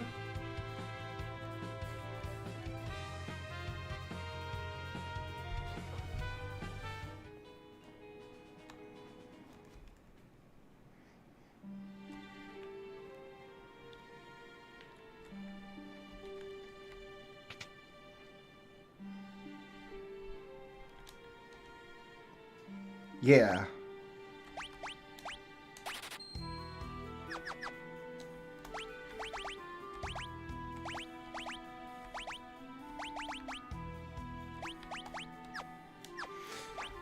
And you also get Hermes Sandals, my good man.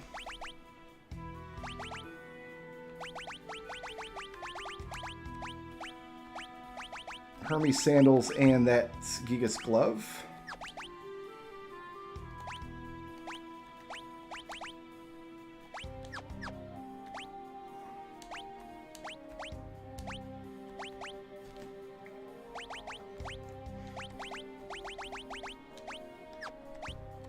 You know what? Genji Glove.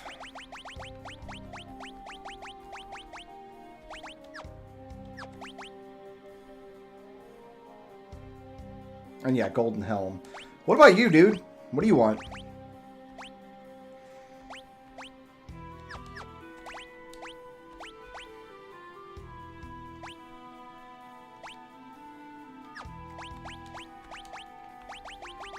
Probably an earring, right? Here, let's give you a black belt and an earring and hope for the best. Alright, Gao. You want Bismarck for sure. You want Maduin for sure.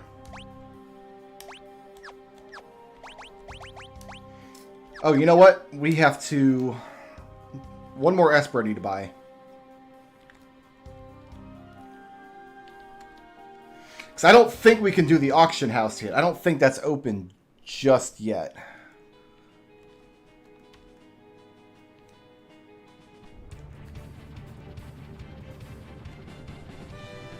But if we fly up here to... Nope, wait a minute. I gotta figure out which button it is to...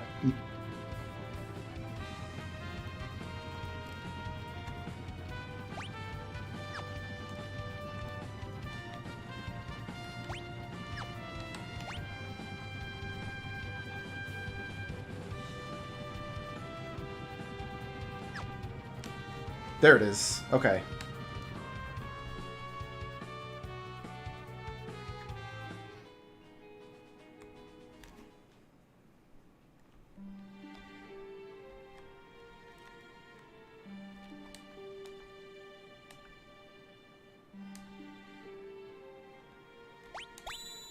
There we go. Okay, we're going to give this to Setzer. So he can learn Cure Magic. And what about you, Edgar?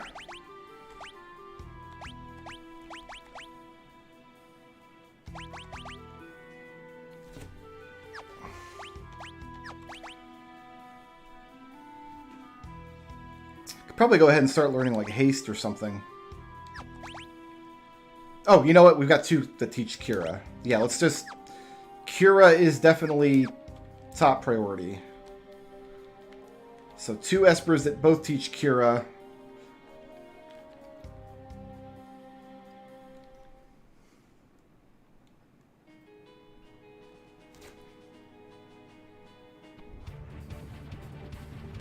One more thing on the agenda for tonight.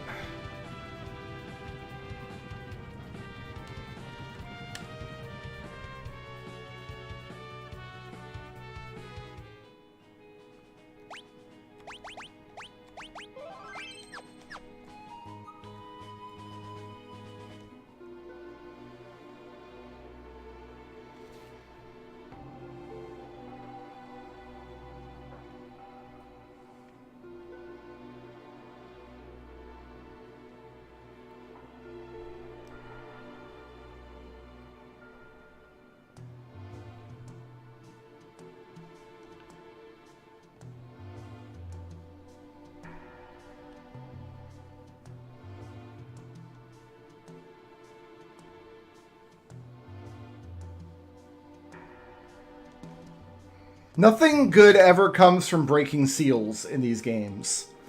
Everything that's ever been sealed in a JRPG has been sealed for a good reason, and breaking the seal is always what the villain wants, and they always manipulate into you doing it for them.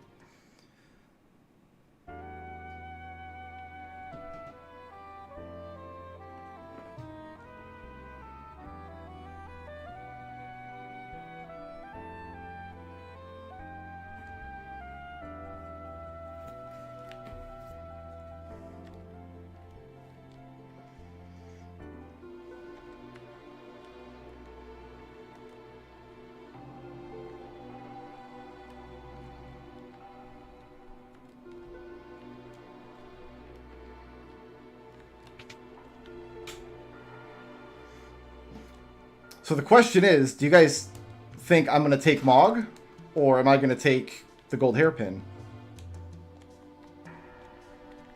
Huh? What do you think?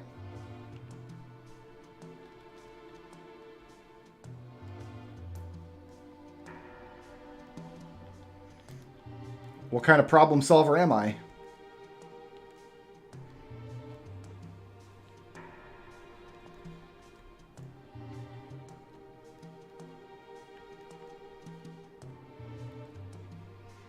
We're gonna see Yumero up there. I see his feet. His feet are hanging out. There's my boy. Oh, he's beefy.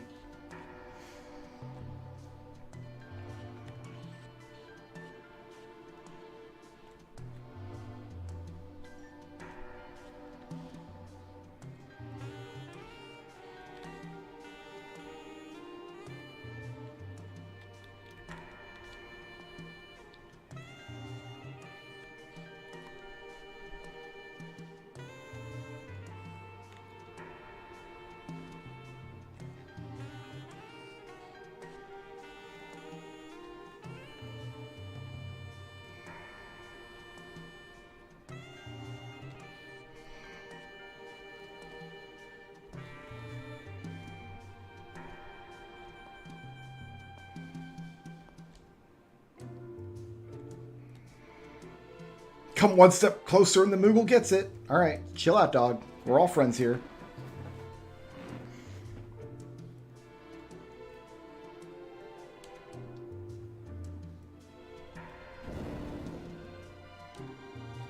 No, we're not taking the gold hairpin. What am I, a communist?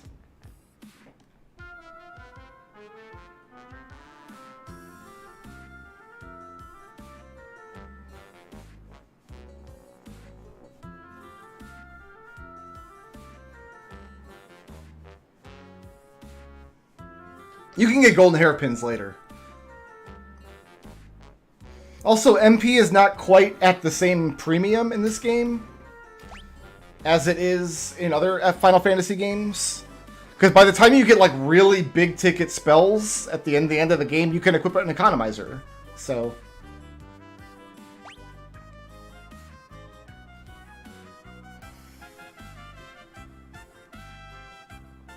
And Mog is a very, like, rose-colored pink.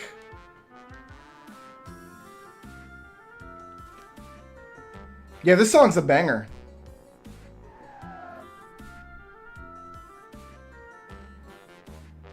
We're just like, whatever. That's fine. Dude jumps to his death. Okay.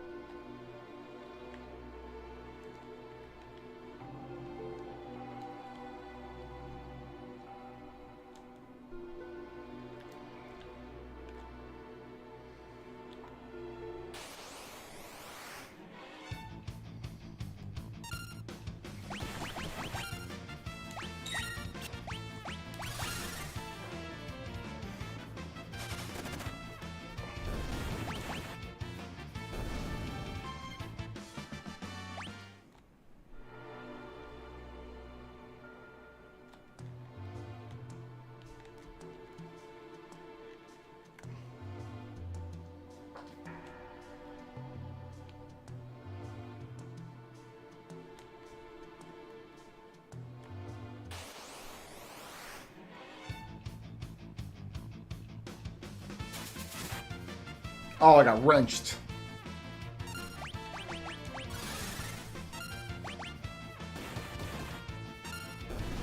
Let's let Edgar take care of this big old rat. Or Gao, you know, whatever. They can both do it. They can cooperate.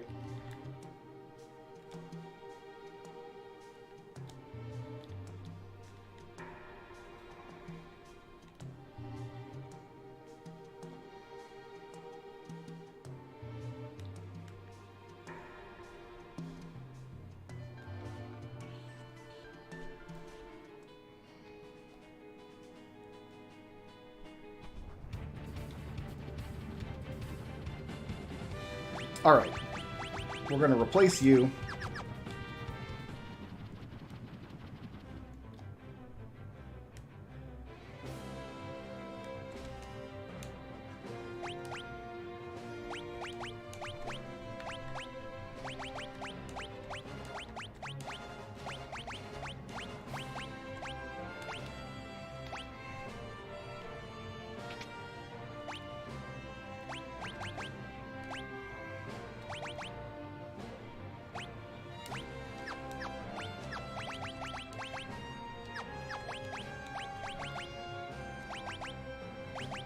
And we'll just give him all the same stuff Edgar had.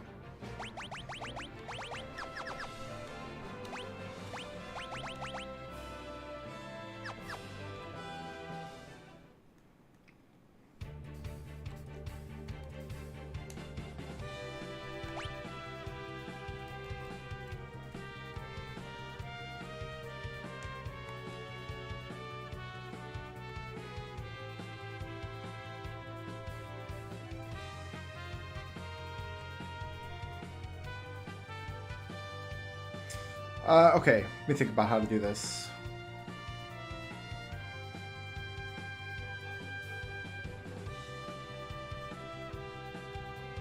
I guess it really doesn't matter which of these two dungeons we pick.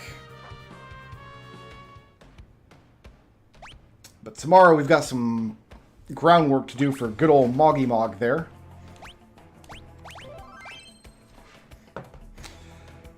Alright. I probably should not be playing in play sessions this long. I've been going through physical therapy for my shoulder, so actually holding my arms in that position with a controller for many hours in a row, it's not doing me any good up there. But I got my yoga ball inflated today, so I can go do all my stretching exercises. So I'm going to leave you right there, guys. Thanks so much for watching. We'll be back hopefully on tomorrow night with some more of this, and we'll push through probably the rest of the World of Balance. Everybody, peace out.